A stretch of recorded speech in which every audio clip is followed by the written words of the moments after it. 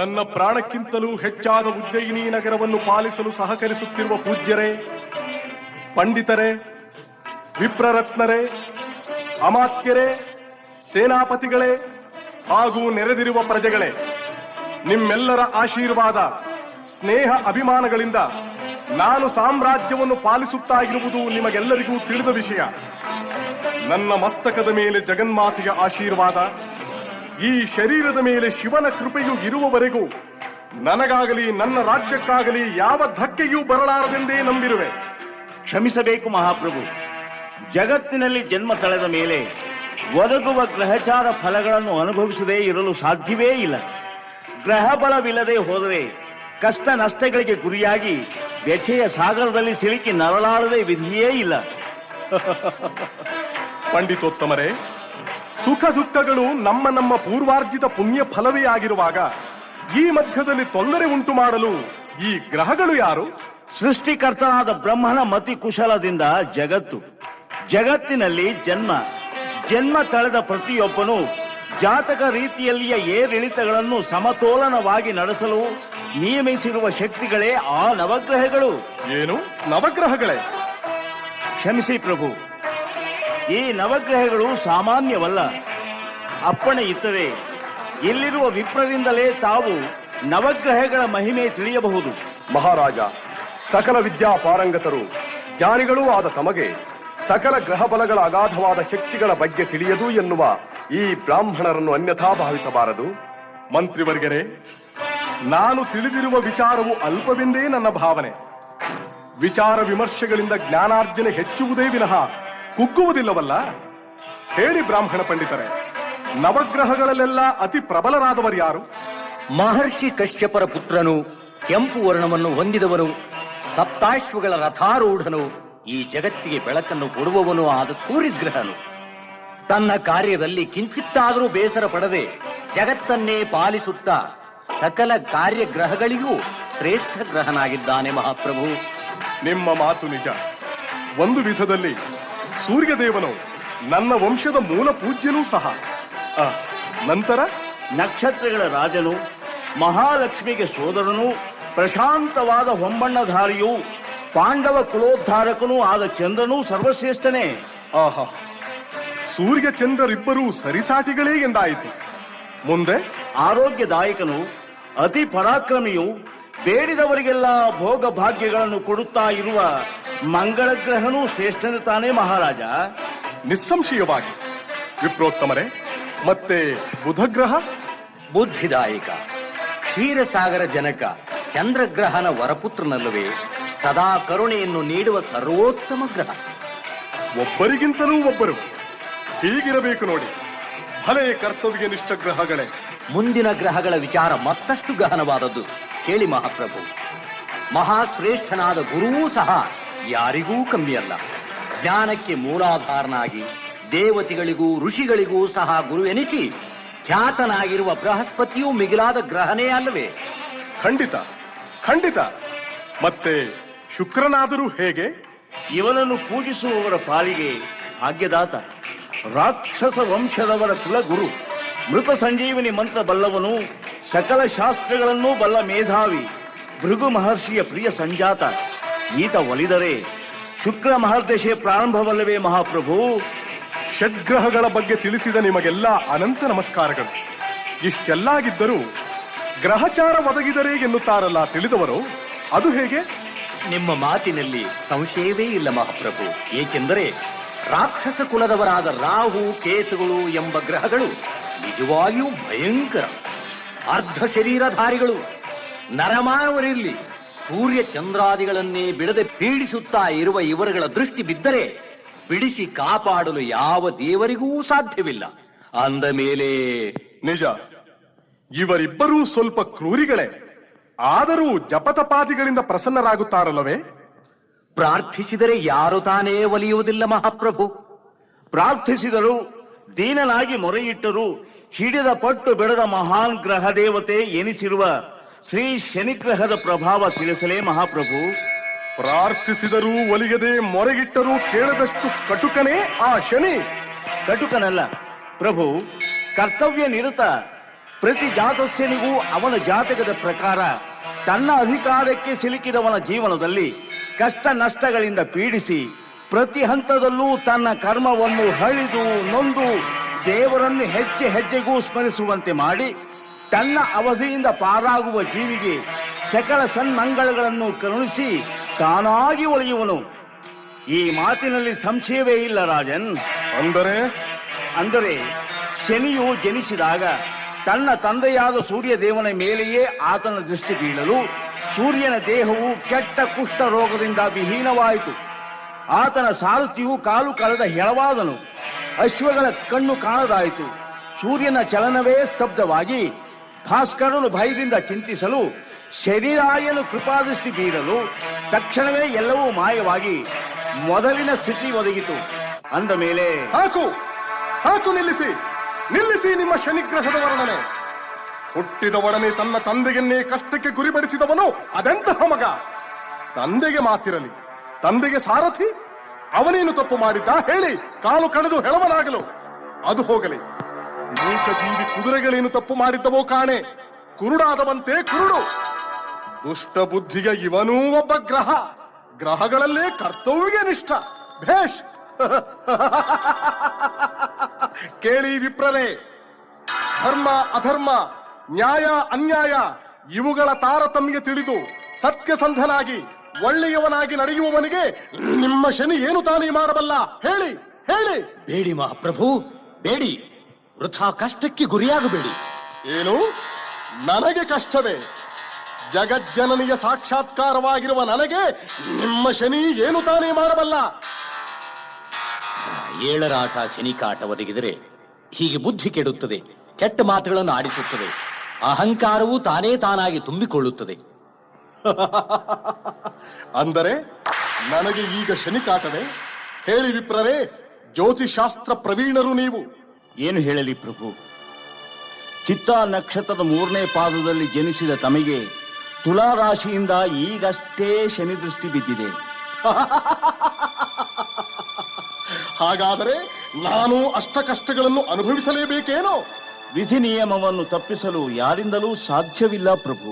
ಸರಿ, ನಿಮ್ಮ ಶನಿಯು ನನ್ನನ್ನೇನು ಮಾಡುತ್ತಾನೋ ನೋಡಿಯೇ ಬಿಡುತ್ತೇನೆ. ಅದೆಂತಹ ಕಷ್ಟಗಳನ್ನು ಕೊಟ್ಟು ನನ್ನನ್ನು ಅಯ್ಯೋ ಅನಿಸುತ್ತಾನೋ ಅದನ್ನು ಸಹ ನೋಡಿಗೆ ಬಿಡುತ್ತೇನೆ. ಶನಿಯಂತೆ ಶನಿ.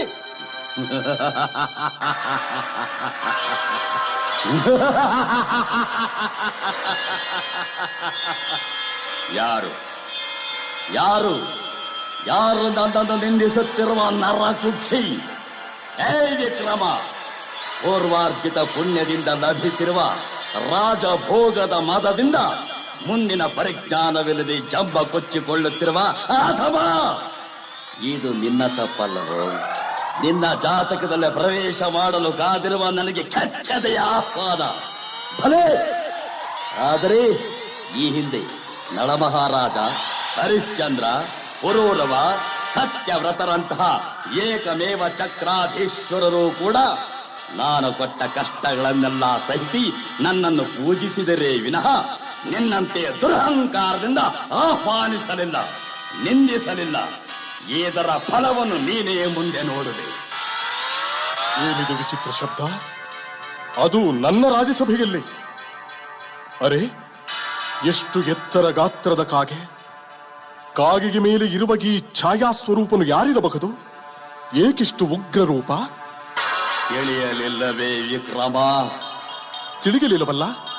ತಾವಾರು? ಶಿವಪ್ರಿಯ, ವಿಶಾಲಾಕ್ಷ, ದೀರ್ಘದೇಹಿ, ವಾಯಸ ವಾಹನ, ಕಾಲ ಭೈರವನ ಭಕ್ತ, ಛಾಯಾ ಮಾರ್ತಾಂಡ ಸ್ವರೂಪ, ಸೂರ್ಯ ಪುತ್ರ. ಅಂದರೆ ಶನಿಗ್ರಹವೇ? ಹೌದು, ನೀನು ಈ ಮೊದಲು ದೂಷಿಸಿದ ಆ ಶನಿಯೇ ನಿಜ. ನಾನೇನು ಮಾಡಬಲ್ಲೆನೆ? ಇದೋ ನೋಡು, ನಿನ್ನ ಗರ್ವಭಂಗಕ್ಕೆ ನಾಂದಿ. ಕಾಲ ಭೈರವನ ಭಕ್ತ ನಾನು. ನನ್ನ ಕಾಲ ಬಳಿ ಬಿದ್ದೆಯಲ್ಲೋ?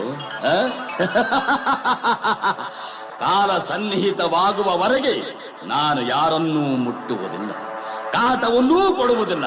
ಕಾಲ ಬಂದಾಗ ಆತಾಳ ವಿತಾಳ ಪಾತಾಳ ರಸಾತಾಳದಲ್ಲಿದ್ದರೂ ಬಿಡುವುದಿಲ್ಲ. ಈಗ ನಿನ್ನ ರಾಶಿಯಲ್ಲ ಪ್ರವೇಶ ಮಾಡುವ ನಾನು ಗರ್ವಪಟ್ಟ ನಿನಗೆ ತಕ್ಕ ಬುದ್ಧಿ ಕಲಿಸದೆ ಬಿಡುವುದಿಲ್ಲ. ಕೇವಲ 5 ದಿನ 10 ಘಳಿಗೆಗಳ ಕಾಲ ಮಾತ್ರ ನೀನು ಈ ಸಿಂಹಾಸನದ ಒಡೆಯ. ಅಲ್ಲಿಯವರೆಗೂ ಹೋಗು, ಅಲ್ಲಿಯೇ ಕುಳಿತುಕೋ. ಏನಿದೆಲ್ಲ? ಇಂದೇಕೆ ನನಗೆ ಈ ದುರ್ಬುದ್ಧಿ ಬಂದಿತು? ವೃಥಾ ಸ್ವಾಮಿಯ ಕ್ರೋಧಕ್ಕೆ ಗುರಿಯಾದೆನಲ್ಲ. ಅಷ್ಟೇ ಅಲ್ಲ ಮಹಾಪ್ರಭು, ತಾವಾಗಿಯೇ ಸಿಂಹಾಸನದ ಬಳಿಯಿಂದ ಉರುಳಿ ಆ ಸ್ವಾಮಿಯ ಆಕಾರಕ್ಕೆ ನಮಸ್ಕರಿಸಿದೆ. ನಿಜ, ನನಗೆ ಅರಿವಿಲ್ಲದೆ ಆತನ ಕಾಲಿಗೆ ಬಿದ್ದೆ. ಪುನಃ ನನಗೆ ಅರಿವಿಲ್ಲದೆ ಕ್ಷಣಾರ್ಧದಲ್ಲಿ ಪುನಃ ಸಿಂಹಾಸನದಲ್ಲಿದ್ದೆ. ಪ್ರಭುಗಳು ಬಹಳ ಚಿಂತಾಕ್ರಾಂತರಾಗಿದ್ದೀರಿ. ಸಭೆಯನ್ನು ವಿಸರ್ಜಿಸಿ ವಿಶ್ರಾಂತಿ ಪಡೆಯಬಹುದಲ್ಲವೇ? ಹೌದು. ಸದಾ ನಗುನಗುತ್ತಾ ಇರಬೇಕಾದ ತಾವು ಕಳೆಗುಂದಿದ ಚಂದ್ರನಂತೆ ಖಿನ್ನರಾಗಿರುವ ಕಾರಣವೇನು? ತಮ್ಮ ಅರ್ಧಾಂಗಿಯಾದ ನನ್ನ ಬಳಿಯೂ ತಿಳಿಸದೆ ಮುಚ್ಚಿಡುತ್ತಾ ಇರುವ ವಿಚಾರವಾದ್ರೂ ಏನು ಪ್ರಾಣಕಾಂತ? ವಿನಾಶಕಾಲೇ ವಿಪರೀತ ಬುದ್ಧಿ ಎನ್ನುವಂತೆ ಸದಾ ದೇವರು ದಯೆ ಧರ್ಮಗಳ ವಿಚಾರವಾಗಿ ನಡೆಸುತ್ತಾಗಿದ್ದ ಒಡ್ಡೋಲಗದಲ್ಲಿ ನನ್ನ ಪ್ರಾರಬ್ಧ ಕರ್ಮಕ್ಕನುಗುಣವಾಗಿ ಇಂದಿನ ವಿಪ್ರ ಸಭೆಯಲ್ಲಿ ನವಗ್ರಹಗಳ ಬಗ್ಗೆ ಪ್ರಸ್ತಾಪಿಸುತ್ತಾಗಿದ್ದು ಸುಮ್ಮನಿರಲಾರದೆ ಮಂಕು ಕವಿದ ಬುದ್ಧಿಗಿಂದ ಸ್ವಾಮಿ ಶನೇಶ್ವರನನ್ನು ನಿಂದಿಸಿದೆ. ಅಯ್ಯೋ, ಎಂತಹ ಚಾತುರ್ಯ ಮಾಡಿದಿರಿ ಮಹಾಪ್ರಭು! ಮಾಡಿದ್ದುಣ್ಣೋ ಮಹಾರಾಯ ಎನ್ನುವಂತೆ ಮಾಡಿದ್ದನ್ನು ಊಟ ಮಾಡಲೇಬೇಕಲ್ಲವೇ ಮನದನ್ನೇ? ಆದರೂ ದಯಾಪರನಾದ ಶನಿ ಮಹಾರಾಯನನ್ನು ಇಬ್ಬರೂ ಸೇರಿ ಕ್ಷಮಿಸಲು ಪ್ರಾರ್ಥಿಸೋಣ. ದಯಾಮಯನಾದ ಆತನು ಭಕ್ತ ಪರಾಧೀನ, ಖಂಡಿತ ಕ್ಷಮಿಸುತ್ತಾನೆ.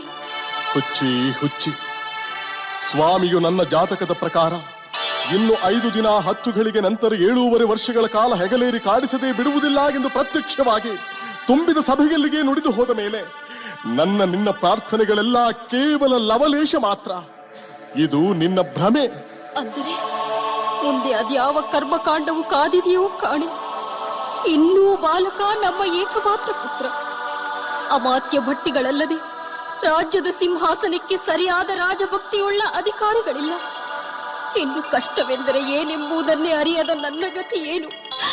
ನಮಗೆ ಯಾರು ದಿಕ್ಕು ಸ್ವಾಮಿ? ಅಳಬೇಡ ಪ್ರಭಾವತಿ, ಅಳಬೇಡ. ಮುಂದೆ ಒದಗುವ ವಿಪತ್ತನ್ನು ತಿಳಿದು ಅಳದೆ ನಗಲೆ ಸ್ವಾಮಿ. ಹೋಗಲಿ, ಈ ಕ್ಷಣವೇ ದ್ವಿಜೋತ್ತಮರನ್ನು ಕರೆಯಿಸಿ ಅವನ ಹೋಮ ಶಾಂತಿಗಳನ್ನು ದಾನ ಧರ್ಮಗಳನ್ನಾದರೂ ಮಾಡಿಸಿ ಸ್ವಾಮಿ. ದೇವಿ, ಬಂದೊದಗಬಹುದಾದ ವಿಪತ್ತುಗಳನ್ನೆಲ್ಲ ಹವನ ಹೋಮ ಶಾಂತಿ ಕರ್ಮಗಳಿಂದ ತಡೆ ಹಿಡಿದು ಗೆಲ್ಲುವುದೇ ಆಗಿದ್ದರೆ ಮಾನವನ ಮುಂದೆ ಪರಮಾತ್ಮನೂ ಪರಿತಪಿಸಬೇಕಾದೀತು. ನಡುರಾತ್ರಿಯಾಗುತ್ತಿದೆ, ನೆಮ್ಮದಿಯಾಗಿ ನಿದ್ರಿಸು. ಮನಸ್ಸೇ ಚಿಂತೆಯಿಂದ ಛಿದ್ರ ಛಿದ್ರವಾಗಿ ಒಡೆದು ಹೋಗಿರುವಾಗ ನಿದ್ರೆ ಎಲ್ಲಿ ಬರುವುದು ಪ್ರಭು? ಇನ್ನು ನಾಳೆ ಏನೋ ಎಂತೋ. ಇಂದಷ್ಟೇ ನಮ್ಮದು, ನಾಳೆ ಯಾರದೋ. ನಮ್ಮದಲ್ಲದ ನಾಳೆಗೆ ನಾವೇಕೆ ಮರುಗಬೇಕು? ಮಲಗಿ ವಿಶ್ರಮಿಸು, ಅಧೈರ್ಯ ಪಡಬೇಡ ಪ್ರಿಯತಮೆ. ಇಲ್ಲ ಇಲ್ಲ, ಅಯ್ಯೋ ಮಾಯಾವಿ, ಬಿಡು, ನನ್ನನ್ನು ಬಿಡು. ಕುಮಾರ, ಪ್ರಿಯೆ, ಪ್ರಾಣಕಾಂತೆ, ಪ್ರಭಾವತಿ, ನೀರು ನೀರು ನೀರು. ಮಹಾಪ್ರಭು, ಪ್ರಭು, ಎಚ್ಚರ ಮಾಡಿಕೊಳ್ಳಿ, ಎದ್ದೇಳಿ ಸ್ವಾಮಿ. ಮಹಾರಾಣಿ, ಕುಮಾರನಲ್ಲಿ? ನನ್ನ ಮಗ್ಗುಲಲ್ಲೇ ಸುಖ ನಿದ್ರೆಯಲ್ಲಿದ್ದಾನಲ್ಲ ಪ್ರಭು, ಏನಾಯಿತು? ಕನಸು, ಕೆಟ್ಟ ಕನಸು. ಸಮಯವೇನಾಯಿತು? 3ನೇ ಜಾವದ ಗಂಟೆಯ ಸದ್ದು ಕೋಟೆಯಿಂದ ಕೇಳಿ ಬಂದಾಗಲೇ ನೀವು ಕನವರಿಸಿದ್ದು. ಎಂತಹ ಕೆಟ್ಟ ಕನಸು! ಏನು ಕನಸಾಯ್ತು ಸ್ವಾಮಿ? ಪಟ್ಟದ ಕುದುರೆ ಮರಣಿಸಿದಂತೆ, ದುರ್ದಾನವನ್ನು ಸ್ವೀಕರಿಸಿದಂತೆ, ಸಾಮ್ರಾಜ್ಯವನ್ನು, ನಿನ್ನನ್ನು, ಕುಮಾರನನ್ನು ಕಳೆದುಕೊಂಡಂತೆ. ಪ್ರಭು, ಬೆಳಗಿನ ಜಾವದ ಕನಸು ನಿಜವಾದರೇನು ಗತಿ?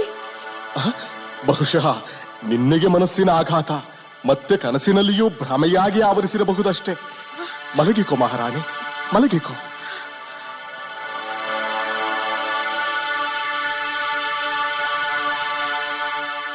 ಮಹಾಪ್ರಭುಗಳು ಮನ್ನಿಸಬೇಕು. ಸಮಾಚಾರವೇನು? ತಮ್ಮನ್ನು ಸಂಧಿಸಲು ಕಾಶಿ ಕಡೆಯ ಬ್ರಾಹ್ಮಣರಂತೆ ಹೊರಗೆ ಕಾದಿದ್ದಾರೆ. ಹೆಸರು ವಿಶ್ವಶರ್ಮನಂತೆ ಮಹಾಪ್ರಭು. ಕಾಶಿಯ ವಿಶ್ವಶರ್ಮ ಅಂದರೆ ನನ್ನ ಗುರುಕುಲದ ಮಿತ್ರ. ಬರ ಹೇಳು. ನಮಸ್ಕರಿಸುವೆ ರಾಜನ್. ಬಾ ಮಿತ್ರ, 16 ವರ್ಷಗಳ ನಂತರದ ಭೇಟಿ. ನೀನು ನಿನ್ನ ಸಂಸಾರವು ಕ್ಷೇಮವೇ? ಏಕೆ ಹೀಗೆ ಮೌನವಾಗಿರುವೆ? ಏನು ಹೇಳಲಿ ರಾಜನ್, ಶ್ರದ್ಧಾ ಭಕ್ತಿಗಳಿಂದ ಸ್ವಾಮಿಯಾದ ಶನೀಶ್ವರನನ್ನು ನಿರ್ಮಿಸಿ ಎಳ್ಳಿನ ರಾಶಿಯ ನಡುವೆ ನಿಲ್ಲಿಸಿ ವಿಧಿಪೂರ್ವಕವಾಗಿ 108 ದಿನಗಳ ಕಾಲ ಪೂಜಿಸಿ ಜಪ ಮಾಡಿದೆ. ಸ್ವಾಮಿಗೆ ಮಂಗಳ ಹಾಡುವ ಈ ದಿನ ಸೂರ್ಯೋದಯಕ್ಕೆ ಮುಂಚೆ ವಿಧಿ ಪುರಸ್ಸರವಾಗಿ ನೀಡಬೇಕಾದ ಎಲ್ಲ ದಾನಗಳನ್ನೂ ನೀಡಿದೆ. ಆದರೆ ಸ್ವಾಮಿಗೆ ಪ್ರಿಯವಾದ ಚಿನ್ನ ಹಾಗೂ ಧನರಾಶಿಯ ಜೊತೆಗೆ ಕರಿ ಎಳ್ಳಿನ ಸಹಿತ ನೀಡುವ ಕುಂಬಳಕಾಯಿಯನ್ನು ಪಡೆಯುವವರು ಸಿಕ್ಕದೇ ನನ್ನ ವ್ರತವು ಸಂಪೂರ್ಣವಾಗುತ್ತಿಲ್ಲ. ಯಾರನ್ನು ಕೇಳಿದ್ರೂ ಚಿನ್ನ ಮತ್ತು ಧನವಷ್ಟೇ ಸಾಕೆನ್ನುತ್ತಾರೆ. ಆಶ್ಚರ್ಯ. ಕೇವಲ ದಾನಗಳನ್ನು ಪಡೆಯಲೆಂದೇ ಜನಿಸಿರುವ ಬ್ರಾಹ್ಮಣರಿಗೆ ಕರಿಗೆಳ್ಳು ಕುಂಬಳಕಾಯಿಗಳೇಕೆ ಬೇಡವಂತೆ? ವಿಶ್ವಶರ್ಮ, ಮಿತ್ರನಾದ ನಿನಗಾಗಿ ನಿನ್ನುದ್ದ ಚಿನ್ನದ ರಾಶಿ ನಾಣ್ಯಗಳನ್ನು ಸುರಿಸುತ್ತೇನೆ. ಯಾರಲ್ಲಿ? ಮಹಾಪ್ರಭು. ನಮ್ಮ ಆಸ್ಥಾನದಲ್ಲಿರುವ ಎಲ್ಲ ಬ್ರಾಹ್ಮಣರನ್ನೂ ಕರಗಿಸಿ. ಅಪ್ಪಣೆ ಮಹಾಪ್ರಭು. ವಿಪ್ರ ಮಹಾಶಯರೇ, ಈತ ನನ್ನ ಆಪ್ತ ಮಿತ್ರ ವಿಶ್ವಶರ್ಮ. ಕಾಶಿನಗರದಿಂದ ಬಂದು ನಿಷ್ಠೆಯಿಂದ ಶನಿದೇವನ ಪೂಜೆ ಮಾಡಿ ದಾನ ಪಡೆಯುವ ಬ್ರಾಹ್ಮಣರಿಲ್ಲದೆ ಸ್ವರಗಿ ಬಂದಿದ್ದಾನೆ. ನಿಮ್ಮಲ್ಲಿ ಯಾರಾದರೂ ಒಬ್ಬರು ಕರುಣೆಗಿಟ್ಟು ಈತ ನೀಡುವ ಎಳ್ಳು ಕುಂಬಳಕಾಯಿ ದಾನವನ್ನು ಸ್ವೀಕರಿಸಿದ್ದೇ ಆದರೆ ನಾನು ಈತನ ತೂಕದ ತುಲಾಭಾರ ಮಾಡಿದ ಚಿನ್ನವನ್ನು ನಿಮಗೆ ನೀಡುವೆನು. ಮಹಾರಾಜ, ಎಳ್ಳು ಕುಂಬಳಕಾಯಿ ಪಡೆದವನಿಗೆ ಹಿಂದೆಯೇ ಶನಿಗ್ರಹದ ಕಾಟವೂ ಬರುವುದೇ ವಿನಃ ಧನವನ್ನು ಚಿನ್ನವನ್ನು ಅನುಭವಿಸುವ ಯೋಗವು ಎಲ್ಲಿ ಬರಬೇಕು ಮಹಾರಾಜ? ಇದೇನಾಶ್ಚರ್ಯ! ಅಂದರೆ ಈ ದಾನವು ಅಷ್ಟು ಕೆಟ್ಟದ್ದೇ? ಅತಿ ಕೆಟ್ಟದ್ದು. ಪಡೆದವನು ಅಪಾರ ಕಷ್ಟಗಳಿಗೆ ಗುರಿಯಾಗಿ ದೇಶಭ್ರಷ್ಟನಾಗಿ ಹೋಗುತ್ತಾನೆ ಮಹಾರಾಜ. ಸರಿ, ತಮ್ಮ ಅಭಿಪ್ರಾಯವು ನಿಜವೋ ಸುಳ್ಳೋ ಪರೀಕ್ಷಿಸಿಗೆ ಬಿಡುತ್ತೇನೆ.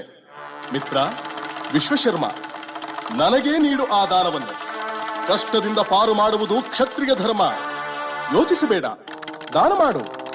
ಬೇಡ ಬೇಡ ಬೇಡ ಮಹಾಪ್ರಭು, ಬೇಡಿ. ಈ ದಾನವನ್ನು ಸ್ವೀಕರಿಸಬೇಡಿ. ಈ ಕೈಗಳಿರುವುದು ಕೇವಲ ನೀಡುವುದಕ್ಕಷ್ಟೇ ಅಲ್ಲ, ಅಪರೂಪಕ್ಕೆ ಒಮ್ಮೆ ಪಡೆಯುವ ಭಾಗ್ಯವೂ ಒದಗಿದೆ. ನೀಡು ವಿಶ್ವಶರ್ಮ, ದಯಮಾಡಿ ನೀಡು.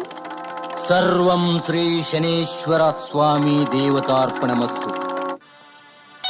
ಧನ್ಯೋಸ್ಮಿ ಧನ್ಯೋಸ್ಮಿ ಧನ್ಯೋಸ್ಮಿ ವಿಕ್ರಮರಾಜ. ದೀರ್ಘಾಯುಷ್ಮಾನ್ ಭವ. ಸರ್ವೇ ಜನ ಸುಖಿನೋ ಭವಂತು. ಅವಮಾನಕ್ಕಾಗಿ ಯಾವ ಬ್ರಾಹ್ಮಣರೂ ಯೋಚಿಸಬೇಕಾದ್ದಿಲ್ಲ. ತಾವಿನ್ನು ಹೊರಡಬಹುದು.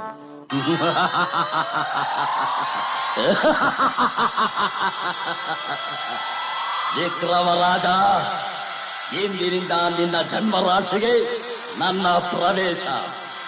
ಇನ್ನು ಮುಂದೆ ನನ್ನ ಆಟ ಪ್ರಾರಂಭ.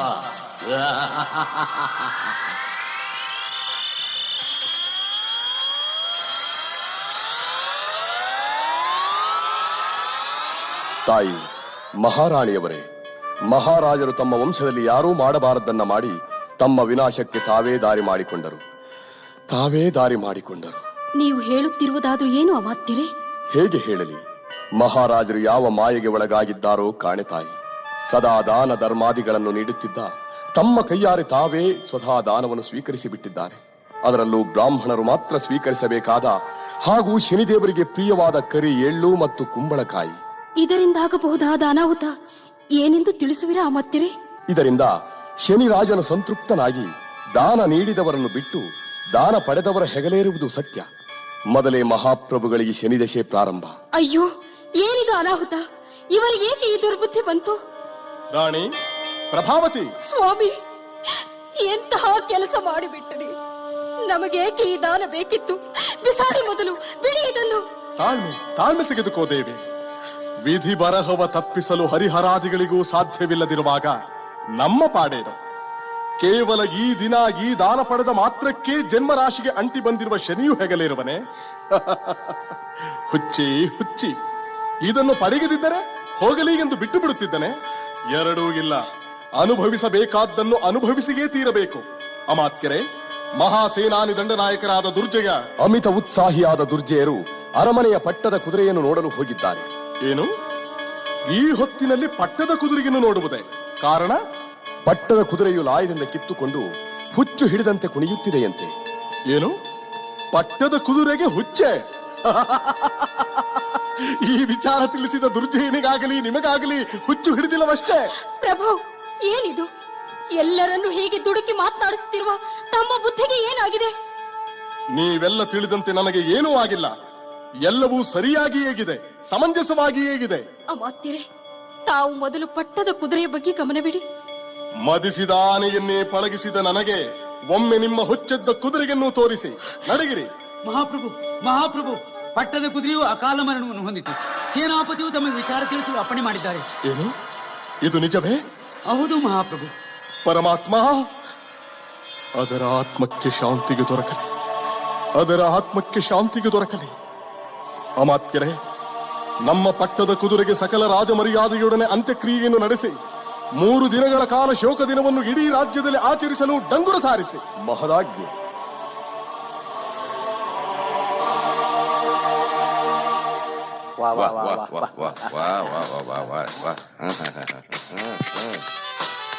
ಬೇಕೋ ದೇಖೋ, ನೋಡಿರಿ ನೋಡ್ರಿ, ಅರಬ್ಬಿ ದೇಶದ ಅಚ್ಚರಿ ಕುದುರೆ, ಮುತ್ತಿನ ಬಣ್ಣದ ವೈಖರಿ ಕುದುರೆ. ಸಂದೇಹ ಇದ್ದರೆ ಸವಾರಿ ಮಾಡಿ, ರಾಜನ ಟಿವಿಯ ನಡಿಗೆಯ ನೋಡಿ. ಇಷ್ಟ ಇದ್ದರೆ ಖರೀದಿ ಮಾಡಿ, ಇಲ್ಲವಾದ್ರೆ ಜಾಗ ಖಾಲಿ ಮಾಡಿ. ಕುದುರೆನ ಚದುರೆನ ಇದು? ಲೋ, ನಮ್ಗೆ ಯಾಕೋ ಇದ್ರ ಸುದ್ದಿ? ದಡ್ಡ, ಇಷ್ಟೇನಾ ನಿನ್ ಬುದ್ಧಿ? ಅಯ್ಯೋ, ನಂಗೇನು ಕುದುರೆ ಹತ್ತೋ ಯೋಗ್ಯತೆ ಇಲ್ವಾ? ಸೈನಿಕನಾದ್ಮೇಲೆ ಕುದುರೆ ಹತ್ತೋದ್ರಲ್ಲಿ ಏನು ಹೆಚ್ಚುಗಾರಿಕೆ ಇಲ್ಲ, ಆದ್ರೆ ಕೊಂಡ್ಕೊಳ್ಳೋ ತಾಕತ್ತಿಲ್ಲ. ಯಾಕೋ ಇಲ್ಲ? ನಾನು ಗಂಡಸಲ್ವಾ? ಗಂಡಸಾದ ಕ್ಷಣಕ್ಕೆ ನೀನೇನೋ ದೊಡ್ಡ ದಿಮಾಕಿನ ಶ್ರೀಮಂತ ಅನ್ಕೊಂಡ್ಬಿಟ್ಟಿ ಏನೋ. ನೋಡೋ ಪಿಂಗಳ, ನಾನೊಂದು ಹೇಳ. ಏನು? ಕುದುರೆ ಏನೋ ಲಕ್ಷಣವಾಗಿದೆ, ಆದ್ರೆ ನಮ್ಮ ಯೋಗ್ಯತೆಗಲ್ಲ. ಇದು ಏನಿದ್ರು ಮೊನ್ನೆ ಸತ್ತೋಯ್ತಲ್ಲ ಪಟ್ಟದ ಕುದುರೆ, ಆ ಸ್ಥಳದಲ್ಲಿರಬೇಕಾದ್ದು. ಹಾಗಾಗಿ ಇವ್ನ ಅರಮನೆಗೆ ಬಾ ಅಂತ ಹೇಳಿ ಮಹಾರಾಜರಿಗಾದ್ರೂ ತೋರಿಸಿ ಸಣ್ಣ ಬಹುಮಾನ ಆದ್ರೂ ಪಡೆಯೋಣ. ಏನಂತಿ? ಅದು ಸರಿ ಅಂತೀನಿ. ಏನೂರಪ್ಪ ಇದು? ಒಬ್ಬನಾದ್ರೂ ಮುಂದೆ ಬಂದು ಮುಸುಡಿ ಹಿಡಿದು ಬೆಲೆ ಕಟ್ಲಿಲ್ಲ, ಲಗಾಮ್ ಹಿಡಿದು ಮೀಸೆ ತಿರುವಲಿಲ್ಲ. ಬಂದ್ರಪ್ಪ, ಬನ್ನಿ, ಮುಂದೆ ಬನ್ನಿ. ಬರ್ತಾ ಇದ್ದೀವಿ, ನಿನ್ನ ಅರಮನೆ ಕರೀತಾ ಇದ್ದೀವಿ. ನೋಡಯ್ಯ, ಇವನು ಪಿಂಗಳ, ನಾನು ಇಂಗಳ, ಇಬ್ರು ಅರಮನೆ ಸೇವಕರು. ನೀನ್ ಇವತ್ತೆಲ್ಲಾ ಬೊಂಬಡ ಹೊಡೆದ್ರು 10 ವರಹಕ್ಕೂ ಮೂಚು ನೋಡೋದಿಲ್ಲ ನಮ್ ಜನ. ಅದ್ ಸರಿ, ಇದ್ರ ಬೆಲೆ ಎಷ್ಟು? ತುಂಬಾ ಕಮ್ಮಿ, ಬರೀ 10 ಲಕ್ಷ ವರಹ.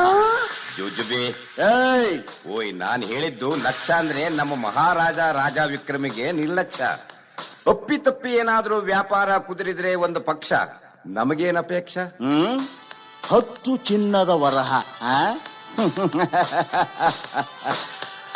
ಮೊದಲು ಮಹಾರಾಜ ಕುದುರೆ ಪರೀಕ್ಷಿಸಿ ಒಪ್ಪಲಿ.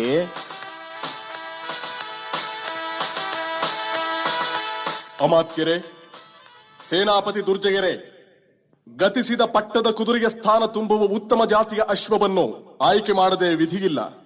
ಗತಿಸಿದ ಪಟ್ಟದ ಕುದುರೆಯ 3 ದಿನಗಳ ಶೋಕಾಚರಣೆ ಇಂದಿಗಷ್ಟೇ ಕಳೆದಿದೆ. ಇನ್ನು ಅದಕ್ಕಾಗಿ ಅರಬ್ಬರನ್ನು ಕಂಡು ಬರಲು ಇಂದೇ ನಮ್ಮ ಸೇನಾಪತಿ ದುರ್ಜಯರನ್ನು ಕಳಿಸಲು ಪ್ರಾರ್ಥನೆ. ಅದೋ ನೋಡಿ, ಸೇವಕರ ನಡುವೆ ಒಬ್ಬ ಹಿಡಿದಿರುವ ಶ್ವೇತಾಶ್ವವನ್ನು. ವಾಹ್ ವಾಹ್, ಏನು ಗಾಂಭೀರ್ಯದ ನಡಿಗೆ! ಪಿಂಗಳ, ಯಾರಿವನು? ಯಾರೋ ಅರಬ್ಯನಂತೆ. ಈ ಬಿಳಿ ಕುದುರೆ ಹಿಡಿದು ರಾಜಬೀದಿಯಲ್ಲಿ ಮಾರಾಟ ಮಾಡುತ್ತಿದ್ದ.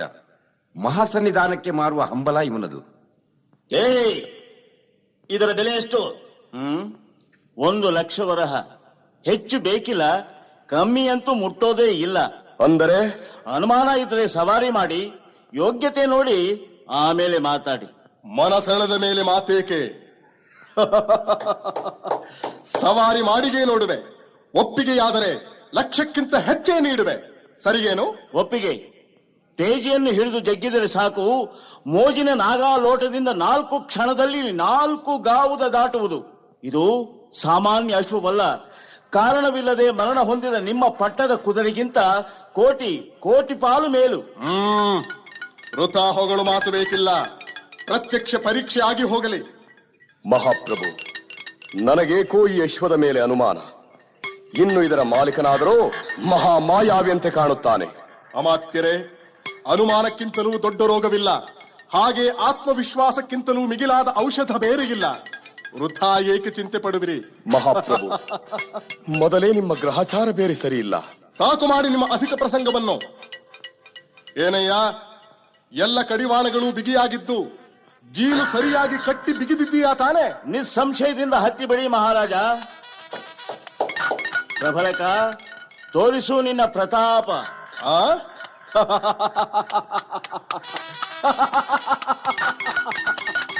ಭಲೆ ಭಲೆ ತುರುಗವೇ, ಭಲೆ.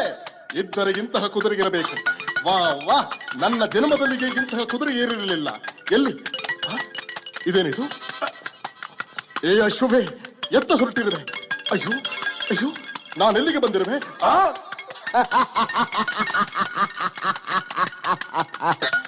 ನಿನ್ನ ಗ್ರಹಚಾರದ ಎಲ್ಲಿಗೆ ಬಂದಿರುವೆ? ಹೇ ಶಕ್ತಿವಂತ ಅಶ್ವವೇ, ಭೂಮಾರ್ಗ ಬಿಟ್ಟು ಅಂತರಿಕ್ಷವನ್ನೇಕೆ ಏರುತ್ತಿರುವೆ? ಇದ್ಯಾವ ಮಾಯೆಯ ಕುದುರೆ? ಕಡಿವಾಣ ಹಿಡಿದು ಜಗ್ಗಿದರೂ ಓಡುತ್ತಲೇ ಇರುವೆ. ನಿಲ್ಲಿಸು, ನಿಲ್ಲಿಸು, ನನ್ನ ರಾಜಧಾನಿಗೆ ನನ್ನನ್ನು ತಲುಪಿಸು. ಹೇ ಜಗಜ್ಜನನಿ, ಲೋಕಮಾತೆ, ಪಾಹಿ ಮಾಂ, ಪಾಹಿ ಮಾಂ, ಪರಮೇಶ್ವರ ಕಾಪಾಡು. ಅಯ್ಯೋ, ತಲೆ ಸುತ್ತಿ ಕಣ್ಣು ಕತ್ತಲೆ ಬರುತ್ತಿದೆ, ಹಿಡಿತವೂ ಸಡಿಲವಾಗುತ್ತಿದೆ. ಅಯ್ಯೋ, ದೇಹದ ತೂಕವೇ ತಪ್ಪಿದೆ. ಪರಮಾತ್ಮ, ಪರಮಾತ್ಮ!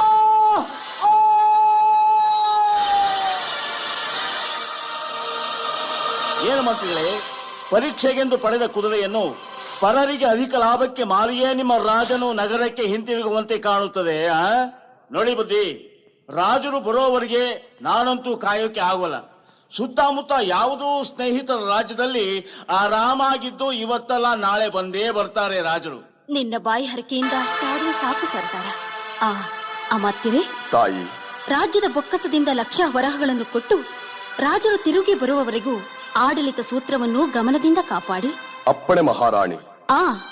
ಹಾಗೆಯೇ ಚಾರರನ್ನು ದೇಶದ 4 ದಿಕ್ಕಿಗೆ ಕಳುಹಿಸಿ ಮಹಾಪ್ರಭುಗಳ ಬಗ್ಗೆ ವರದಿ ಸಂಗ್ರಹಿಸಿ ಹುಡುಕಿಸಿರಿ. ಮಹದಾಜ್ಞೆ ತಾಯಿ. ಸೇನಾಪತಿ, ಭಂಡಾರದಿಂದ ಲಕ್ಷ ವರಹಗಳನ್ನು ಪಾವತಿ ಮಾಡಿ ಬರುವೆ. ನೀವು ಜಾಗೃತರಾಗಿ ಇವನ ಚಲನವಲನಗಳನ್ನು ಗಮನದಲ್ಲಿಡಿ. ಗುಪ್ತಚಾರನ್ನು ಕಳಿಸುವ ಸಿದ್ಧತೆ ಮಾಡಿ. ತಾವು ಅಮಾತ್ಯರು ಅನ್ಯಥಾ ಭಾವಿಸದೆ ಆಳರಸ ಮೇಲೆ ಅಭಿಮಾನವಿಟ್ಟು ಅವರನ್ನು ತಾವು ಹುಡುಕುವುದು ಉಚಿತವಲ್ಲವೇ? ಅರಸರಿಲ್ಲದ ವೇಳೆ ಸಾಮ್ರಾಜ್ಯದಲ್ಲಿ ಸ್ವಾಮಿ ದ್ರೋಹಿಗಳು ಇರುವರಲ್ಲ, ಅವರೆಲ್ಲ ದಂಗೆ ಎದ್ದರೆ ಸದೆ ಬಡಿಯಲು ಈ ಸೇನಾನಿ ದುರ್ಜಯನಿಲ್ಲವೇ? ನೋಡೋಣ. ಮೊದಲು ಚಾರರನ್ನು ಅಟ್ಟುವುದೇ ಉತ್ತಮ. ತೆಗೆದುಕೋ ಈ ಲಕ್ಷ ವರಹ. ಈಗಲಾದರೂ ಹೇಳಿಬಿಡು ನಿಜವನ್ನ. ಯಾರು ನೀನು?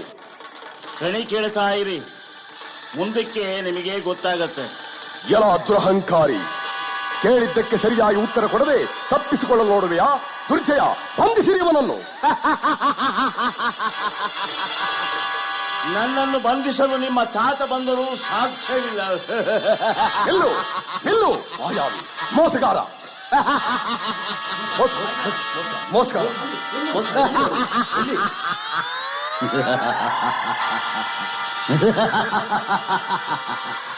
ಕಾರ್ಯ ನಿಮಿತ್ತಂ ಬಹುಕೃತ ವೇಷಂ. ಈಗ ಕೇಳಿ, ನಾನು ಮತ್ತಾರೂ ಅಲ್ಲ, ನಿಮ್ಮ ರಾಜನ ಜನ್ಮ ಸ್ಥಾನದಲ್ಲಿದ್ದುಕೊಂಡು ವಕ್ರ ದೃಷ್ಟಿ ಬೀರುತ್ತಿರುವ ಯಮಾಗ್ರಜ. ಶನಿ ಮಹಾರಾಜ. ಹೌದು, ಬಂದ ಕಾರ್ಯ ಮುಗಿಯಿತು. ಇಲ್ಲಿಂದ ಇನ್ನು ಮುಂದೆ 7 ವರ್ಷಗಳ ಕಾಲ ನಿರಂತರವಾಗಿ ಬೆಂಬಿಡದೆ ಕಾಡಿಸುತ್ತಿರುವೆ ನಿಮ್ಮ ರಾಜ ವಿಕ್ರಮನನ್ನ.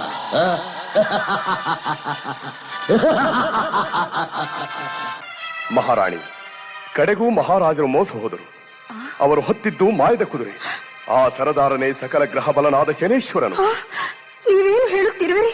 ನಡೆದ ಸಂಗತಿಯನ್ನು ಹೇಳುತ್ತಿರುವೆ. ಸ್ವಾಮಿಯೇ ಅಂತರ್ಧಾನನಾಗುತ್ತ ನುಡಿದ ನಿಜ ತಾಯಿ ಇದು. ಅಯ್ಯೋ ಅಯ್ಯಯ್ಯೋ, ಎಂತಹ ದುರ್ವಿಧಿ ನನ್ನದು. ಕಟ್ಟಿಕೊಂಡ ಗಂಡನ ಕಷ್ಟ ಕಾಲದಲ್ಲಿ ಪಕ್ಕದಲ್ಲಿದ್ದು ಸೇವೆ ಮಾಡದೆ ಈ ಸುಖ ಭೋಗ ಲಾಲಸೆಗಳ ನಡುವೆ ಇರಬೇಕೆ? ನನ್ನ ಸ್ವಾಮಿಯನ್ನು ನಾನೇ ಅರಸಿಕೊಂಡು ಅವರ ಕಷ್ಟದಲ್ಲಿ ಪಾಲ್ಗೊಳ್ಳುತ್ತೇನೆ. ಹೌದು, ಅದೇ ಸರಿಯಾದ ಮಾರ್ಗ. ತಾಯಿ, ಏನಿದು? ನನ್ನ ಪ್ರಾಣ ಕೊಟ್ಟಾದರೂ ಮಹಾಪ್ರಭುಗಳನ್ನು ನಾನು ಹುಡುಕಿ ಕರೆ ತರುತ್ತೇನೆ. ತಾವು ನಿಶ್ಚಿಂತೆ ಎಂದಿರಿ. ನಿಶ್ಚಿಂತೆ? ಸಹಧರ್ಮಿಣಿ ಆಗಿರುವ ನನ್ನ ಪಾಲಿಗೆ ಇನ್ನೆಲ್ಲಿ ನಿಶ್ಚಿಂತೆ? ದಮಯಂತಿ ನಳ ಮಹಾರಾಜನನ್ನು ಬಿಟ್ಟಿರಲಾಗದೆ ಕಾಡು ಸೇರಲಿಲ್ಲವೇ? ಹರಿಶ್ಚಂದ್ರನನ್ನು ಚಂದ್ರಮತಿಯು ಹಿಂಬಾಲಿಸಲಿಲ್ಲವೇ? ಅವರು ಪತಿಯೊಡನೆಯೇ ಕೂಡಿ ನಡೆದಿದ್ದರು. ನಾನು ನಡೆಯುತ್ತೇನೆ, ನನ್ನ ಸ್ವಾಮಿಯನ್ನು ಹುಡುಕುತ್ತೇನೆ. ಎಲ್ಲಿ ಹುಡುಕುವಿರಿ? ಎಲ್ಲಿಯವರೆಗೆ ಹುಡುಕುವಿರಿ? ಕುಮಾರರು ಇನ್ನೂ ಚಿಕ್ಕವರು. ಅಲ್ಲದೆ ನೀವು ಇಲ್ಲದಿದ್ದರೆ ಈ ರಾಜ್ಯದ ಗತಿ? ಯಾರಿಗೆ ಬೇಕು ರಾಜ್ಯ? ನನಗೆ ಬೇಕಾದುದು ನನ್ನ ಸ್ವಾಮಿ, ಅವರ ಸೇವೆ, ಅವರ ಕ್ಷೇಮ. ನನಗೂ ಅಷ್ಟೇ ಅಲ್ಲವೇ ತಾಯಿ? ನೀವು ರಾಜ್ಯ ಬಿಟ್ಟು ಹೊರಟರೆ ನಿಮ್ಮ ಕುಮಾರನ ಮೇಲಾಣೆ. ಅಮಾತ್ಯರೇ! ಹೌದು ತಾಯಿ, ಇಲ್ಲಿಂದ ಈ ಕ್ಷಣದಿಂದ ರಾಜರನ್ನು ಹುಡುಕಿ ಕರೆತರುವ ಭಾರ ನನ್ನದು. ರಾಜ್ಯದ ಬಗ್ಗೆ ಎಚ್ಚರವಿರಲಿ ತಾಯಿ. ದುರ್ಜಯರು ನಿಮಗೆ ಸಹಕರಿಸುತ್ತಾರೆ. ಅಪ್ಪಣೆ ಕೊಡಿ ತಾಯಿ. ನಿಮಗೆ ಆಲೋಕ ಮಾತೆಯಾದ ಜಗನ್ಮಾತೆಯು ಸದಾ ಕಾವಲಾಗಿರಲಿ. ಶುಭ ಸಂದೇಶವನ್ನು ಕೇಳಲು ಕಾದಿರುತ್ತದೆ ನನ್ನ ಜೀವ. ಬರುತ್ತೇನೆ ಮಹಾರಾಣಿ. ಹೋಗುತ್ತಾ ದುರ್ಜಯರಿಗೆ ರಾಜ್ಯಭಾರದ ವಿಚಾರ ತಿಳಿಸಿ ಹೊರಡುವೆ. ನೀವು ಮಾತ್ರ ಜಾಗೃತರಾಗಿರಿ. ಪರಮೇಶ್ವರಿ, ನನ್ನ ಸ್ವಾಮಿಯನ್ನು ಸೇರುವ ಸೌಭಾಗ್ಯ ಆದಷ್ಟು ಬೇಗ ನೀಡು ತಾಯಿ.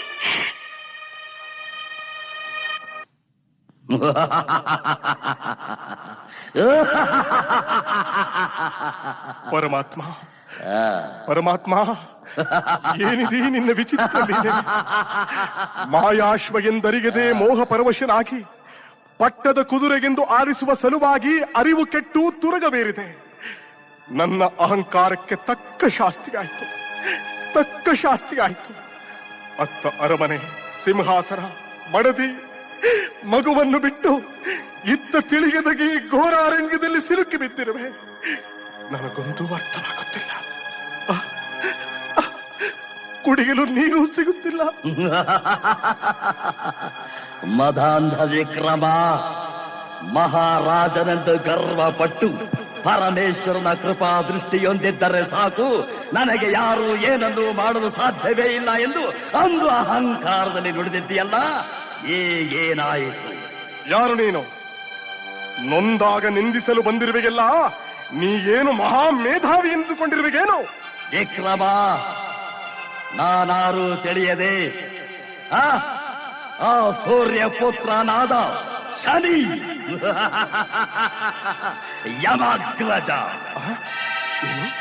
ಶನಿಗೆ? ಹೌದು, ಆ ಶನಿ ನಾನು, ನಿನ್ನನ್ನು ಕಾಡಲು ಬಂದಿರುವ ಶನಿ. ಸಂತೋಷವಾಯಿತೇ? ಇಷ್ಟಕ್ಕೆಲ್ಲ ಸಂತೋಷ ಪಡುವ ಗ್ರಹವಲ್ಲ ನಾನು ವಿಕ್ರಮ. ಅಡಿಗಡಿಗೂ ಕಾಡಿಸಿ ಪೀಡಿಸುತ್ತಲೇ ಇರುವೆ. ಮಾಯಾ ಕುದುರೆಯಲ್ಲಿ ಹಿಡಿದು ಬಂದು ಮಹಾರಾಜ ಪದವಿಯಿಂದ ಮಣ್ಣು ಮುಕ್ಕಿಸಿದ್ದಾಯಿತಲ್ಲವೇ? ಅಂದರೆ ಅಂದರೆ ಅಂದು ಬಂದ ಅಶ್ವದ ವ್ಯಾಪಾರಿಯು ನೀನೇಗೇನು? ಹೌದು, ನಾನೇ ನಾನೇ. ಪದವಿ ಪಟ್ಟಗಳೆಂಬ ವ್ಯಾಮೋಹಕ್ಕೆ ಬಲಿಯಾಗಿ ಚಿಂತಿಸುವವ ನಾನಲ್ಲ. ಮನುಷ್ಯತ್ವ ಕಳೆದುಕೊಂಡಾಗ ಮಾತ್ರ ಕಂಗಿಡುವೆ. ಶನಿರಾಜ, ಇಂದಲ್ಲ ನಾಳೆ ಯಾರನ್ನಾದರೂ ಕಂಡು ನಡೆದ ವೃತ್ತಾಂತವನ್ನು ತಿಳಿಸಿ ರಾಜ್ಯ ಸೇರುವೆ ಎಂಬ ನಂಬಿಕೆ ನನಗಿದೆ. ಎಂಥ ಚಿತ್ತ ಸ್ಥೈರ್ಯ ನಿನ್ನದು! ಇದೋ ನೋಡು ವಿಕ್ರಮ, ಮುಂದಿನ ನಿನ್ನ ಪಾಡು. ಕಾಪಾಡ್ರಪ್ಪೋ, ಕಾಪಾಡಿ! ನನ್ನ ಒಡವೆಗಳನ್ನು ಕಳ್ಳರು ಕಿತ್ಕೊಳ್ತಾ ಇದ್ದಾರೆ. ಬನ್ನಿ, ಯಾರಾದ್ರೂ ಕಾಪಾಡಿ, ದಯ ತೋರಿಸಿ. ಶನಿರಾಜ, ಶನಿರಾಜ, ಮೊರೆಯೊಂದನ್ನು ಕೇಳಿ ಸುಮ್ಮನಿರುವುದು ರಾಜಧರ್ಮವಲ್ಲ. ಇದೋ ಬಂದೆ. ಏನ್ ನೋಡ್ತೀರಾ? ಮರ್ಯಾದೆಯಾಗಿ ಒಡವೆಗಳನ್ನೆಲ್ಲಿಡು, ಇಲ್ಲ ಸಾಯಿಸ್ಬಿಡ್ತೇನೆ. ನಮ್ಮನ್ನು ಬಿಡು. ಯಾರು ನೀನು? ಉಜ್ಜಯಿನಿ ಮಹಾರಾಜ ವಿಕ್ರಮ. ಅದಕ್ಕೆ ಈಸೊಂದು ಒಡವೆ ವಸ್ತ್ರ ಮಡಗಿದ್ದಿ. ಏನ್ ನೋಡ್ತೀರಾ? ಇವನ್ನ ಅಲ್ವಾ ಹುಡುಕ್ತಾ ಇದ್ದದ್ದು?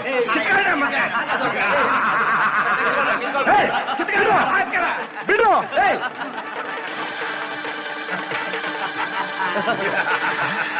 ಏನಾಯ್ತು ನನ್ನ ಶಕ್ತಿ?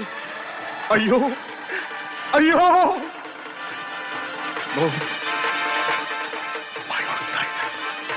ನೀರು ನೀರು. ಸಶಕ್ತನಾದ ನಿನಗೆ ಕಳ್ಳರನ್ನು ಎದುರಿಸುವ ಧೈರ್ಯ ಬರಲಿಲ್ಲ ಅಲ್ಲವೇ ವಿಕ್ರಮ? ಆದರೆ ಅಲ್ಲಿ ಕಾಣುತ್ತಿರುವ ಕೊಳದವರೆಗೆ ಹೋಗಿ ನೀರು ಕುಡಿಯುವುದಕ್ಕೂ ನನಗೆ ಸಾಧ್ಯವಾಗದೆ ಹೋಯಿತಲ್ಲವೇ?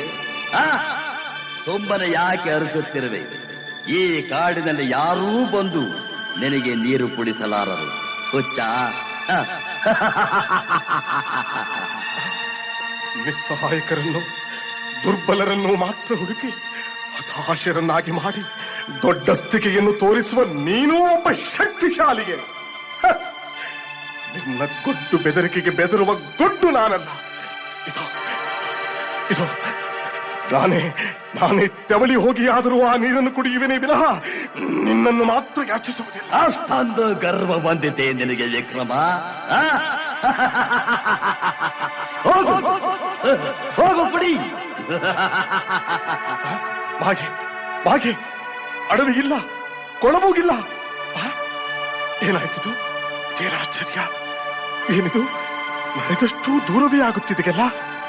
ಆಶ್ಚರ್ಯ, ಪರಮಾಶ್ಚರ್ಯ. ವಾಪಕೂಪಿ ತಟಾಕಗಳು ಹಿಂದೆ ಸರಿಯುತ್ತಿವೆ.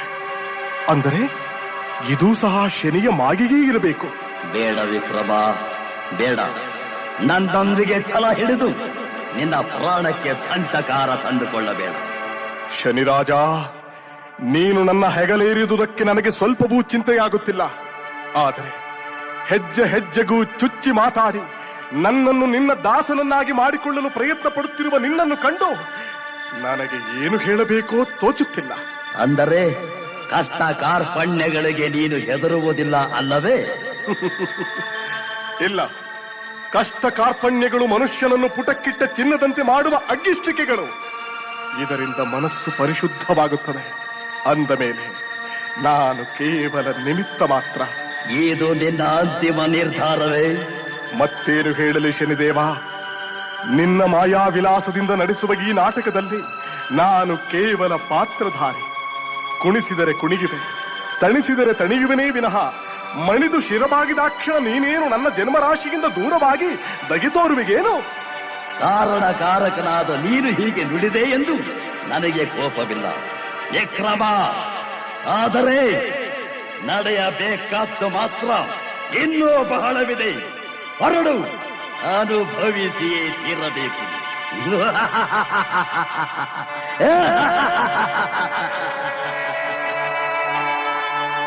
ಅಪಚಾರವಿದ್ದರೆ ಮನ್ನಿಸಿ ಬಿಡು. ನೀನು ಮಹಾಗ್ರಹ ಬಲನಾದ ನಿಜವಾದ ಶನಿದೇವನೇ ಸರಿ. ಆದರೆ ನನ್ನ ಜೀವನದಲ್ಲಿ ನಾನೆಂದಾದರೂ ದಾನ ಧರ್ಮಾದಿ ಕಾರ್ಯಗಳನ್ನು ಮಾಡಿದ್ದರೆ ಅವುಗಳೇ ನನ್ನನ್ನು ಕಾಪಾಡಲಿ, ಅವುಗಳೇ ನನ್ನನ್ನು ಕಾಪಾಡಲಿ. ಅನುಭವಿಸಿದರೆ ಕಷ್ಟಗಳ ಬವಣೆ ಅರ್ಥವಾಗುತ್ತದೆ ಎಂಬುದು ನಿಜ. ಅರಮನೆಯಲ್ಲಿದ್ದಾಗ ಅಂಬಾರಿ, ಸಾರೋಟು, ಪಲ್ಲಕ್ಕಿಗಳಲ್ಲಿ ಸವಾರಿ ಮಾಡಿದ್ದ ನನಗೆ ಈ ಕಾಡಹಾದಿಯ ಕಡು ಅನುಭವ ಎಲ್ಲಿಂದ ಬರಬೇಕು?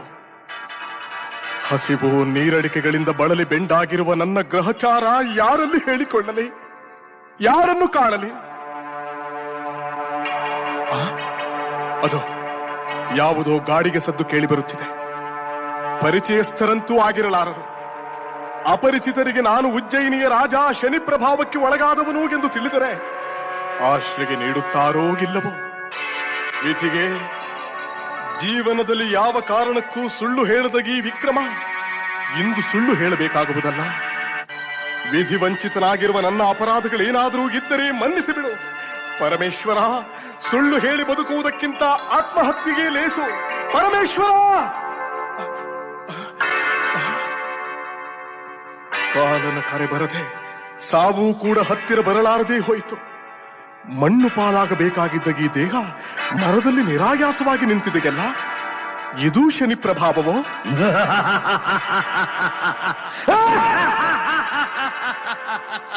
ಹೌದು, ಇದು ನನ್ನ ಪ್ರಭಾವವೇ.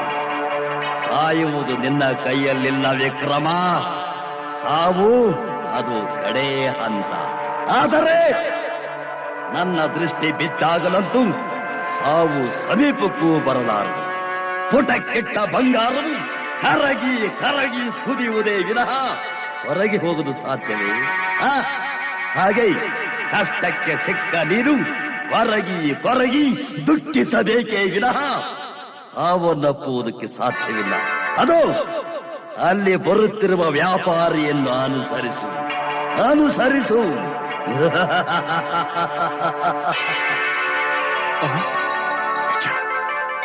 ನಿಜ, ಬಂದದ್ದೆಲ್ಲ ಬರಲಿ, ಪರಮೇಶ್ವರನ ದಗೆ ಬಂದಿರಲಿ. ದೇವಾ, ನಿನ್ನ ಇಚ್ಛೆಯನ್ನು ಮೀರುವ ಯೋಗ್ಯತೆ ನನಗಿಲ್ಲ. ಹೈ ಹೈ ಹೈ, ಓ ಭಾವಯ್ಯ, ಅದ್ ಯಾರೇ ಮರ ಹಿಡಿತಾ ಇರೋದು? ಓಹೋ, ಕಳ್ಳ ಇರ್ಬೇಕು. ತಿರುಗಿಸ್ಬಿಡ್ಲ ಗಾಡಿನ? ಪಡ್ಕೊಂಡ್ರು. ಯಾರೋ ಕಟ್ಟಿಗೆ ಮುರಿಯೋಕೆ ಅಂತ ಮರ ಹತ್ತಿರ್ತಾನೆ ಅಲ್ವೋ ಸಿಂಗಾರಿ? ವ್ಯಾಪಾರಸ್ಥರಾದ ನಾವು ಇಷ್ಟೆಲ್ಲ ಸಣ್ಣ ಪುಟ್ಟದಕ್ಕೆ ಹೆದರ್ತಾ ಹೋದ್ರೆ 10 ಜನರ ತಲೆ ಎತ್ತಿ ನಿಲ್ಲೋದಕ್ಕಾಗುತ್ತೇನೆಯ? ಅಲ್ವೋ ಭಾವಯ್ಯ, ನಿಂಗ್ ತಲೆ ಇದೆಯೇನೋ? ಯಾಕಯ್ಯ ಹಾಗಂತೆ? ಮತ್ತೆ ಇಂಥ ಕಳ್ಳರ ಕೈಗೆ ಸಿಕ್ಬಿದ್ರೆ ತಲೆ ಎಲ್ಲ ಯಾವ ಉಳಿಸ್ತಾರೆ? ತಲೆಯೇ ಉರುಳಿದ್ಮೇಲೆ ಇನ್ ಎತ್ಕೊಂಡ್ ತಿರ್ಗೋದಲ್ಲಪ್ಪ ನನ್ನ ತಲೆನಾ. ಬಂದೇ ಬಿಟ್ಟ, ನಿಂತ ನಮ್ ಕಡೆಗ್ ಬೇರೆ ನೋಡ್ತಾ ಇದ್ದಾನೆ. ನಿಲ್ಸಿ, ನಿಮ್ ಕೈ ಮುಗಿತೀನಿ. ನಿಮ್ ಗಾಡಿನ ಸ್ವಲ್ಪ ನಿಲ್ಸಿ, ದಯವಿಟ್ಟು ನಿಲ್ಸಿ. ಹಾಗಾದ್ರೆ ನೀ ಕಳ್ಳ ಅಲ್ಲ. ಶಿವ, ನಾನೊಬ್ಬ ಭಿಕಾರಿ. ನನಗೆ ತುಂಬಾ ಹಸಿವಾಗ್ತಾ ಇದೆ. ಹಸಿವಾಗ್ತಾ ಇದ್ರೆ 10 ಕಡೆ ತಿರುಪೆ ಎತ್ತು. ಕ್ಷಮಿಸಿ, ನನ್ನ ಹಸಿವು ನೀಗಿಸಿದ್ರೆ ನಿಮ್ ಋಣಾನ ಹೇಗಾದ್ರೂ ತೀರಿಸ್ತೀನಿ. ಅಷ್ಟೋ ಇಷ್ಟೋ ಕೆಲಸ ಮಾಡ್ಕೊಡ್ತೀನಿ. ಅಯ್ಯ ಭಿಕಾರಿ, ಅಷ್ಟೋ ಕೆಲಸ ಅಂದ್ರೆ ಅರ್ಥವೇನಯ್ಯ? ಅಲ್ಲ, ನೀವು ಏನ್ ಕೆಲಸ ಹೇಳಿದ್ರು ಮಾಡ್ತೀನಿ. ಏನ್ ಹೇಳಿದ್ರು ಮಾಡ್ತಾನೆ ತಗೋಣ ಬಾಬಯ್ಯ. ಪಾಪ ಅಲ್ವಾ? ಅದು ಸರಿ, ನಿನ್ ಊರ್ ಯಾವ್ದಯ್ಯ? ನನ್ನ ಊರು ಅದು ಬಲದೂರ. ಮತ್ತೆ ನಿನ್ ಹೆಸರು? ನನ್ನ ಹೆಸರು ದಿವಾಕರ ಅಂತ. ಚೆನ್ನಾಗಿದೆ ಕಣಯ್ಯ. ದನಕರ ಓ ಅನ್ಲೇ ಇಲ್ಲ ಮತ್ತೆ? ನನ್ನನ್ನು ಕರೆದ್ರೆ ತಾನೇ ಓ ಅನ್ನೋದು. ಕರುನಲ್ಲಪ್ಪ ದನಕರ ಅಂತ. ಸ್ವಾಮಿ, ನನ್ನ ಹೆಸರು ದನಕರ ಅಲ್ಲ, ದಿವಾಕರ. ಯಾವ್ದೋ ಒಂದು ಕರ. ಸಿಂಗಾರಿ, ಗಾಡಿ ಹತ್ತಿಸ್ಕೊಳ. ಸ್ವಾಮಿ, ಗಾಡಿ ಹತ್ತೋದಕ್ಕೂ ಶಕ್ತಿಗಿಲ್ಲ. ಅದಕ್ಕೂ ಮುಂಚೆ ಈ ಹಸಿವಿನ ಬಾಧೆ. ನೀನೇನ್ ಹೆದ್ರು ಬೇಡಯ್ಯ. ಪಕ್ಕದಲ್ಲಿ ನಮ್ಮ ಊರಿದೆ, ಅಲ್ಲಿ ನಮ್ಮ ಮನೆ ಇದೆ, ಅಲ್ಲಿ ನಮ್ಮ ಅಕ್ಕ ಇದ್ದಾಳೆ, ಅಕ್ಕನ್ಗೊಬ್ಳು ಮಗಳಿದ್ದಾಳೆ. ಅಲ್ಲಿಗೆ ಹೋಗೋವರ್ಗು ತಗೋ. ಕುರಿಕ್ ತಿರುಕಾಳೆಕಾಯಿ, ಮಿಠಾಯಿ, ಪಾಕಂ ಪಪ್ಪು, ಊರ್ಗಾಳು, ಚಕ್ಲಿ, ಕೋಡ್ಬಳೆ ಸಾಗ. ಬಾಯಾರ್ಕೆ ಆದ್ರೆ ಈ ತೊಂಗೆಲಿರೋ ಬಾದಾಮಿ ಹಾಲು ಕುಡಿ. ಬಾವಯ್ಯ, ನಾನ್ ಇವನ ಹತ್ರ ತುಂಬಾ ಮಾತಾಡ್ಬೇಕು. ನೀನೇ ಗಾಡಿ ಹೊಡಿ ಮತ್ತೆ. ಅಲ್ವೋ? ನಾನ್ ಯಾರು? ನನ್ ಬಾವಯ್ಯ, ಊರ್ನಲ್ಲಿ ದೊಡ್ಡ ರತ್ನ ಪಡಿ ವ್ಯಾಪಾರಿ. ಅಂತ ನಾನು ಗಾಡಿ ಹೊಡಿಲ್ಲ. ನೀನ್ ಯಾಕೋ ಇರೋದು? ನಿನ್ ಮಗಳಿದಾಳಲ್ಲ, ಅವಳೆ ಆಲೋಲಿಕೇನ್ ಮದ್ವೆ ಆಗೋಕೆ. ವಕ್ರ ಮುಂಡೆದೆ. ನೀನಲ್ಲಿ ನನ್ನ ಮಗಳಾದ ಆಲೋಲಿಕೆಯಲ್ಲಿ ಮುಂಡೆದೆ ಹಂಗೇನೋ ಬಾವ. ಮುಟ್ಟಿಸ್ತೀನಿ ನೋಡು ನಮ್ಮ ಅಕ್ಕಂಗಿ ಸುದ್ದಿನ. ಬಿಡಿ ಸ್ವಾಮಿ, ನಿಮ್ಮಿಬ್ಬರಲ್ಲಿ ಏಕೆ ಜಗಳ? ನಾನ್ ಗಾಡಿ ಹೊಡಿತೀನಿ. ಹಾಗಾದ್ರೆ ನಾನ್ ನಿನ್ ಪಕ್ಕದಾಗ ಕೂತ್ಕೋತೀನಿ. ನಡಿ ಮತ್ತೆ ಹೋಗೋಣ. ಯಾಕೆ ಸ್ವಾಮಿ? ದಾರಿ ತೋರ್ಸ್ಬೇಡ್ವೆ? ಈಗ ನಾವು ಸೇರೋ ಊರು ತಾಮಲಿಂದಾಪುರ. ಸರಿ.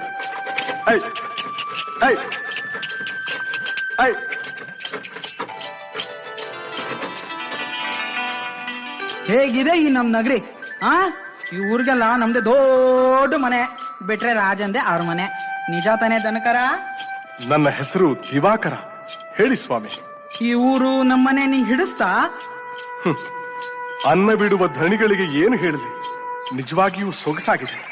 ಅಂದ್ಹಾಗೆ ಮನೆ ಎಲ್ಲಿದೆ? ಯಾರ ಮನೆ ಕೇಳ್ತಾ ಇದೆಯಾ? ಇಲ್ಲಿರೋದು ಭೂಪತಿ ಬಂಗಾರ ಸೃಷ್ಟಿ ಮನೆ. ನೋಡು, ಮನೆ ಮುಂಭಾಗದಲ್ಲಿ ಅಂಗಡಿ ಇದೆ. ಅಲ್ಲಿ ಕೂತು ಹೋಗಿ ಬರೋರ್ನ ಕರೆದ್ ನಿಲ್ಲಿಸಿ, ಬನ್ನಿ ಇಲ್ಲಿ ಮುತ್ತೂರತ್ನ ಸಿಕ್ಕುತ್ತೆ ಅಂತ ಹೇಳಿ ಗಿರಾಕಿಗಳನ್ನ ಕರೆದು ಕುದುರಿಸ್ಬೇಕು. ಆಯ್ತು ಸ್ವಾಮಿ. ನೀನೇನು ಹೆದರ್ಬೇಡಯ್ಯ. ನಮ್ ಭಾವನ್ ಮಾತು ಏನಿದ್ರು ಮನೆ ಮುಂಭಾಗಲ್ಗೆ. ಒಳಗೆ ನಮ್ಮ ಅಕ್ಕನ್ ಧನಲಕ್ಷ್ಮಿ ಮಾತೆ ವೇದವಾಕ್ಯ. ನಾ ಹೇಳಿ ನಮ್ಮ ಅಕ್ಕನ ಒಪ್ಸಿ ಒಳಗೇನಾದ್ರೂ ಕೆಲಸ ಕೊಡ್ತೀನಿ. ನೀ ಹೆದರ್ದ ಇರು ಮತ್ತೆ. ಏನೋ ಅದು ಕಿವಿಲ್ ಕಡಿತಾ ಇದೆಯಾ? ಏನಿಲ್ಲ ಬಾವ, ನಮ್ಮ ಅಕ್ಕನ್ ಕಂಡ್ರೆ ಭಾವ ಹೆಂಗ್ ತುಂಬಾ ಪ್ರೀತಿ. ಅವ್ರ ಮಗಳು ಆಲೋಲಿಕೆ ಅಂದ್ರೆ ನನಗೂ ಸ್ವಲ್ಪ ಪ್ರೀತಿ ಜಾಸ್ತಿನೇ ಅಂತ ನಮ್ಮನೆ ವಿಚಾರ ತಿಳಿಸ್ತಾ ಇದ್ದೆ ಅಷ್ಟೇ. ಆಲೋಲಿಕೆ ನನ್ನ ಮಗಳು, ನಿಮ್ಮ ಅಕ್ಕನ ಮಗಳಲ್ಲ. ಆಕೆ ನಿಮ್ಮಿಬ್ಬರಿಗೂ ಮಗಳೇ ಅಲ್ವೇ? ಅಲ್ಲ, ಅವಳು ನನ್ನ ಮೊದಲನೇ ಹೆಂಡತಿ ಮಗಳು. ಇವನು 2ನೇ ಹೆಂಡತಿ ತಮ್ಮ. ಲೋ ಭಾವಯ್ಯ, ಮನೆ ಬಂತು. ಅಕ್ಕ, ಧನಲಕ್ಷ್ಮಕ್ಕ, ನಾನ್ ಬಂದಿದ್ದೀನಿ. ನಮ್ಮ ಭಾವನು ಬಂದಿದ್ದಾನೆ. ಗಾಡಿ ಬಂದಿದೆ, ಗಾಡಿ ವಸೂಲಿ ಮಾಡಿದ್ ಬತ್ಯಾನು ಬಂದಿದೆ. ಬರ್ತೀಯಾ? ಬಂದೆ ಕಣ. ಇವನ್ ಯಾರೋ ಸಿಂಗಾರು? ಕೆಲ್ಸಕ್ಕಂತ ಕರ್ಕೊಂಡ್ ಬಂದಿದ್ದೀನಿ. ಸಂಬಳ ಇಲ್ಲ, 2 ಹೊತ್ತು ಊಟ ಅಷ್ಟೇ. ಹೇಗಿದ್ದಾನೆ? ಏನ್ ಕೆಲ್ಸ ಬರುತ್ತೆ ನಿಂಗೆ? ಅವನು ಏನು ಮಾಡಿದ್ರು ಅಂಗಡಿಲೇ ಮಾಡ್ತಾನೆ. ಅಡಿಗೆ ಮನೇಲಿ ಏನ್ ಬರ್ತೀಯ ಅವನಿಗೆ? ಅಂಗಡಿಲಿ ಅವನಿಗೇನು ಬರುತ್ತೆ? ಆರಾಮಾಗಿ ಮನೇಲಿ ಕೆಲ್ಸ ಮಾಡ್ಕೊಂಡಿರ್ಲಿ ಬಿಡಿ. ಹೆಂಗಸ್ರು ಏನ್ ಹೇಳ್ತಾರೋ ಅದನ್ನ ಕೇಳ್ಬಿಡಪ್ಪ, ಎಲ್ಲದಕ್ಕೂ ಒಳ್ಳೇದು. ಅಕ್ಕ, ಎಲ್ಲೇ ನಿನ್ ಮಗಳು ಹಾಲಲಿಕ್ಕೆ? ಮೇಲ್ ಮಹಡಿಲಿ ತಯ್ಯ ತಕ್ಕ ಅಂತ ನೃತ್ಯ ಅಭ್ಯಾಸ ಮಾಡ್ತಾ ಇದ್ದಾಳೆ. ಬಾರಯ್ಯ, ನಮ್ಮ ಅಕ್ಕನ ಮಗಳು ಪರಿಚಯ ಮಾಡ್ತೀನಿ. ಬಾಬಾ ಬರ್ಲೇನ ಸ್ವಲ್ಪ? ಮುಂಡಾವಾಡ, ಅಂಗಡಿ ತೆಗಿಯೋ. 6 ದಿನದಿಂದ ವ್ಯಾಪಾರ ಇಲ್ಲ. ಹೋಗ, ಅಲ್ದು ನನ್ ಕಾಲು ಸಾಕಾಗೋಗಿದೆ. ಅಕ್ಕನ ಹತ್ರ ಮಾತಾಡ್ತಾ ಸ್ವಲ್ಪ ನೀನಿರೋ, ಅಲ್ಲಿ ಹಾಲೋಲಿಕ್ಕೆ ಹತ್ರ ಮಾತಾಡ್ತಾ ನಾನು ಇವನ್ ಪರಿಚಯ ಮಾಡ್ತೀನಿ. ದನಕರ ಅಲ್ಲ ದಿವಾಕರ, ಬಾರಯ್ಯ ಒಳಕ್ಕೆ. ತಾಮ್ ಕಿಟತಕ ದೇಗ್ ದೇಗ್ ತೈ, ತಾಮ್ ಕಿಟತಕ ತೈ ದೇಗ್ ದೇಗ್ ತೈ. ಹೆಜ್ಜೆ ತಪ್ಪು ಬೀಳುತ್ತಿದೆಗೆಲ್ಲ. ಹೆಜ್ಜೆ ತಾಳಕ್ಕೆ ಸರಿಯಾಗಿ ಬೀಳದೆ ನಾಟ್ಯ ಶಾಸ್ತ್ರಕ್ಕೆ ಅವಮಾನವಾಗುತ್ತಿದೆ. ಅದು ಸರಿ, ನಿನಗೆ ನೃತ್ಯನೂ ಬರುತ್ತೋ? ನೃತ್ಯ ಸಂಗೀತ ಎರಡೂ ನನ್ನ ಪ್ರಾಣಕ್ಕೆ ಸಮಾನ. ಮಾವನ್ ಮಗಳೇ, ಲೇ ಮುದ್ದಿನ ಚಂಡೆ, ಯಾವಾಗ ಬಂದೆ ಮಾವ? ಇವ್ರು ಯಾರು? ಬರ್ತಾ ಇದ್ದೆ ದಾರಿಲಿ, ಹತ್ತಿಸ್ಕೊಂಡೆ ಗಾಡಿಲಿ. ಕೆಲ್ಸಕ್ಕಿರ್ತಾ ನೀವ್ ಮನೆಯಲ್ಲಿ? ನಿಮ್ ಹೆಸರು? ದಿವಾಕರ. ಹಬ್ಬ, ಎಷ್ಟು ಸುಂದರ ಸ್ಫುರದ್ರೂಪಿ. ಯಾವುದೋ ರಾಜವಂಶದಲ್ಲಿ ಜನಿಸಿದವನಂತೆ ಕಾಣುವ ಇವನಿಗೆ ಲಗ್ನ ಆಗಿರ್ಬೋದೆ? ಅದಕ್ಕೆ ಏಕ್ ಹಾಗೆ ನಿಂತು ಬಿಟ್ಟೆ? ಇವನ್ಗೆ ನೃತ್ಯನೂ ಗೊತ್ತಂತೆ. ನಿಜವಾಗಿಯೂ? ಸಾಧಾರಣವಾಗಿ ಬಲ್ಲೆ. ಹಾಗಾದ್ರೆ ನನಗೆ ನೃತ್ಯ ಕಲಿಸೋ ಸಿಕ್ಕಾಗಾಯ್ತು. ನೋಡಿದ್ಯಾ ದಿವಾಕರ, ನೀನು ಇವಳಿಗೆ ನೃತ್ಯ ಕಲಿಸ್ತಾ ಇರೋ, ಬೇರೆ ಯಾವ ಕೆಲ್ಸನೂ ಮಾಡ್ಬೇಡ. ಅಕ್ಕನ ಹತ್ರ ನಾನು ಮಾತಾಡ್ತೀನಿ. ಅಷ್ಟ್ ಮಾಡು ಮಾವ. ಅಷ್ಟು ಮಾಡ್ಬಿಟ್ರೆ ನಾನು ಹೇಳ್ದಾಗ ಕೇಳ್ತೀಯಾ? ಓ, ಬನ್ನಿ ಕೂತ್ಕೊಳ್ಳಿ. ನಮ್ ತಂದೆಗೆ ನಾನೊಬ್ಳೆ ಮಗಳು. ಈಕೆ ನನ್ನ ಮಲತಾಯಿ. ಸಾಧು ಸ್ವಭಾವದ ತನ್ನ ತಮ್ಮ ಸಿಂಗಾರಿಗೆ ನನ್ನ ಲಗ್ನ ಮಾಡಿ ಹಣ ಉಳಿಸೋ ಕುತಂತ್ರ ನನ್ನ ಚಿಕ್ಕಮ್ಮನ. ಇದರಲ್ಲಿ ತಪ್ಪೇನಿದೆ? ಮನಸ್ಸಿನಲ್ಲಿ ಮೂಡದ ಭಾವನೆಗೆ ಪ್ರೀತಿ ಎನ್ನುತ್ತೀರಾ? ಋಣಾನುಬಂಧೇನ ರೂಪೇಣಾಂ ಪಶುಪತ್ನಿ ಸುತಾಲಯ. ಓಹೋ, ನೀವು ಮಹಾಜ್ಞಾನಿಗಳೂ ಇದ್ದಂತೆ ಕಾಣುವಿರಿ. ಆಯಾಸವಾಗಿರಬೇಕು, ವಿಶ್ರಮಿಸಿ. ಆದ್ರೆ ಒಂದು ವಿಚಾರ, ನನಗೆ ನೃತ್ಯಾಭ್ಯಾಸ ಮಾತ್ರ ಮಾಡಿಸುತ್ತೀರಿ ತಾನೆ? ಆಗಲಿ, ಪ್ರಯತ್ನಿಸುತ್ತೇನೆ. ಸಿಂಗಾರಿ, ಲೋ ಸಿಂಗಾರಿ, ಏನೋ ಇವತ್ತು ಇಷ್ಟೊಂದು ವ್ಯಾಪಾರ. ನಿಮ್ಮ ಅಕ್ಕನ ಮುಖ ನೋಡ್ ನಾ ಬೆಳಗ್ಗೆ ಎದ್ದು ಅಂತ. ಯಾರ ಮುಖ? ನಿಮ್ಮ ಅಕ್ಕನ ಮುಖನೋ? ನೀನ್ ಮುಸುಡಿ ನೋಡು ಅಲ್ವೋ ಭಾವಯ್ಯ. ಬೆಳಗ್ಗೆ ಎದ್ದು ನೀನ್ ನನ್ ಕರ್ದೆ, ನಾನ್ ಅವನ್ ಕೂಗ್ದೆ, ನಾವಿಬ್ರು ಅವನ್ ಮುಖ ನೋಡಿದೀವಲ್ಲೋ. ಹೌದು. ಹಾಗಾದ್ರೆ ದಿನವೂ ಅವನ ಮುಖ ನೋಡಿದ ಮೇಲೆ ನಾನು ವ್ಯಾಪಾರಕ್ಕೆ ಬರ್ಬೇಕು. 1000 ರೂಪಾಯಿಗಳ ವ್ಯಾಪಾರ ಇವತ್ತು. ಇದೆಲ್ಲ ಪಾಪ ದಿವಾಕರ ನಮ್ ಮನೆಗ್ ಬಂದ್ಗಳಿಗೆ ಅಲ್ವಾ ಭಾವಯ್ಯ? ಅದು ನಿಜ ಅನ್ನು. ಇನ್ಮೇಲೆ ಅವನು ಅಂಗಡಿಲೇ ಕರ್ಕೊಂಡ್ಬಂದು ಕೂರಿಸ್ಕೋಬೇಕು. ಸಿಂಗಾರಿ, ಹೇಗಿದ್ದು ನನ್ ವಿಚಾರ? ಬೇಡ, ಅವ್ನ ಅಲ್ಲೇ ಇರ್ಲಿ. ಆಲೋಲಿಕೆಗೆ ತೆಗಿಡ ತಾಮ್ ಅಂತ ನೃತ್ಯ ಹೇಳ್ಕೊಡ್ತಾ ಇರ್ಲಿ. ನಾಳೆ ಮದ್ವೆ ಆದ್ಮೇಲೆ ಅವಳು ನನ್ ಮುಂದೆ ನಾಟ್ಯ ಮಾಡ್ತಾ ಇರ್ಲಿ. ಅಷ್ಟೇ. ನಿನ್ನನ್ನು ಅವಳನ್ನು ಕೂರಿಸಿ ಅನ್ನ ಬಟ್ಟೆನ ಜೀವನ ಪೂರ್ತ ನಾನು ಹಾಕ್ತಾ ಇರ್ತೀನಿ. ಹೇಳೋ ಮೇಲೆ ಹೇಳು ಅಂದ್ಯಾ? ಇರು, ಅಕ್ಕಂಗ್ ಹೇಳ್ತೀನಿ.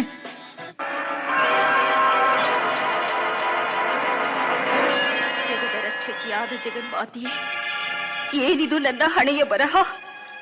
ಯಾವ ಜನ್ಮದಲ್ಲಿ ಯಾವ ಸತಿಪತಿಯರನ್ನು ಅಗಲಿಸಿದ್ದೆನೋ, ಇಂದು ನನ್ನ ಪತಿಯನ್ನಗಲಿ ಹಗಲಿರುಳು ಕಣ್ಣೀರು ಸುರಿಸುತ್ತ ಕೊರಗುವ ಕಾಲ ಬಂದಿದೆ. ತಾಯಿ, ನನ್ನ ಮಗನಾದರೂ ಇನ್ನೂ ಚಿಕ್ಕವನು. ರಾಜನಿಲ್ಲದ ಸಿಂಹಾಸನದ ಮೇಲೆ 100 ಜನರ ಕಣ್ಣಿದೆ. ಏನು ಮಾಡಿದರೆ ನನ್ನ ಸಂಕಟ ಪರಿಹಾರವಾದೀತು? ಮಹಾರಾಜರನ್ನು ಹುಡುಕಿ ಹೊರಟ ದೂತರಿಂದ ಯಾವ ಸುದ್ದಿಯೂ ಬರಲಿಲ್ಲ. ಸ್ವತಃ ತಾವೇ ಹುಡುಕುತ್ತಾ ಹೋಗಿರುವ ಅಮಾತ್ಯರೂ ಬರಲಿಲ್ಲ. ಕೇವಲ ಒಬ್ಬ ಸೇನಾಪತಿಯಿಂದ ಇಡೀ ರಾಜ್ಯವನ್ನು ಸಂರಕ್ಷಿಸಲು ಸಾಧ್ಯವೇ? ಮೌನವಾಗಿರದೆ ಮಾರ್ಗ ತೋರಿಸು ಮಹಾಮಾತೆ, ಮಾರ್ಗ ತೋರಿಸು. ಮಹಾರಾಣಿ, ತಮ್ಮ ದರ್ಶನಕ್ಕಾಗಿ ಸೇನಾಪತಿ ಹೊರಗೆ ಕಾಯುತ್ತಾ ಇದ್ದಾರೆ. ಬರ ಹೇಳು. ಸದ್ಭಕ್ತಿ ಪ್ರಣಾಮಗಳು ಮಹಾರಾಣಿಯವರಿಗೆ. ಕುಳಿತುಕೊಳ್ಳಿ. ಮಹಾಪ್ರಭುಗಳ ಸುದ್ದಿ ಏನಾದ್ರೂ ತಿಳಿಯುತ್ತೇನು? ಅದರ ವಿನಃ ಮತ್ತೆಲ್ಲ ಸುದ್ದಿಗಳು ತಿಳಿದುಕೊಳ್ಳಬಹುದಾಗಿದೆ. ಅದಕ್ಕಿಂತಲೂ ಅಗತ್ಯವಾದ ವಿಚಾರವೊಂದನ್ನು ತಮ್ಮಲ್ಲಿ ಮಾತನಾಡಲು ಬಂದಿರುವೆ. ಅಪ್ಪಣೆಯಾದರೆ ಏನು ಹೇಳಿ ದಂಡನಾಯಕರೇ? ಏನಿಲ್ಲ, ಅಕ್ಕಪಕ್ಕದ ರಾಜ್ಯದವರ ಹತ್ತಿರ ಕಣ್ಣು ನಮ್ಮ ಸಿಂಹಾಸನದ ಕಡೆ. ಅಲ್ಲದೆ ತುರ್ತಾಗಿ ಕಳಿಸಬೇಕಾದ ರಾಯಸಗಳು ಬಹಳ ಇವೆ. ದಿನಂಪ್ರತಿ ಖರ್ಚು ವೆಚ್ಚ ಹೆಚ್ಚುತ್ತಾ ಇವೆ. ಈಗಾಗಲೇ ಮಹಾರಾಜರ ಅಗಲಿಕೆಯಿಂದ ಸದಾ ಚಿಂತಿಸುತ್ತಾ ಇರುವ ತಮಗೆ ಆಗಾಗ ಬಂದು ತೊಂದರೆ ಕೊಡಲಾರೆ. ಅದಕ್ಕಾಗಿ ತಾವು ತಮ್ಮ ವಶದಲ್ಲಿರುವ ಭಾಂಡಾರ ಮತ್ತು ರಾಜಮುದ್ರೆಯನ್ನು ನನಗಿತ್ತು ಸಹಕರಿಸಿದರೆ. ಸೇನಾಧಿಪತಿಗಳೇ ಕ್ಷಮಿಸಿ, ಮಹಾಮಂತ್ರಿಗಳು ತಮಗೆ ಹೇಳಿರುವುದು ರಾಜ್ಯವನ್ನು ರಕ್ಷಿಸಲೇ ವಿನಃ ರಾಯಸಗಳನ್ನು ಬರೆದು ಮುದ್ರೆ ಒತ್ತುವುದಕ್ಕಲ್ಲ, ಒಕ್ಕಸವನ್ನು ಬಳಸಿಕೊಳ್ಳಲು ಅಲ್ಲ. ರಾಜ್ಯದ ಮೇಲೆ ಶತ್ರುಗಳ ಕಂಡಿದ್ದರೆ ವೃಥಾ ವ್ಯಾಜ್ಯ ಹೂಡದೆ ಅವಿಭಾಜ್ಯ ಅಂಗಗಳಂತಿರುವ ಅವರಲ್ಲಿ ಆಪ್ತರಂತೆ ವರ್ತಿಸಬೇಕೆಂಬುದೇ ನನ್ನ ಆಸೆ. ಮಹಾರಾಣಿಯವರೇ, ಎಲ್ಲವೂ ಮನಸ್ಸಿನ ಆಸೆಗಳಂತೆ ನಡೆಯುವುದಿಲ್ಲ. ಸುಭಿಕ್ಷತೆಯ ಕಣಜವೆನ್ನುವ ನಮ್ಮ ರಾಜ್ಯ ಅನಾಯಕತ್ವದಿಂದ ಪರಿತಪಿಸುತ್ತಿರುವುದನ್ನು ನೋಡಿದರೆ ಎಂತಹ ಹೇಡಿಗಾದರೂ ಒಂದು ಕೈ ನೋಡುವ ಹುಮ್ಮಸ್ಸು ಹುಚ್ಚೆಬ್ಬಿಸುತ್ತದೆ. ಅಂದ ಮೇಲೆ ಇಂತಹ ಸಮಯದಲ್ಲಿ ರಾಜಮುದ್ರೆ ಬಕ್ಕಸದ ಅಗತ್ಯ ಎಷ್ಟೆಂಬುದರ ಅರಿವು ತಮ್ಮ ಗಮನಕ್ಕೆ ತಾರದೆ ವಿಧಿ ಇಲ್ಲ. ಅಂದರೆ ಅವೆರಡೂ ಇಲ್ಲದೆ ರಾಜ್ಯಾಡಳಿತ ನಡೆಸಲು ಖಂಡಿತ ಸಾಧ್ಯವಿಲ್ಲ. ರಾಜಕಾರಣಗಳೆಲ್ಲವನ್ನೂ ಘಳಿಗೆಗೊಮ್ಮೆ ತಮ್ಮಲ್ಲಿ ಬಂದು ಭಿನ್ನವಿಸಿ ವಿಚಾರಿಸುವುದು ಎಂದೂ ಆಗದ ಕೆಲಸ. ನಂಬಿಕೆ ಇದ್ದರೆ ಕೊಡಿ, ಇಲ್ಲ ಹಾಗೇನೂ ಇಲ್ಲ. ಹೇಗೆ ಏನು ಎಂಬುದರ ಅನುಮಾನ ಬಂದ ಕಡೆ ಕೆಲಸ ಕಾರ್ಯಗಳು ಸುಗಮವಾಗಿ ಸಾಗುವುದಿಲ್ಲ ಮಹಾರಾಣಿ.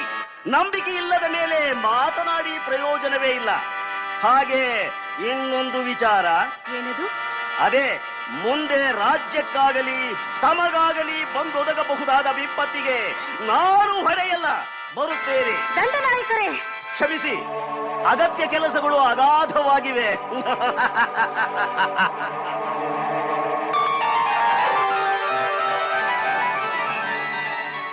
ದಂಡನಾಯಕರು ಕರೆಸಿದ ಕಾರಣ? ಅಂತರಂಗದ ಆಲೋಚನೆಗೆ. ಶೂರಸೇನ, ನೀನು ನನ್ನ ಆಪ್ತರಲ್ಲಿ ಆಪ್ತ. ಖಂಡಿತ ಈ ವಿಚಾರಕ್ಕೆ ಎಷ್ಟೂ ಸಂಶಯವಿಲ್ಲ. ನೀನೇನು, ನನ್ನನ್ನು ಇದುವರೆಗೂ ಯಾರೂ ಸಂಶಯದ ದೃಷ್ಟಿಯಲ್ಲಿ ಕಂಡೇ ಇರಲಿಲ್ಲ. ಆದರೆ ಈ ಮಹಾರಾಣಿ ಏಕೋ. ಯಾವ ಮಹಾರಾಣಿ ದಂಡನಾಯಕರೇ? ನಮ್ಮ ಮಹಾರಾಣಿ. ಉಜ್ಜಯಿನಿಗೆ ತಾನೇ ಒಡತಿ ಎಂಬ ಗರ್ವದಿಂದ ರಾಜಮುದ್ರೆಯನ್ನು ಬಕ್ಕಸವನ್ನು ಒಪ್ಪಿಸಲು ಏಕೋ ಆಕೆಗೆ ಸಂಶಯ. ಆದರೆ ಈ ದುರ್ಜಯ ಮನಸ್ಸು ಮಾಡಿದರೆ ಮಹಾರಾಣಿ ಏನು, ಮಧುಸೂದನನೇ ಅಡ್ಡ ಬಂದರೂ ಮಾಡಬೇಕೆಂದಿರುವ ಕೆಲಸವನ್ನು ಮಾಡಿಯೇ ಮುಗಿಸುವೆನು. ಅದಂತೂ ನಿಜ. ಆದರೆ ಆತುರ ಪಡದೆ ಅನಾಯಾಸವಾಗಿ ಕೆಲಸ ಸಾಧಿಸುವುದು ಸೂಕ್ತ ಎನಿಸುತ್ತದೆ. ವಿಚಾರ ಮಾಡಬೇಕು. ವಿಚಾರ ಮಾಡುತ್ತಾ ಕೂಡುವ ಮೂಢ ನಾನಲ್ಲ. ರಾಜ್ಯ ಕಾಪಾಡಲು ನಾನು ಬೇಕು, ಶತ್ರುಗಳ ದಾಳಿ ಎದುರಿಸಲು ಈ ದುರ್ಜಯ ಬೇಕು. ಆದರೆ ಬೊಕ್ಕಸಕ್ಕೆ ಕೈ ಹಾಕಲು ಮಾತ್ರ ನಾನು ಬೇಡ. ಅಂದ ಮೇಲೆ ನಾನು ಏನು ಮಾಡಬೇಕು ಹೇಳು ಹೇಳು. ನೀವು ನಿರಾತಂಕವಾಗಿ ಸುಮ್ಮನಿದ್ದು ಬಿಡಿ. ಈಗಾಗಲೇ ಮಾಳವದ ರಾಜ ದಂಡೆತ್ತಿ ಬರುವ ಸೂಚನೆ ಇದೆ. ಆಗ ನಮ್ಮ ರಾಣಿಯೇ ಹೋರಾಡಲಿ. ರಾಣಿ ಅರಗಿಣಿಯಂತೆ ಅರಮನೆಯಲ್ಲಿ ಆನಂದವಾಗಿದ್ದ ನಿಮ್ಮ ರಾಣಿಗೆಲ್ಲಿ ಬರಬೇಕು ಆ ಧೈರ್ಯ? ಯಾವುದೋ ಮಾಯ ಕುದುರೆ ಹತ್ತಿ ಸತ್ತಿರುವ ರಾಜನಿಗಾಗಿ ಪರಿತಪಿಸುತ್ತಿದ್ದಾಳೆ ಆ ನಿಮ್ಮ ರಾಣಿ. ಅಂದರೆ ಮಹಾರಾಜರು ಹಿಂದಿರುಗುವುದಿಲ್ಲ ಎನ್ನುವಿರಾ? ಅದು ಕನಸಿನಲ್ಲೂ ಸಾಧ್ಯವಿಲ್ಲ. ಹುಡುಕಿ ಹೊರಟ ಮಂತ್ರಿಯನ್ನು ಮುಗಿಸಲು ದೂತರನ್ನು ಕಳಿಸಿದ್ದೀ ತಾನೆ. ಆ ವಿಚಾರದಲ್ಲಿ ತಮಗೆ ಅನುಮಾನವೇ ಬೇಡ. ಶಹಬ್ಬಾಷ್.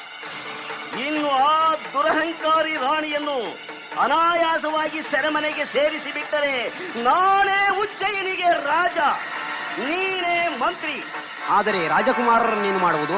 ಆ ವಿಚಾರದಲ್ಲಿ ಆತರ ಪಡುವುದು ಸರಿಯಲ್ಲ. ಮಹಾರಾಜರಿಲ್ಲದೆ ಮಹಾರಾಣಿ ಮತಿಹೀನಳಾಗಿದ್ದಾಳೆಂದು ರಾಜ ವೈದ್ಯರುಗಳಿಂದ ಗಾಳಿ ಸುದ್ದಿ ಎಬ್ಬಿಸುವೆ. ಮುದ್ದು ಕುಮಾರನನ್ನು ಬೆಳೆಸುತ್ತಾ ರಾಜ್ಯದ ಹೊಣೆ ಹೊತ್ತಂತೆ ನಾವು ನಟಿಸುತ್ತಾ ರಾಜ್ಯವನ್ನು ಆಳಬೇಕು. ನಿಜವಾಗಿಯೂ ನಿಮ್ಮದು ಪ್ರಚಂಡ ತಲೆ. ಆದರೆ ಒಂದಲ್ಲ ಒಂದು ದಿನ ರಾಜಕುಮಾರ ಬೆಳೆದು ದೊಡ್ಡವನಾಗುತ್ತಾನೆ. ದಡ್ಡ ಶಿಖಾಮಣಿ, ದೊಡ್ಡವನಾಗುವ ಮೊದಲೇ ಅವನಿಗೆ ವಿಷಪ್ರಾಸನವಾಗುತ್ತದೆ. ಅದು ಮತಿಹೀನ ಮಹಾರಾಣಿಯಿಂದಲೇ ನಡೆಯಿತು ಎನ್ನುವ ಸುದ್ದಿ ಹಬ್ಬಿಸುತ್ತೀರಿ, ಸರಿತಾನೆ? ನಿಮಗೂ ತಲೆ ಇದೆ. ಆದರೆ ನಮಗೆ ಅಡ್ಡಿ ಬರುವ ಪ್ರಜ್ಞಾವಂತ ಪ್ರಜೆಗಳಿಗೆ ಎಲ್ಲಿಯೂ ಎಳ್ಳಷ್ಟು ಕೂಡ ಸಂಶಯ ಬಾರದಂತೆ ನಡೆದುಕೊಳ್ಳಬೇಕು. ಎಲ್ಲಾ ನಿಮ್ಮ ಆಜ್ಞೆ. ಅದನ್ನು ಮೀರಿ ನಡೆಯಲು ನನಗಾವ ಶಕ್ತಿ ಇದೆ. ಶಹಬ್ಬಾಷ್! ಉಪಾಯವಾಗಿ ಉಜ್ಜನಿಯನ್ನು ಉಡಿಗೆ ಹಾಕಿಕೊಳ್ಳುವೆ. ಉಪಾಯಕ್ಕೇನಾದರೂ ಅಪಾಯ ಬಂದರೆ ಸಹಾಯಕ್ಕೆ ನಾನಿರುವೆ. ನೀವು ನಿಶ್ಚಿಂತೆಯಿಂದ ಇರಿ. ಮಹಾರಾಣಿ, ಸಲಹೆಗಾರರು ತಮ್ಮ ದರ್ಶನಕ್ಕಾಗಿ ಕಾದಿದ್ದಾರೆ. ಒಳಗೆ ಬಿಡಬಹುದೇ? ಬಂದ ಕಾರಣವೇನಂತೆ? ಏನು ರಹಸ್ಯ ವಿಚಾರವಂತೆ. ಒಳಗೆ ಕಳುಹಿಸು. ಮಹಾರಾಣಿಯವರು ಕುಶಲವೇ? ಕುಶಲವೆಲ್ಲಿ ಬರಬೇಕು? ಬಂದ ವಿಚಾರವೇನು? ಹೇಳಬೇಕೆಂದಿರುವ ವಿಚಾರವು ಅತೀ ರಹಸ್ಯವಾದದ್ದು ಮಹಾರಾಣಿ. ಸಖಿಯರೇ, ಸ್ವಲ್ಪ ಹೊರಗೆ ನಿಲ್ಲಿ. ಯಾರು ಬಂದರೂ ಒಳಗೆ ಬಿಡಬೇಡಿ. ಅಪ್ಪಣೆ. ಹೇಳಿ ಶೂರಸೇನರೇ, ವಿಚಾರವೇನು? ಉಂಡ ಮನೆಗೆ 2 ಬಗೆಯದೆ ಈ ಊಳಿಗನ ಮಾತು ಮತ್ತಾರಿಗೂ ತಿಳಿಯಬಾರದು ತಾಯಿ. ಅಗಾಧವಾದ ಅಂಧಕಾರ ಕವಿದಿರುವ ಅರಮನೆಯಲ್ಲಿ ಆಗದವರು ಆನಂದ ಪಡುತ್ತಿರುವ ವಿಚಾರ ತಾನೆ? ಅಂದರೆ ಮಹಾರಾಣಿಯವರಿಗೆ ಈಗಾಗಲೇ ಈ ವಿಚಾರ ತಿಳಿದಿರುವಂತಿದೆ. ತಿಳಿದಿದ್ದರೇನು ಫಲ? ವಿಧಿಯೇ ಹಿಡಿದಿರುವಾಗ ಛಲ, ನನಗಾವ ದೈವ ಬಲ. ಶಾಶ್ವತವಲ್ಲ ಎಲ್ಲ ಕರ್ಮಫಲ. ಒಮ್ಮೆ ಬಂದೇ ಬರಬೇಕು ಒಳ್ಳೆಯ ಕಾಲ. ಅಲ್ಲಿಯವರೆಗೂ ಮನಸ್ಸು ಕಲ್ಲಾಗಿಸಿಕೊಳ್ಳಬೇಕು ತಾಯಿ. ದುಷ್ಟ ದುರ್ಜಯನ ಕಣ್ಣು ಸಿಂಹಾಸನದ ಮೇಲಷ್ಟೇ ಅಲ್ಲ, ಅಡಿಗಡಿಗೂ ಅವನ ಅಧಿಕಾರ ದಾಹಕ್ಕೆ ಅಡ್ಡ ಬರುತ್ತಿರುವ ತಮ್ಮ ಮೇಲೆ, ಉಳಿದಿರುವ ತಮ್ಮ ವಂಶದ ಕುಡಿಯ ಮೇಲೆ ತಾಯಿ. ಅಯ್ಯೋ, ಅದಾವ ಕರ್ಮ ಕಾಂಡವು ಕಾದಿದೆಯೋ ಮುಂದೆ ನಾ ಬೇರೆ ಕಾಣೆ. ಅವಕಾಶ ಬಂದಾಗ ಆದಷ್ಟು ರಹಸ್ಯಗಳನ್ನ ತಮಗೆ ತಿಳಿಸುತ್ತಾ ತಮ್ಮ ಋಣಭಾರ ತೀರಿಸಲು ಅವಕಾಶವಾದರೆ ಅಲ್ಲಿಗೆ ನಾನು ಧನ್ಯ ತಾಯಿ. ಬರುತ್ತೇನೆ. ದಿತ್ತಾಂ ದಿತ್ತೈ ದಿದ್ದಿತ್ತಾಂ ದಿದ್ದಿತ್ತೈ ತಾಂ ದಿದ್ದಿತ್ತೈ ದಿದ್ದಿತ್ತಾಂ ದಿದ್ದಿತ್ತೈ ತಾಂ ದಿತ್ತಾಂ ತಾಂ ದಿತಾಂ ತಾಂ ದಿತಾಂ ತಾಂ ದಿತಾಂ ದಿದ್ದಿತ್ತಾಂ ದಿದ್ದಿತ್ತೈ. ಆಲೋಲಿಕೆ, ಕ್ಷಮಿಸು. ಅಭ್ಯಾಸದಲ್ಲಿ ಗಮನವಿಲ್ಲದೆ ಇದ್ರೆ ವೃಥಾ ಏಕೆ ಶ್ರಮ ಪಡುವೆ? ದಿವಾಕರ, ನನ್ನ ಮೇಲೆ ಕೋಪವೇ? ಆಲೋಲಿಕೆ, ಏನಿದು ನಿನ್ನ ವಿಚಿತ್ರ ವರ್ತನೆ? ಬಿಡು ನನ್ನನ್ನ. ಓಹ್, ಕ್ಷಮಿಸು ದಿವಾಕರ, ಮನಸ್ಸಿನಲ್ಲೇನೋ ಮುಜುಗರ. ಅಸ್ವಸ್ಥಳಾಗಿದ್ದರೆ ಆಲೋಚಿಸಬೇಡ. ಅನ್ನದಾತನ ಮಗಳು ನೀನು. ನಿನ್ನನ್ನು ಅನುಸರಿಸಬೇಕಾದುದು ನನ್ನ ಧರ್ಮ. ಹೋಗು, ವಿರಾಮ ಪಡೆ. ದಿವಾಕರ, ವಿರಾಮ ಪಡೆಯಲು ಇಚ್ಛಿಸಿದಷ್ಟು ವಿರಹ ವೇದನೆ ಹೆಚ್ಚುತ್ತದೆಯೇ ಹೊರತು ಕಮ್ಮಿಯಾಗುವುದಿಲ್ಲ. ಯೌವನದ ಕಾವು ಕಾಮದ ಜ್ವರವಾಗಿ ಕೆರಳಿ ಮನಸ್ಸನ್ನು ಸುಡುತ್ತದೆ ವಿನಃ ತಾಮಸಗೊಳ್ಳುವುದಿಲ್ಲ. ದಿವಾಕರ, ನಿನ್ನನ್ನು ಒಂದು ಮಾತು ಕೇಳಲೇ? ಏನು ಬೇಕಾದರೂ ಕೇಳಬಹುದು. ಆದರೆ ಎಲ್ಲೆ ಮೀರುವುದು ಸರಿಯಲ್ಲ, ಒಳ್ಳೆಯದೂ ಅಲ್ಲ. ನಿನಗೆ ಮದುವೆಯಾಗಿದೆಯೇ? ಓಹೋ, ಆಗಿದೆಯಲ್ಲ. ಓ, ಹಾಗೇನು? ಹಾಗಿದ್ದು ಮನಸ್ಸಿಗೇಕೆ ಕಡಿವಾಣ ಹಾಕಿರುವೆ? ಆಲೋಲಿಕೆ, ಕೆಟ್ಟದ್ದರಲ್ಲೆಲ್ಲ ಕೆಟ್ಟದ್ದು ಕಾಮ. ಅದರಲ್ಲೂ ಪರಪುರುಷರನ್ನು ಕಾಮದ ಕಣ್ಣಿನಿಂದ ನೋಡುವುದು ಅಧರ್ಮ, ಪಾಪ. ನಿಜವಾದ ಮಾತನ್ನು ಹೇಳಿದೆ. ಆದರೆ ನಾನು ಹೇಳುವುದು ಸರಿಯೋ ತಪ್ಪೋ ಯೋಚಿಸಿ ಹೇಳು. ಏನದು? ಕಾಮ ಕೆಟ್ಟದ್ದಾದರೆ ಪ್ರೇಮ ಎನ್ನುವುದು ಒಳ್ಳೆಯದಾಗಿರಲೇಬೇಕಲ್ಲವೇ ದಿವಾಕರ? ಖಂಡಿತ. ಹಾಗಾದರೆ ಪ್ರೇಮಿಸುವುದರಲ್ಲಿ ತಪ್ಪಿಲ್ಲ ಅಲ್ಲವೇ? ಪ್ರೇಮ ಪವಿತ್ರವಾದದ್ದು. ಆದರೆ ಅನರ್ಹರಾದವರನ್ನು ಪ್ರೇಮಿಸುವುದು ತಪ್ಪು ಆಲೋಲಿಕೆ. ನಿನ್ನನ್ನು ಅನರ್ಹ ಎಂದು ನೀನೇ ತೀರ್ಮಾನಿಸಿಕೊಳ್ಳುವುದು ಸರಿಯೇ? ಆಲೋಲಿಕೆ, ಏನಿದು ಅನ್ಯಾಯ? ನಿನಗಾಗಿ, ನಿನ್ನ ಪ್ರೀತಿಗಾಗಿ ಪರಿತಪಿಸುತ್ತಿರುವ ನಿನ್ನ ಮಾವನನ್ನು ವಂಚಿಸುವುದು ಧರ್ಮವಲ್ಲ. ಚೆನ್ನಾಗಿ ಯೋಚನೆ ಮಾಡಿ ನೋಡು. ಸ್ವಾಮಿ, ತಮ್ಮನ್ನು ಕಂಡಾಗಿನಿಂದ ಮನಸ್ಸು ಪ್ರೇಮ ಮೂರ್ತಿಯಾದ ತಮ್ಮಲ್ಲಿ ಅರ್ಪಣೆಯಾಗುವ ತವಕದಿಂದ ಹಾತೊರೆದಿದೆ. ಸ್ವೀಕರಿಸಿ ನನ್ನನ್ನು ಕೃತಾರ್ಥಳನ್ನಾಗಿ ಮಾಡಿ. ಆಲೋಲಿಕೆ, ನೀನು ತಪ್ಪು ಮಾಡುತ್ತೀನಿ. ಈಗಾಗಲೇ ಮನಸ್ಸಿನ ವ್ಯಾಕುಲತೆಯಿಂದಿರುವ, ತೊಳಲಾಡುತ್ತಿರುವ ನನಗೇಕೆ ಸಲ್ಲದ ಬಂಧನಗಳ ವ್ಯಾಮೋಹ ಹೆಚ್ಚಿಸುವೆ? ಬಿಡು, ಬಿಟ್ಟು ಬಿಡು ನನ್ನನ್ನು. ಮಾವನನ್ನು ಮದುವೆಯಾಗಿ ಸುಖವಾಗಿರು. ಬೇಡಿ, ಬೇಡಿ ಸ್ವಾಮಿ, ನನ್ನನ್ನು ದೂರ ತಳ್ಳಬೇಡಿ.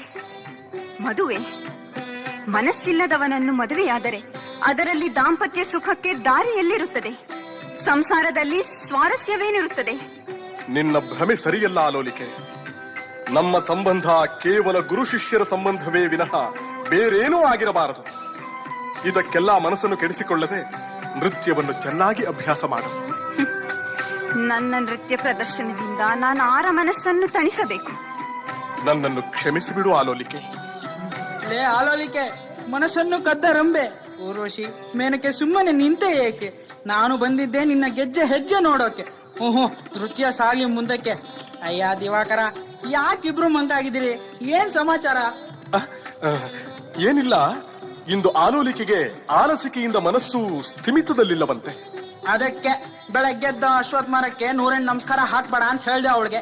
ಆಗೋಗೊಂಡ ನಾನೇ ಸಿಕ್ಕದ ಮೇಲೆ ಏನ್ ಬೇಡ್ಕೋತೀಯ ಅಂದ್ರೆ ಕೇಳೋಲ್ಲ. ಸರಿಪ, ಇವತ್ತಿಗೆ ಸಮಾಪ್ತಿ ಹಾಡು. ನಾನು ಅಂಗಡಿಗಾದ್ರೂ ಹೋಗಿ ಬಾವನ್ಗೆ ಸಹಾಯ ಮಾಡ್ತೀನಿ. ಲೇ ಬಾವನ್ ಮಗಳೇ, ಬೇಜಾರ್ ಮಾಡ್ಕೊಳ್ದೆ ನಗ್ನಗ್ತಾ ಇರು. ತಗೋ ಈ ಮುತ್ತಿನ ಸರ, ಜಡೆ ಬಿಲ್ಲೆ, ಕಾಸಿನ ಮಾಲೆ, ಕೆನ್ನೆ ಸರಪಳಿ. ಭಾವ ನಿನಗೆ ಅಂತ ಎಲ್ಲ ಮಾಡಿಸಿದ್ದು. ಹಾಕೊಂಡು ಹೇಗಿದೆ ಅಂತ ನೋಡ್ಕೊ. ನನಗೆ ಇದ್ಯಾವುದೂ ಬೇಡ. ಬಂಗಾರದ ಒಡವೆಗಳು ಆಲೋಲಿಕೆ, ಬಂಗಾರದ ಒಡವೆಗಳು ಭಾಗ್ಯ ಬಿದ್ದಂತೆ. ಬೇಡವೆನ್ನಬೇಡ. ಶೃಂಗಾರ ಮಾಡಿಕೊಂಡು ಧರಿಸಿದರೆ ನಿನ್ನ ಮಾವ ಸಿಂಗಾರಿಗೂ ಸಂತೋಷ. ನನ್ನ ಮಾತು ಕೇಳು ಆಲೋಲಿಕೆ. ನೋಡಿದ್ಯಾ ಈ ದಿವಾಕರ್ ನನ್ನು ಎಷ್ಟು ಚೆನ್ನಾಗಿ ಅರ್ಥ ಮಾಡ್ಕೊಂಡಿದ್ದಾನೆ. ಹೋಗು. ಅಯ್ಯ ದಿವಾಕರ, ನೀನ್ ತುಂಬಾ ಒಳ್ಳೆಯವನಯ್ಯ. ಲೋ ಮುಂಡಾವಾಳ, ಮನೆಯಲ್ಲಿದ್ರೆ ಮುಂದಿನ ಕೆಲಸ ಯಾರೋ ನೋಡೋರು. ಅಮ್ಮ ಆಲೋಲಿಕೆ, ಒಡವೆಗಳು ಹಿಡಿಸ್ತಾ? ಇದು ನಿನ್ ಮೇಲೆ ಪ್ರೀತಿ ಮಾಡಿಸ್ದವಮ್ಮ.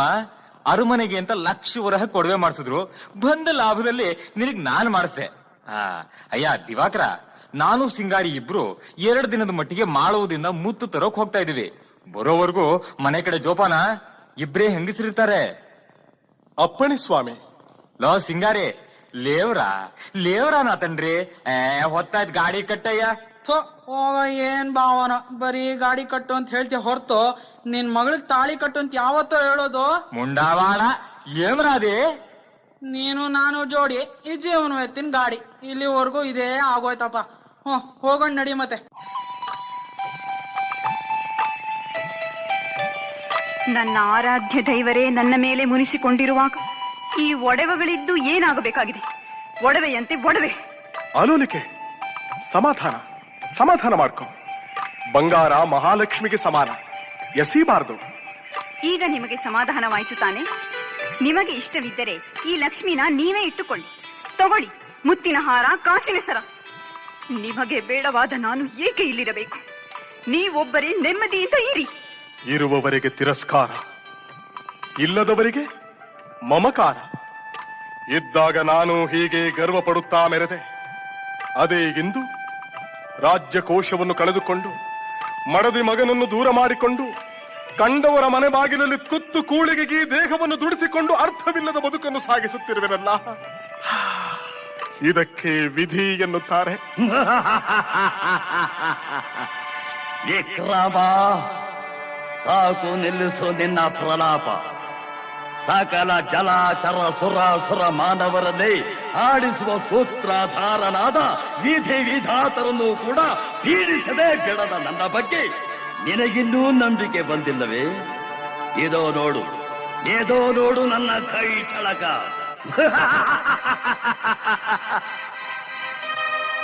ಏನಿದು? ಚಿತ್ತಾರದ ಹಂಸಕ್ಕೆ ಜೀವದಾನವೇ? ಮನದ ಭ್ರಮೆಗೆ? ಅರರೆ, ಹಂಸವು ಜೀವಂತವಾಗಿ ಬಂದು ಆಲೋಲಿಕೆಯ ಎಲ್ಲ ಬಂಗಾರದ ಸರ, ಮುತ್ತಿನ ಮಾಲೆಯನ್ನೂ ನುಂಗುತ್ತಿದೆ. ಕೂಗಿಕೊಳ್ಳಲು ಗಂಟಲೇಗಿಲ್ಲ, ತಡೆಹಿಡಿಯುವುದಕ್ಕೆ ಕೈಕಾಲುಗಳೇ ಆಡುತ್ತಿಲ್ಲ. ಶನಿರಾಜ, ಯಾವ ತಪ್ಪಿಗಾಗಿ ಹೀಗೆ ಜೀವಂತವಾಗಿ ಈ ರೂಪದಲ್ಲಿ ಬಂದು ಕಾಡುತ್ತಿರುವೆ? ಅಯ್ಯೋ ಗ್ರಹಚಾರವೇ, ನಡೆದ ವಿದ್ಯಮಾನವನ್ನು ಹೇಳಿದರೆ ಯಾರೂ ನಂಬಲಾರರಲ್ಲ. ಸಾಕು ಶನಿದೇವ, ಸಾಕು ಮಾಡು. ವಿಕ್ರಮ, ನೋಡಿದೆಯಾ ನನ್ನ ಮಾಯೆ? ನಿನ್ನ ಪುಣ್ಯ ಪ್ರಭಾವದಿಂದ ಇದುವರೆಗೆ ಕುಳಿತು ತುತ್ತು ಅನ್ನವನ್ನಾದರೂ ತಿಂದೆ. ಆದರೆ ಇನ್ನು ಮುಂದೆ ನೋಡುತ್ತಿರು. ಶಹಭಾಷ್, ಸೃಷ್ಟಿಗೆ ಕಾಣದ ವಿಚಿತ್ರವನ್ನು ಕಣ್ಮುಂದೆ ನಡೆಸಿಬಿಟ್ಟೆ. ಅಂದು ನೋಡಿದರೆ ಅಶ್ವದ ಆಸೆಯನ್ನು ತೋರಿ ಆಕಾಶದಲ್ಲಿ ಅಲಸಿ ಕಾಣದ ಕೋಪಕ್ಕೆ ತಳ್ಳಿದೆ. ಇಂದು ಚಿತ್ತಾರದ ಹಂಸದ ಬೊಂಬೆಗೆ ಜೀವ ತುಂಬಿ ಕಣ್ಮುಂದೆಗೆ ನುಂಗಿಸಿ ಮತ್ತೆ ಅದರ ಸ್ವಸ್ಥಾನದಲ್ಲಿ ಇರುವಂತೆ ಮಾಡಿ ಮಾಯಾ ಜಾಲವನ್ನೇ ಬೀರಿದೆ. ಇದೆಲ್ಲ ಖಂಡಿತವಾಗಿಯೂ ನಿನ್ನ ಆಟವೇ ವಿನಃ ಮತ್ತಾರ ಕೈಚಳಕವೂ ಅಲ್ಲ. ಇರಲಿ, ಈಗ ನಾನು ನಿನ್ನ ಕೈಗೊಂಬೆ, ನಿನ್ನಗಿಷ್ಟದಂತಾಡಿಸು. ಏನಿದು? ಎಂದೂ ಇಲ್ಲದ ನಿದ್ದೆ ಆವರಿಸುತ್ತಿದೆಗೆಲ್ಲ. ತೂಕಡಿಕೆ ತಾನಾಗಿ ತನುವಿನ ಆಗಿ ತಪ್ಪಿಸುತ್ತಿದೆ. ಪ್ರಜ್ಞೆ ಕಳೆದುಕೊಂಡಂತೆ ಆಗುತ್ತಿದೆ. ಅಲೋಲಿಕೆ, ದಿವಾಕರ ಎಲ್ಲಿ ಹಾಳಾಗೋದ್ರು? ಎಷ್ಟು ಕರೆದ್ರು ಯಾರು ಬರಲ್ಲ. ಮನೇಲಿರೋ ಸೇವಕರಿಗೂ ಕರೆದು ಕರೆದು ಕೂರ್ಸಿ ಅನ್ನ ಹಾಕೋ ಕಾಲ ಬಂತು. ಅಪ್ಪ ಮಹಾನುಭಾವ, ಏಯ್ ದಿವಾಕರ, ಇಷ್ಟೊತ್ತಿಗೆ ನಿದ್ದೆ ಬೇರೆ ಕೇಡು. ಅವಳು ನೋಡಿದ್ರೆ ಅಲ್ಲಿ ಊರ್ ಮಾರಿ ತರ ಬಿದ್ದಿದ್ದಾಳೆ. ಏನಿದು, ಒಡವೆ ಬೇರೆ ಇಲ್ಲೇ ಬಿಟ್ಟಿದ್ದಾಳೆ. ಅಯ್ಯೋ ಅಯ್ಯೋ, ಮಹಾಲಕ್ಷ್ಮಿ ಕ್ಷಮಿಸ್ಬಿಡಮ್ಮ. ಏನಿದು, ಇವತ್ತಾನೆ ತಂದು ಒಡವೆಗಳ ಹಾಗಿದ್ಯಲ್ಲ? ಏ ದಿವಾಕರ, ಹೇಳೋ ಸಾಕು ನಿನ್ನಿದ್ದೆ. ಏನಿದೆಲ್ಲ ಒಡವೆಗಳನ್ನೆಲ್ಲ ಹೀಗ್ ಬಿಸಾಡಿದೆಯಲ್ಲ, ಕಾರಣ ಏನು ಅಂತ? ಇದು ನನ್ ತಮ್ಮ ಸಿಂಗಾರಿ ತಂದ್ಕೊಟ್ಟಿರ್ತಾನೆ. ಹೌದು, ಆದ್ರೆ ಅದಿರ್ಲಿ, ಮಿಕ್ಕ ಒಡವೆಗಳೆಲ್ಲ ಎಲ್ಲಿ? ಮುತ್ತಿನ ಮಾಲೆ, ಕಾಸಿನ ಸರ ಒಂದು ಕಾಣ್ತಾನೆ ಇಲ್ವಲ್ಲ? ಲೇ ಆಲೋಲಿಕೆ, ಆಲೋ, ಇಲ್ಲೇ ಎಲ್ಲಾ ಬಿಟ್ಟು ಹೋಗಿದ್ದಳು ಆಕೆ. ಆದ್ರೆ ಅದನ್ನ ಅಲ್ಲಿ ಅಲ್ಲಿ ಕಾಣುವ ಚಿತ್ತಾರದ ಹಂಸ ನುಂಗಿತು ತಾಗಿ. ಏನು? ಏನಪ್ಪ? ನಿಜ, ನಾನು ಕಣ್ಣಾರೆ ಕಂಡೆ. ಎಷ್ಟು ಚೆನ್ನಾಗಿ ಹೇಳ್ತೀಯೋ ದಿವಾಕರ. ಹಾಳಾದ ನಿದ್ದೆಯಲ್ಲಿ ಎಲ್ಲೋ ಕನಸು ಕಂಡಿರ್ಬೇಕು. ಏಳು, ಊಟ ಮಾಡ್ತೀಯಂತೆ.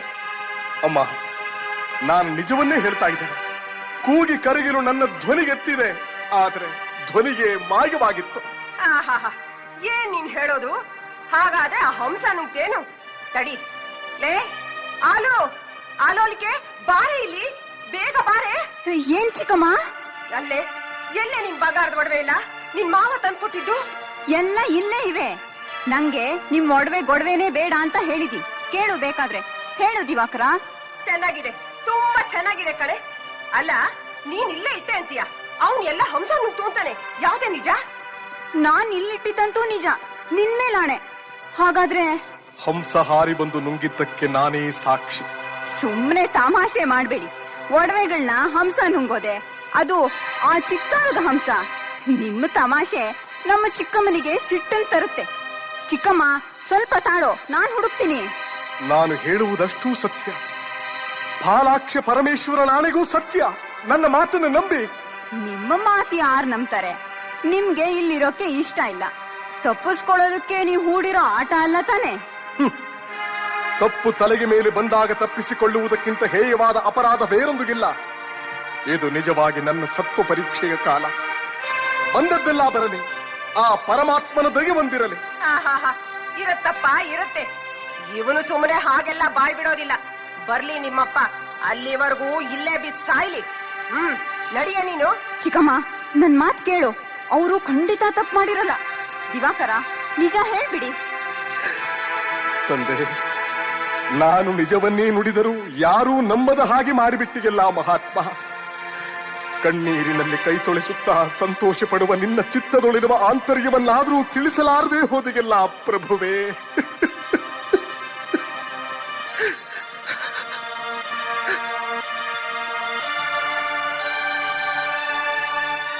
ಮಹಾರಾಣಿಯವರು ನನ್ನ ವಿಚಾರವಾಗಿ ಇನ್ನೂ ಮನಸ್ಸು ಮಾಡಿದಂತಿಲ್ಲ.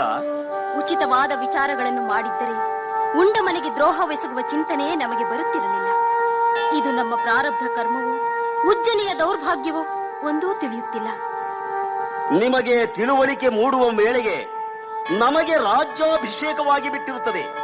ನಿಮ್ಮ ಮುಂದಾಲೋಚನೆಯಿಂದ ನಮ್ಮ ಮುಂದಿನ ಆಲೋಚನೆಗಳು ಕುಂಠಿತವಾಗುತ್ತವೆ. ಅಂದರೆ ರಾಜ್ಯ ಸೂತ್ರವನ್ನು ಸುಸೂತ್ರಗೊಳಿಸುವುದಕ್ಕೆ ಅಗತ್ಯವಾದ ರಾಜಮುದ್ರಿಕೆ ಹಾಗೂ ಬಕ್ಕಸದ ಅಧಿಕಾರ ನನ್ನ ಕೈಗೆ ನೀಡದೆ ವೃಥಾ ತೊಂದರೆ ಕೊಡುತ್ತಾ ಇದ್ದೀರಿ. ಕ್ಷಮಿಸಿ, ಅದು ನಮ್ಮ ಹಿಡಿತದಲ್ಲಿರುವುದೇ ಸೂಕ್ತವೆಂದೇ ನನ್ನ ಭಾವನೆ. ಆರ್ಥಿಕ ಮಟ್ಟದ ಅಡಿಪಾಯವನ್ನು ಅಲುಗಿಸಿ ರಾಜ್ಯಾಡಳಿತವನ್ನು ಕಬಳಿಸಬೇಕೆಂಬ ನಿಮ್ಮ ಆಸೆಗೆ ಮಣಿಯುವುದು ಆಗದ ಕೆಲಸ. ಮಹಾರಾಣಿ, ದಂಡನಾಯಕರೇ, ನಿಮ್ಮ ಅಬ್ಬರದ ಬೊಬ್ಬೆದರಿಕೆಗೆ ಬೆದರಿ ಬೆಂಡಾಗಿ ಬಿಲ್ಲಂತೆ ಬಗ್ಗುವವಳು ನಾನಲ್ಲ.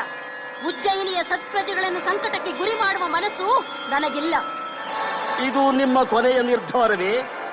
ಈ ದಂಡನಾಯಕ ದುರ್ಜಯನನ್ನು ದುಷ್ಟನೆಂದೆನಿಸಿದಂತಿದೆ ಈ ಮಹಾ ಸನ್ನಿಧಾನ. ಕರ್ತವ್ಯ ಬಾಹಿರನಾಗುವುದು ಸ್ವಾಮಿ ದ್ರೋಹ ಬಗೆದಂತೆಯೇ. ಸನ್ನಿಧಾನಕ್ಕೆ ಅಪ್ಪಣೆ ಸದಾ ಬರುವುದು ಸ್ವಾಮಿ ದ್ರೋಹಕ್ಕೆ ಪೂರಕವು ತಾನೆ? ಮಹಾರಾಣಿ, ರಾಜಕೀಯದ ವ್ಯವಸ್ಥೆಗಳು ತಮ್ಮ ತಿಳುವಳಿಕೆಗೆ ನಿಲುಕುವುದಿಲ್ಲ. ಇಂದಿನ ಪರಿಸ್ಥಿತಿಯಲ್ಲಿ ರಾಜಮುದ್ರೆ ಭಂಡಾರದ ಬೀಗದ ಕೈ ಎರಡು ರಾಜ್ಯದ ರಕ್ಷಣೆಗಾಗಿ ಅವಶ್ಯಕವಾಗಿದೆ. ದಂಡನಾಯಕರಿಗೆ ಒಂದು ಪ್ರಶ್ನೆ. ಏನದು?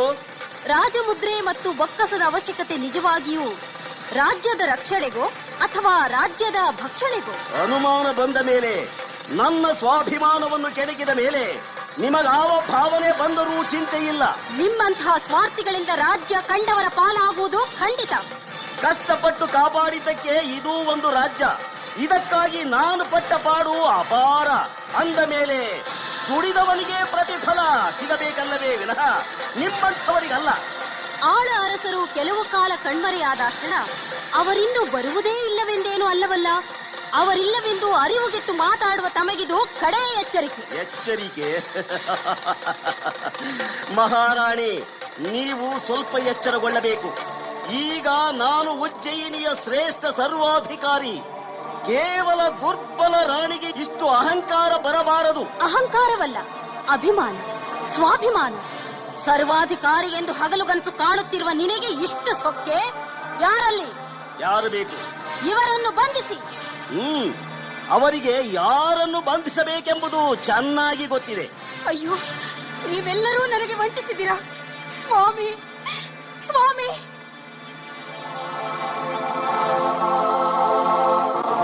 ಬಾವಯ್ಯ, ಏಮಯ್ಯ? ಸದಾ ನಮ್ಮನೆ ಬಾಗ್ಲು ತೆಗ್ದಿರ್ತಾ ಇತ್ತಾ ಹಾಕಿರ್ತಾ ಇತ್ತಾ? ಮುಂಡಾವಾಡ, ಅಷ್ಟು ಗೊತ್ತಾಗ್ಬಿಡೋನೋಪ.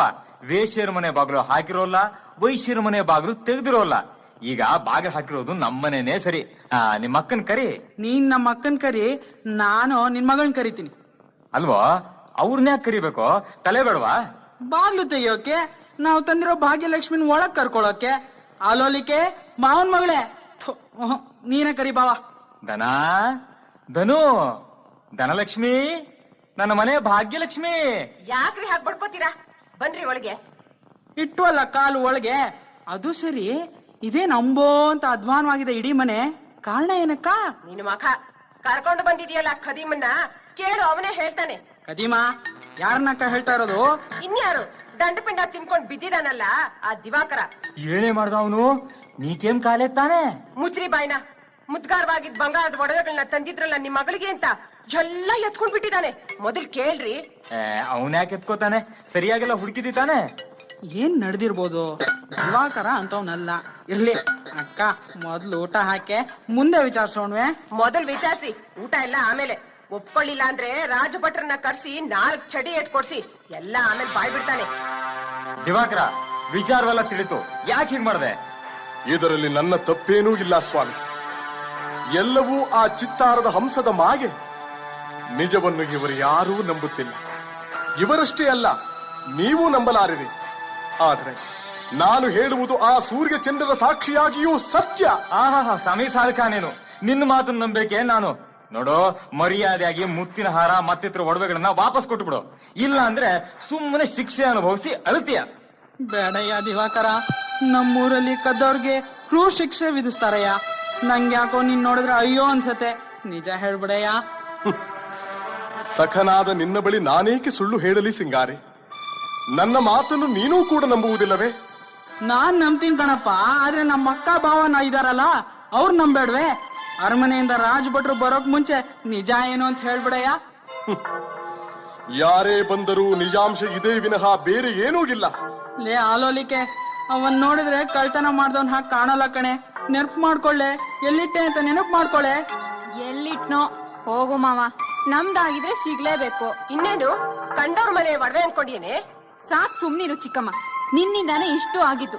ಅಯ್ಯೋ ಅಯ್ಯೋ, ಅನ್ಯಾಯವಾಗಿ ನಾನೇ ಅಂತಾಳಲ್ಲ, ಕೇಳಿದ್ರೇನ್ರಿ? ಸ್ವಂತ ಮಗಳಿಗೂ ಸಾಕದ ಮಗಳಿಗೂ ಇಷ್ಟೇ ವ್ಯತ್ಯಾಸ. ಎಷ್ಟಾದ್ರೂ ಇವ್ನ ಹೀಗೆ ಬಿಡ್ತೀರೇನ್ರಿ? ನನಗ ಅವಮಾನ ಆಗ್ತಿದ್ರೆ ಸುಮ್ನೆ ನೋಡ್ತಾನೆ ಇದ್ದೀರ. ಯೋಚನೆ ಮಾಡ್ಬೇಡ್ವೆ, ನೀನ್ ಹತ್ರ ನನಗೆ ಒಳ್ಳೇದಾಗಲ್ಲ. ಸಿಂಗಾರಿ ಬಾವಯ್ಯ, ಆ ಹಂಸದ ಚಿತ್ರವನ್ನು ತಗೊಂಡು ಈ ದಿವಾಕರನ್ನು ಕರ್ಕೊಂಡು ಅರಮನೆ ಹೋಗೋಣ. ಅಲ್ಲಿ ನ್ಯಾಯದ ವಿಚಾರಣೆ ನಡೀಲಿ. ನಾನು ರಾಜಭಟ್ರನ್ನ ಕರೆಸ್ತೀನಿ, ನೀನ್ ಸಿದ್ಧವಾಗು. ಹೆಂಗಸರು ನಿಮ್ ಪಾಡು ಒಳಗ್ ನಡೀರಿ. ಲೋಪ ದಿವಾಕರ, ನೀನ್ ತುಂಬಾ ಜಾಣ ಕಣಯ್ಯ. ಒಂದ್ ಕೆಲ್ಸ ಮಾಡು, ನಮ್ ಭಾವ ಆ ರಾಜಭಟ್ರನ್ ಕರ್ಸೋಕ್ ಮುಂಚೆ ಎಲ್ಲಾದ್ರೂ ಓಡೋಗ್ಬಿಡಯ್ಯ. ಸಿಂಗಾರಿ, ಓಡಿ ಹೋಗುವ ಹೇಡಿತನದ ಸ್ವಭಾವ ನನ್ನದಲ್ಲ. ಸ್ವಾಮಿಗೆ ಚಿತ್ತವಿದ್ದಂತಾಗಿ ಬಿಡು. ನೀ ಯಾಕೆ ಬಂದೆ ಆಲೋಲಿಕೆ? ಮಾವ, ನನ್ನ ಒಡವೆಗಳು ಹೋದ್ರೂ ಚಿಂತೆ ಇಲ್ಲ. ದಿವಾಕರ್ಗೆ ಏನು ಆಗ್ದಂಗ್ ನೋಡ್ಕೊ. 3 ಹೊತ್ತಿಂದ ಊಟನೂ ಇಲ್ಲ. ಈ ಹಣ್ಣಾದ್ರೂ ತಿನ್ಲಿ ಕೊಡು, ನಡೆಯೋಕೆ ಶಕ್ತಿನಾದ್ರೂ ಬರುತ್ತೆ. ಬೇಡ ಬೇಡ ಲೋಲಿಕೆ. ದ್ರೋಹಿ ಎಂದು ಗುರುತಿಸಿದ ನಂತರವೂ ನನಗೆ ಆತಿಥ್ಯ ನೀಡುವುದು ತಪ್ಪು. ಬಿಡಿ, ಬಿಟ್ಟು ಬಿಡಿ. ಮತ್ತೊಂದು ಜನ್ಮವೆಂದು ಇದ್ದರೆ ಆಗಲಾದರೂ ನಿಮ್ಮ ಋಣವನ್ನು ಖಂಡಿತ ತೀರಿಸುತ್ತೇನೆ. ಇವನೇ ನೋಡಿ ಆ ಕಳ್ಳ ದಿವಾಕರ, ಅದೇ ಹಂಸ. ಸಿಂಗಾರಿ, ನೀನು ನಡೆ ಅರಮನೆಗೆ. ಲೇ ಧನಲಕ್ಷ್ಮು, ಬಾಗ್ಲು ಭದ್ರಮಾ ವೇಸ್ಕೋ. ಅಪ್ಪ, ಅವ್ರಿಗೇನು ಆಗ್ದಂಗ್ ನೋಡ್ಕೋಪ. ದಿವಾಕರ, ಮಾವ, ಚಿಕ್ಕಮ್ಮ. ಸದ್ಯ ನೀಡೆ ತೊಲುಕು. ಹೋವೆ ಲೋಪಲಿಕೋ, ಹೋವೆ.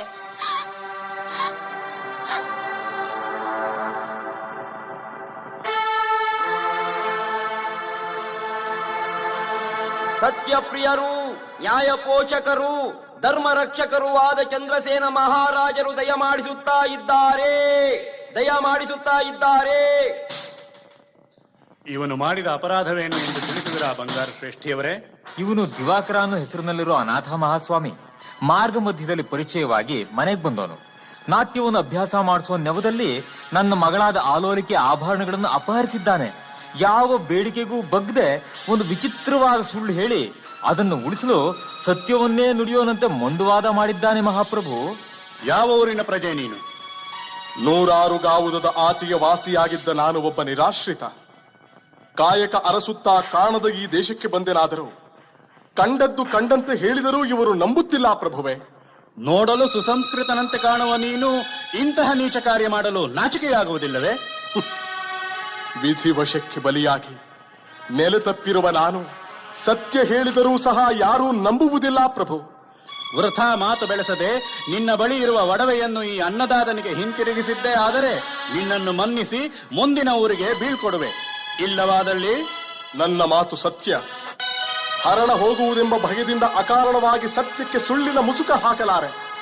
ರಾಜನ್, ಪ್ರಾಣವಿಲ್ಲದ ಈ ಚಿತ್ರದ ಬೊಂಬೆಯು ವ್ಯಾಪಾರಿಯ ಮಗಳ ಒಡವೆಗಳನ್ನು ನುಂಗಿದ್ದು ಸತ್ಯ. ಎಲೈ ಪರದೇಶಿ, ಅಪ್ರಾಮಾಣಿಕತೆಯಲ್ಲಿ ಪ್ರಚಂಡ ಪರಿಣಿತನಂತೆ ಕಾಣುವೆ. ಭೇಷ್, ಸುಳ್ಳಾಡುವ ಸಡಗರದಲ್ಲಿ ಮುಂದೊದಗಿ ಬರುವ ಕೇಡಿನ ಅರಿವಿದ್ದಂತೆ ಕಾಣುತ್ತಿಲ್ಲ ನಿನಗೆ. ಪೆದ್ದನಂತೆ ನಿಂತು ಬಿಟ್ಟರೆ ಗೆದ್ದೆ ಎಂದುಕೊಂಡೆ ಏನು?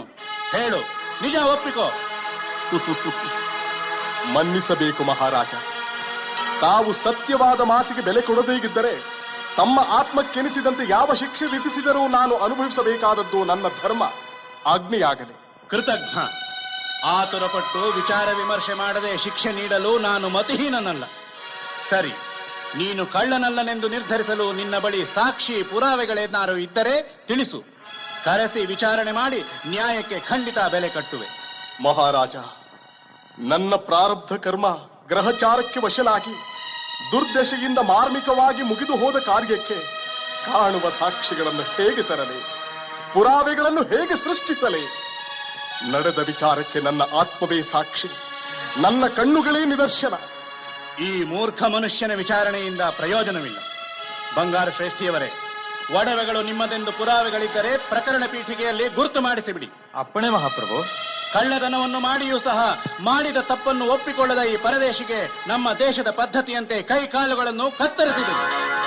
ಸುಳ್ಳು ಹೇಳದ ನನಗೆ ವಿಚಾರಣೆ ಮಾಡಿ ಶಿಕ್ಷೆ ಕೊಡುವೆನೆಂದು ಹೇಳಿದ ರಾಜರು ತೀರ್ಪು ಸರಿಯಾಗಿ ನೀಡಲಿಲ್ಲವೆಂಬುದೇ ನನ್ನ ಭಾವನೆ. ಅಂದರೆ ವಿವೇಕವಿಲ್ಲದ ನಿನ್ನ ಈ ನ್ಯಾಯ ಸಭೆಯಲ್ಲಿ ನಿಮ್ಮವರ ಪರವಾಗಿ ತೀರ್ಪಿತ್ತ ನೀನು ಒಬ್ಬ ಅಪ್ರಯೋಜಕ. ಪರಾಪರಗಳ ವಿವೇಚನೆ ಇಲ್ಲದ ವಿಚಾರಣೆಯಲ್ಲಿ ನೀಡಿದ ತೀರ್ಪು ಹೇಗೆ ಸರಿ ಇರಬೇಕು ಹೇಳಿ? ಅವಿವೇಕದಿಂದ ಯಾರ ಮುಂದೆ ಮಾತಾಡುತ್ತಿರುವೆ ಎಂಬ ಪರಿಜ್ಞಾನವಿಲ್ಲದೆ ನನ್ನನ್ನೇ ಅವಮಾನ ಮಾಡಿದ್ದಕ್ಕೆ ಈ ದುರಹಂಕಾರಿಯನ್ನು ಊರಾಚೆಯ ಕಾಡಿಗೆ ಎಳೆದುಕೊಂಡು ಹೋಗಿ ನೀರು ನೆರಳು ಇಲ್ಲದ ಕಡೆ ಕೈಕಾಲು ಕಡಿದು ಬಿಸಾಡಿ. ಯಾರು ಇವನಿಗೆ ಅಯ್ಯೋ ಅನ್ನಬಾರದು, ಅಪ್ಪಿತಪ್ಪಿಯೋ ಅನ್ನಾಹಾರಾದಿಗಳನ್ನು ನೀಡಬಾರದು. ಇದು ರಾಜಾಜ್ಞೆ. ನಗರದಲ್ಲಿ ಡಂಗೂರ ಸಾರಿಸಿಬಿಡಿ. ಮಹಾರಾಜ, ಅವನನ್ನು ಕ್ಷಮಿಸಿಬಿಡಿ. ಅನ್ನ ಆಹಾರ ಹಾಕಬಾರದು ಎಂದರೆ ಕೊಂದೇ ಹಾಕಿ ಬಿಡಬಹುದಲ್ಲ. ಸ್ವಲ್ಪ ಕರುಣೆ ತೋರಿಸಿಬಿಡಿ ಸಾಕು. ಅನುಕಂಪ ತೋರಬೇಕಾದ್ದು ಹೀಗಲ್ಲ. ಈ ರಾಜ ಮಾಡಿದ ಆಜ್ಞೆಯನ್ನು ಮರೆತೂ ಸಹ ಹಿಂತೆಗೆದುಕೊಳ್ಳುವುದಿಲ್ಲ. ಮಹಾರಾಜರು ದಯ ಮಾಡಿಸುತ್ತಾ ಇದ್ದಾರೆ. ಪಾರಾ ಹುಷಾರ್. ನೀನ್ ಮನುಷ್ಯನ ಅಂತ ಮುಂಡಾವಾಡ, ಮರ್ಯಾದೆ ಇಲ್ವೇ ನನ್ಗೆ? ಮರ್ಯಾದೆ ನಮ್ಗಿರ್ಬೇಕು. ಈ ದಿವಾಕರ ಬಂದ್ಲಾಗಾಯ್ತು, ಲಾಭ ಸುರಿಮಳೆನೇ ಆಗಿತ್ತು. ಅಂತಹ ಮಹಾನುಭಾವನಿಗೆ ಇಂಥ ಶಿಕ್ಷಣ ಅಯ್ಯೋ ದಿವಾಕರ, ಏನಯ್ಯ ಮಾಡ್ಕೊಂಡೆ? ಅನ್ಯಾಯವಾಗಿ ಕೈ ಕಾಲು ಕಡ್ದು ಬಿಡ್ತಾರಲ್ಲಯ್ಯ ನಿಂದು. ನೀನು ಚಿಂತಿಸಬೇಡ. ಸಿಂಗಾರಿ, ನನ್ನದೊಂದು ವಿಜ್ಞಾಪನೆ. ತಪ್ಪಿ ಕೂಡಗಿ ವಿಚಾರವನ್ನು ಆಲೋಲಿಕೆಯ ಬಳಿ ಮಾತ್ರ ಹೇಳಬೇಡ. ಮತ್ತೆ ಬರುವುದಿಲ್ಲವಾದ್ದರಿಂದ ಈಗ ನಾನು ಹೋಗುವೆ ಎಂದಷ್ಟೇ ಹೇಳುವೆ. ಬಂಗಾರು ಶ್ರೇಷ್ಠಿಯವರೇ, ಎಲ್ಲೋ ಇದ್ದ ನನ್ನನ್ನು ಕರೆತಂದು ಇಲ್ಲಿಯವರೆಗೂ ಕಾಪಾಡಿದ್ದಕ್ಕೆ ಇದು ನನ್ನ ಕಡೆಗೆ ನಮಸ್ಕಾರಗಳು. ಅಪ್ಪಣೆ ಕೊಡಿ. ಅಂದ್ರೆ ನಿನ್ಗೆ ನನ್ ಭಾವನ್ ಮೇಲೆ ಮತ್ಸರ ಹುಟ್ಲಿಲ್ವಾ? ಅವನ್ ಮಾಡಿದಕ್ಕೆ ಕೋಪ ಬಂದಿಲ್ವಾ? ಕಾರಣನು ನಿನ್ನ ಭಾವನಲ್ಲಪ್ಪ, ನನ್ನ ಜಾತಕ ಫಲವಾಗಿ ಗ್ರಹಗಳಲ್ಲಿ ಪ್ರಬಲನಾದ ಶನಿ ಮಹಾರಾಯ. ಅಂದ್ರೆ ನಿನಗೆ ಶನಿ ಕಾಟ್ವೆ? ಹೌದು. ಪರಮಾತ್ಮನು ಎಲ್ಲಿಯವರೆಗೆ ಕಾಡಬಹುದು ಹೇಳಿ? ಕೊನೆಗೆ ಒಮ್ಮೆ ಖಂಡಿತ ಕಾಪಾಡುತ್ತಾನೆಂಬ ನಂಬಿಕೆ ನನಗಿದೆ. ಚಿಂತಿಸಬೇಡಿ. ಮನುಷ್ಯನಿಗೆ ಶನಿಗ್ರಹ ದೃಷ್ಟಿ ಬಿದ್ರೆ ರಾಜ ಕೂಡ ಬೀದಿಗೆ ಬರಬಲ್ಲ, ಭಿಕ್ಷುಕನಾಗಬಲ್ಲ. ನಾಳೆ ನಮಗೇನು ಕಾದಿದೆಯೋ ಯಾರು ಗೊತ್ತು. ನಡಿಯಪ್ಪ, ನಡಿ ನಡಿ ನಡಿ. ಓ ನಡಿ.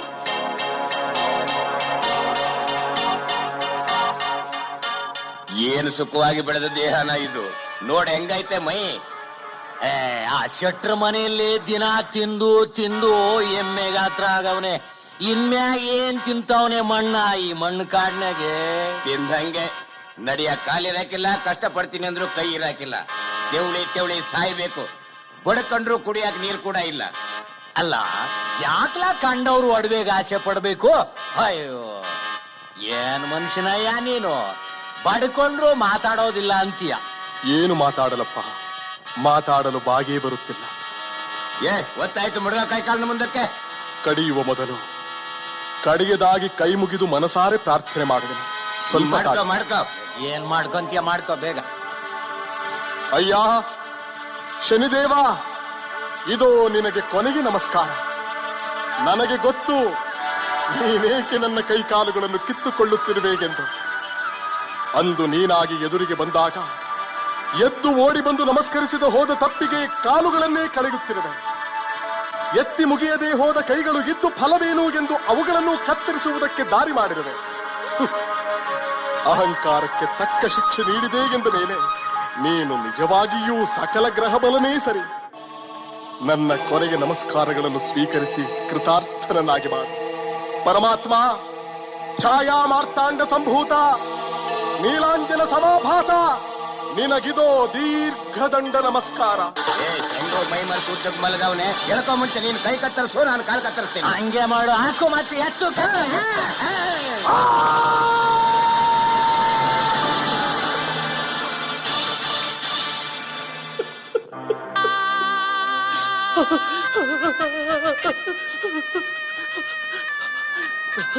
ಪರಮಾತ್ಮ, ಶನಿದೇವ, ತಾಳಲಾರೆನೋ ಬಾಧೆ. ಪರಮಾತ್ಮ, ವಿಧ ವಿಧವಾದ ಕುಸುಮಗಳಿಂದ ಪೂಜಿಸಿದ ಕೈಗಳ ಋಣ ತೀರಿತೆ. ಪೂಜ್ಯರಾದವರಿಗೆ ಪ್ರದಕ್ಷಿಣೆ ಮಾಡಿ ಪುಣ್ಯ ಕ್ಷೇತ್ರಗಳನ್ನು ಸುತ್ತಿದ ಪಾದಗಳು ಕಣ್ಣ ಮುಂದೆಗೆ ದೂರವಾದವೆ.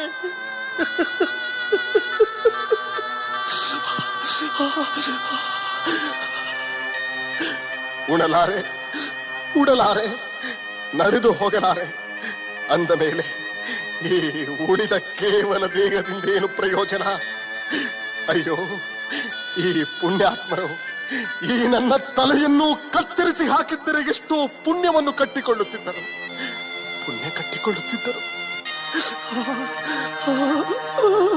ಪ್ರಭು ಶನಿದೇವ, ಮನುಷ್ಯನಿಗಿದ್ದಷ್ಟು ಕಾಲವೇ ಸಂತೋಷ ಸುಖ, ಉಳಿದಷ್ಟು ಕಾಲವೇ ಸಂತಾಪ ದುಃಖಗಳಾದರೆ ನಿನ್ನ ಕೃಪೆಯಿಂದ ಸತ್ತ ನಂತರ ಮತ್ತಾವ ನರಕ ಯಾತನೆಯನ್ನು ಕೊಡಬೇಡ.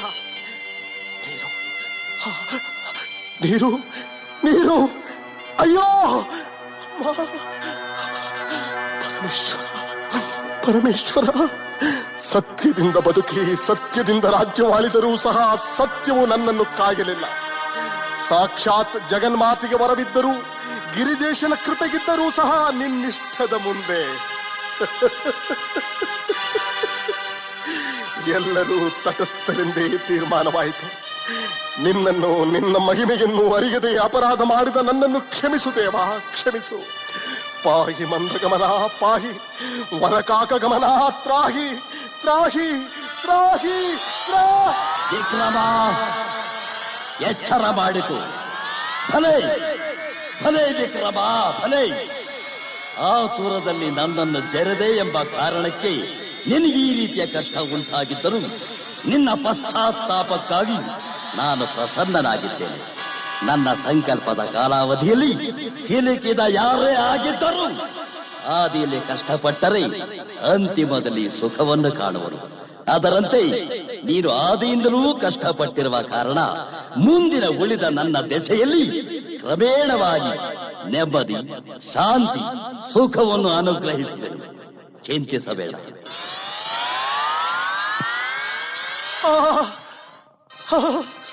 ಅಮ್ಮ, ಪರಮೇಶ್ವರ, ಉರಿ ಉರಿ, ತಾಳಲಾರೆ ತಾಳಲಾರೆ, ಈ ಬಾಧೆಯನ್ನು ಸಹಿಸಲಾರೆ. ಹಸಿವು ಹಸಿವು ಹಸಿವು, ಅಪ್ಪ ಅಮ್ಮ. ಯಾರೋ ಹಸಿವು ನೋವು ಏನಂತ ಕೇಳ್ತಾ ಇದ್ದಾರೆ. ಸ್ವಲ್ಪ ಗಾಡಿ ನಿಲ್ಲಿಸಿ ನೋಡ್ರಿ. ಅಯ್ಯೋ, ಅವನು ಕಳ್ಳ. ನಮ್ಮೂರ್ ಬಂಗಾರ ಶ್ರೇಷ್ಠಿಗಳಿಲ್ವಾ, ಅವ್ರ ಮನೆ ಸೇರಿ ಅವ್ರ ಮಗಳ ಒಡವೆನೆಲ್ಲ ಕದ್ಬಿಟ್ಟ ಅಂತ ಅವನ್ ಕೈ ಕಾಲುಗಳನ್ನ ಕತ್ತರಿಸ್ಬಿಟ್ಟು ಈ ಕಡು ದಾರಿಲಿ ಬಿಟ್ಟಿದ್ದಾರೆ. ಆಗ್ಲೇ 2 ವರ್ಷ ಆಯ್ತು ಹೀಗೆ ಒದ್ದಾಡ್ತಾ ಇದ್ದಾನೆ. ಅಯ್ಯೋ ಪಾಪ, ಏನ್ ಕಟ್ಕಾರಿ ನಿಮ್ ರಾಜ. ಅದೇ ನಮ್ಮ ಉಜ್ಜಾಯಿನಲ್ಲಿ ಇದ್ರಲ್ಲ ರಾಜರು. ವಿಕ್ರಮ ಅಂತ ಹೇಳ್ತಾ ಇದ್ಯಲ್ಲ, ಅವರೋ ಇಲ್ಲ ಈಗಿದಾನೆ ಅಂದ್ಯಲ್ಲ, ಅವನ ಹೆಸರೇನಂದೆ? ದುರ್ಜಯ ಕಣ್ರಿ, ಕೆಟ್ಟ ಕಮಂಗಿ, ಮಹಾ ದುಷ್ಟ. ಹಾಗಾಗಿ ನಾನು ಅರಮನೆ ಬಿಟ್ಟು ನಿಮ್ಮನ್ ಲಗ್ನವಾಗಿದ್ದು. ಏನ್ರಿ? ಏನ್ ಲಕ್ಷ್ಮಿ? ಹೇಗೂ ನಮ್ಮಮ್ಮ ಕೊಟ್ಟಿರೋ ರೊಟ್ಟಿ ಇದೆ, ಹಣ್ಣು ಇದೆ, ಪಾಪ ಕೊಟ್ಟು ಬನ್ರಿ. ನೀವ್ ಹೆಂಗಸರಿಗೆ ಅದೇನ್ ಕರ್ಣೇನೋ ನಾನ್ ಬೇರೆ ಕಾಣೆ. ಅಲ್ಲ, 2 ವರ್ಷದ ಹಿಂದೆನೆ ಅವನ್ಗೆ ಅನ್ನ ನೀರು ಕೊಟ್ರೆ 6 ತಿಂಗಳು ಶಿಕ್ಷೆ ಅಂತ ನಮ್ ರಾಜ ಆಜ್ಞೆ ಮಾಡಿದ್ದ, ಗೊತ್ತಾ? ಹಾಗಾದ್ರೆ ಈಗ ನಾನು ಕೊಡ್ಲೋ ಬೇಡ್ವೋ? ಕೊಡು ಕೊಡು, ಈಗ ಯಾರು ಬೇಕಾದ್ರೂ ಕೊಡ್ಬೋದು. ಅದಕ್ಕೆ ಕಾರಣ ಏನ್ ಗೊತ್ತೇನು? ನನ್ಗೇನ್ ಗೊತ್ತು, ನೀವೇ ಹೇಳ್ಬೇಕು. ನಮ್ ರಾಜನ್ ಕಂಡು ಜನ ಪಾಪ ಅಯ್ಯೋ ಅಂತ ಇದ್ದಾನೆ, ದಾರಿಲಿ ದುಃಖ ಪಡ್ತಾ ಇದ್ದಾನೆ, ಧರ್ಮ ಮಾಡೋಕ್ ಅಪ್ಪಣೆ ಮಾಡ್ಬೇಕು ಅಂತ ಕೇಳ್ಕೊಂಡ್ರು. ಆಮೇಲೆ ನಮ್ ರಾಜರಿಗೆ ಅಯ್ಯೋ ಅನ್ಸಿ ಹ್ಞೂ ಅಂದ್ರಂತೆ. ಆವತ್ತಿಂದ ಈ ದಾರಿಲಿ ಹೋಗ್ತಾ ಬರ್ತಾ ಇರೋ ಜನ ಎಲ್ಲ ಏನಾದ್ರೂ ಇದ್ರೆ ಕೊಡ್ತಾರೆ, ಇಲ್ಲಿದ್ರೆ ಇಲ್ಲ. ಈಗ ನೀನಿದೆ ಅಂತಿ, ಕೊಡು. ತಗೊಳ್ಳಿ, ಇಳಿದು ನೀವೇ ಕೊಟ್ಟು ಬನ್ನಿ. ನಾನ್ ಕೊಡಲ್ಲ. ಯಾಕೆಂದ್ರೆ ನೋಡು, ನಾನ್ ಇಳಿದಾಗ ನನ್ ಗಾಡಿ ಎತ್ತುಗಳು ಅಕಸ್ಮಾತ್ ಹೆದರ್ಕೊಂಡು ಓಡ್ಬಿಟ್ರೆ, ಗಾಡಿನಲ್ಲಿ ನೀನ್ ಒಬ್ಳೇ ಇರ್ತೀಯಲ್ವಾ, ಅವಾಗ ಬಿಟ್ಟು ಕೈ ಕಾಲು ಮುರ್ಕೊಂಡ್ಬಿಟ್ರೆ, ಬೇಡ ಬೇಡ, ನೀನೇ ಕೊಡು, ನಾನ್ ಗಾಡಿನ ನೋಡ್ಕೊಂಡು. ಹೆಂಡ್ತಿನ ಕಂಡ್ರೆ ನಿಮ್ಗೆ ಎಷ್ಟು ಪ್ರೀತಿ ರೀ? ಹೊಸದಾಗಿ ಮದ್ವೆ ಆಗಿಲ್ವಾ, ಅಷ್ಟು ಪ್ರೀತಿ ಇರ್ಬೇಡ್ವೇನೆ. ನಿಧಾನವಾಗಿಳಿ ಲಕ್ಷ್ಮಿ.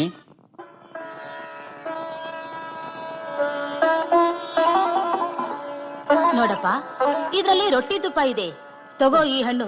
ಒಳ್ಳೆ ಮಾವಿನ ಹಣ್ಣು, ಉಜ್ಜಾನೆಯ ಹಣ್ಣು ಅಂದ್ರೆ ತುಂಬಾ ರುಚಿ. ಅಮ್ಮ, ಏನಂದೆ? ಉಜ್ಜಯಿನಿ? ಎಲ್ಲಿ? ಮತ್ತೊಮ್ಮೆ ಹೇಳು ತಾಯಿ. ಉಜ್ಜಯಿನಿ, ಅದು ನನ್ನ ತವರೂರು. ಎಷ್ಟು ವರ್ಷಗಳ ನಂತರ ಉಜ್ಜಯಿನಿಯ ಹೆಸರು ಕೇಳಿದೆ. ತಾಯಿ, ನಿನ್ನ ಹೆಸರೇನಮ್ಮ? ನಿನ್ನ ತಂದೆ ತಾಯಿಗಳಾರಮ್ಮ?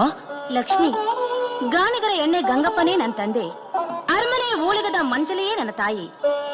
ಮಗು, ನೀನು ಸನ್ನಿಧಾನದ ಊಳಿಗದವಳ ಮಗಳೇ? ನಿಮಗೆ ಸನ್ನಿಧಾನದ ಪರಿಚಯವಿದೆಯೇ? ಕೇಳಿದ್ದೇನೆ. ಉಜ್ಜಯಿನಿಯ ಪ್ರಜೆಗಳು ಹೇಗಿದ್ದಾರೆ ತಾಯಿ? ಪ್ರಜೆಗಳ ಯೋಗಕ್ಷೇಮ ವಿಚಾರಿಸುವುದು ರಾಜಲಕ್ಷಣ. ಅಂದರೆ ಇವರು ಕಣ್ಮರೆಯಾದ ನಮ್ಮ ಮಹಾರಾಜ ವಿಕ್ರಮರಿರಬಹುದೇ? ಅಂದ್ರೆ ತಾವು ಯಾರು ಅಂತ ಕೇಳಬಹುದೇ? ನಾನು ಉಜ್ಜಯಿನಿಗೆ ಒಬ್ಬ ಅನಾಥನಷ್ಟೇ. ಬಾಲ್ಯದ ನೆನಪಾಯಿತು. ನಮ್ಮ ರಾಜ್ಯದ ಮಹಾರಾಣಿಯವರು ರಾಜಕುಮಾರನು ಸುಖದಿಂದ ಇರುವರೇ ತಾಯಿ? ಮಹಾರಾಣಿ ರಾಜಕುಮಾರರ ಬಗ್ಗೆ ವಿಚಾರಿಸಿದರು. ರಾಜ ನಮಗೆ ಏಕೆ ಕೇಳಲಿಲ್ಲ? ಮುಖಲಕ್ಷಣ ನೋಡಿದರೆ ಮಹಾರಾಜರೇ ಎನಿಸುತ್ತಾರೆ. ನೀವು ಪ್ರಭುಗಳಾದ ವಿಕ್ರಮ ಮಹಾರಾಜರ ತಾನೆ? ನಿಜ ಹೇಳಿ, ಹೇಳದಿದ್ದರೆ ನನ್ನ ಮಾಂಗಲ್ಯದ ಮೇಲಾಣೆ. ಅಯ್ಯೋ ಅಯ್ಯೋ, ಎಂತ ಆಣೆಯನ್ನು ಇಟ್ಟು ಬಿಟ್ಟೆ ತಾಯಿ. ನಿಜವನ್ನು ನುಡಿಯುವಂತೆ ನನಗೊಂದು ಬಂಧನವನ್ನು ಹಾಕಿಬಿಟ್ಟೆಯಲ್ಲಮ್ಮ. ನಾನೇ ಆ ಪಾಪಿ ವಿಕ್ರಮ. ಅಯ್ಯೋ, ನಿಮಗೆ ಗತಿ ಒದಗಿದೆ ಪ್ರಭು. ಪ್ರಜೆಗಳನ್ನು ಮಕ್ಕಳಂತೆ ಸಾಕುತ್ತಿದ್ದ ನಿಮಗೆ ಈ ಸಂಕಟ ಒದಗಿ ಬಂತು. ತೆಗೆದುಕೊಳ್ಳಿ ರೊಟ್ಟಿ, ತಿನ್ನಿ ಪ್ರಭು. ನೀವು ನನ್ನ ತಂದೆಗಿಂತ ಹೆಚ್ಚಾದ ಮಹಾಪ್ರಭು.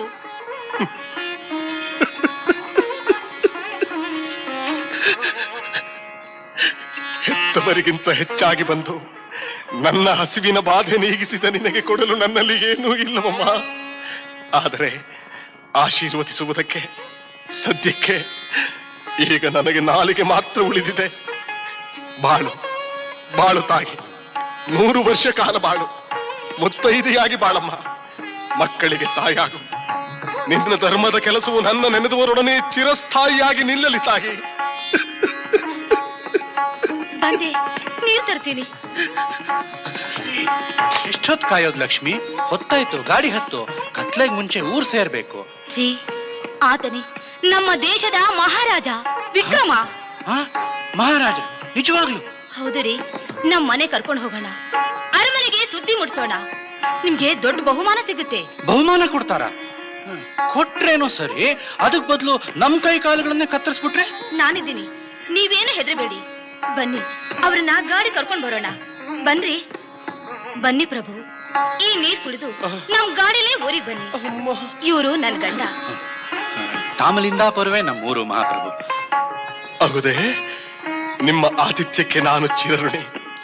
ಮಗಳೇ, ಈಗಾಗಲೇ ಊರಿನಲ್ಲಿ ಕೆಟ್ಟ ಹೆಸರು ಹೊತ್ತು ಕಾಡು ಪಾಲಾಗಿರುವ ನಾನು ಏನೆಂದು ಮುಖ ಹೊತ್ತು ನಿಮ್ಮೊಂದಿಗಿರಲಿ? ನನ್ನಿಂದ ನಿಮಗೇಕೆ ವೃಥಾಶ್ರಮ?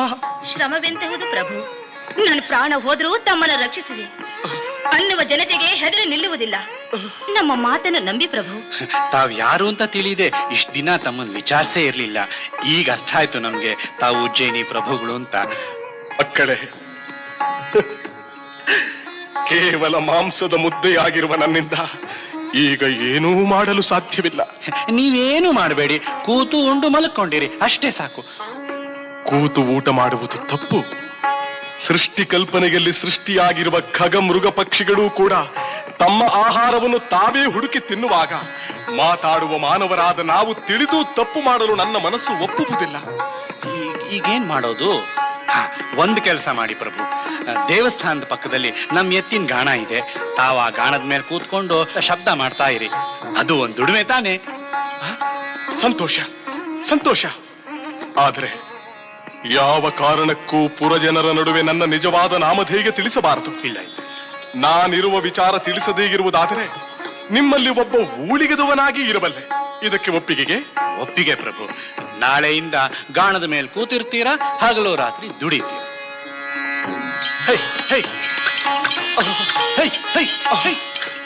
ಪ್ರಭು ಪ್ರಭು ಶನೇಶ್ವರ, ಇಲ್ಲಿ ನನಗಾವ ಕಷ್ಟಗಳೂ ಬರದಂತೆ ಕಾಪಾಡು.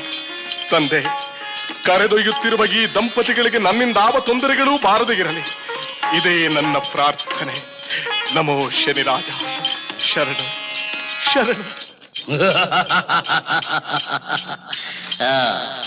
ವಿಕ್ರಮ, ನಿನ್ನ ಕಷ್ಟಗಳು ತೀರುವ ಕಾಲ ಬರುತ್ತದೆ. ಕಾರಣ ನೀನೀಗ ನೊಂದು ಬೆಂದು ಪಕ್ವವಾಗಿ ಊಟಕ್ಕಿಟ್ಟ ಬಂಗಾರದಂತೆ ಇದೆ. ಮುಖ್ಯವಾಗಿ ನೀನು ನನಗೆ ಶರಣಾಗುತ್ತಾ ಸದಾಕಾಲ ನನ್ನನ್ನು ಸ್ಮರಿಸುತ್ತಾ ಮರ ಇಟ್ಟಂತೆಲ್ಲ ನಾನು ನಿನ್ನ ಅಧೀನನಾಗ ಬಯಸುವೆ.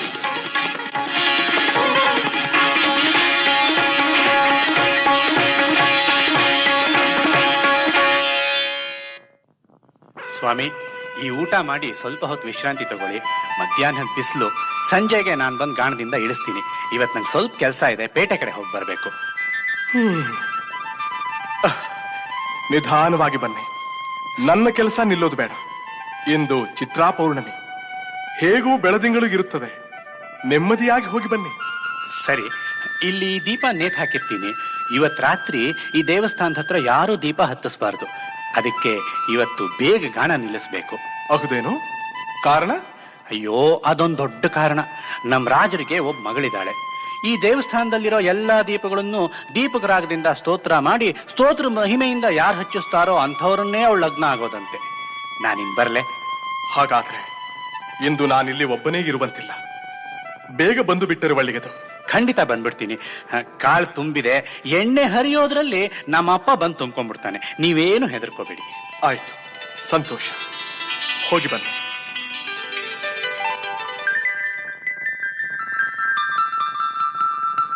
ಈಶ್ವರ, ಸಕಲ ಕಾರಕನಾದ ಗ್ರಹಬಲನೇ, ಸರ್ವಶಕ್ತಿಗಳ ಪ್ರೇರಕನೇ, ಸ್ವಾಮಿ ಶನೇಶ್ವರನೇ, ಸಂರಕ್ಷಿಸು ತಂದೆ, ಸಂರಕ್ಷಿಸು. ಭಲೇ ವಿಕ್ರಮ.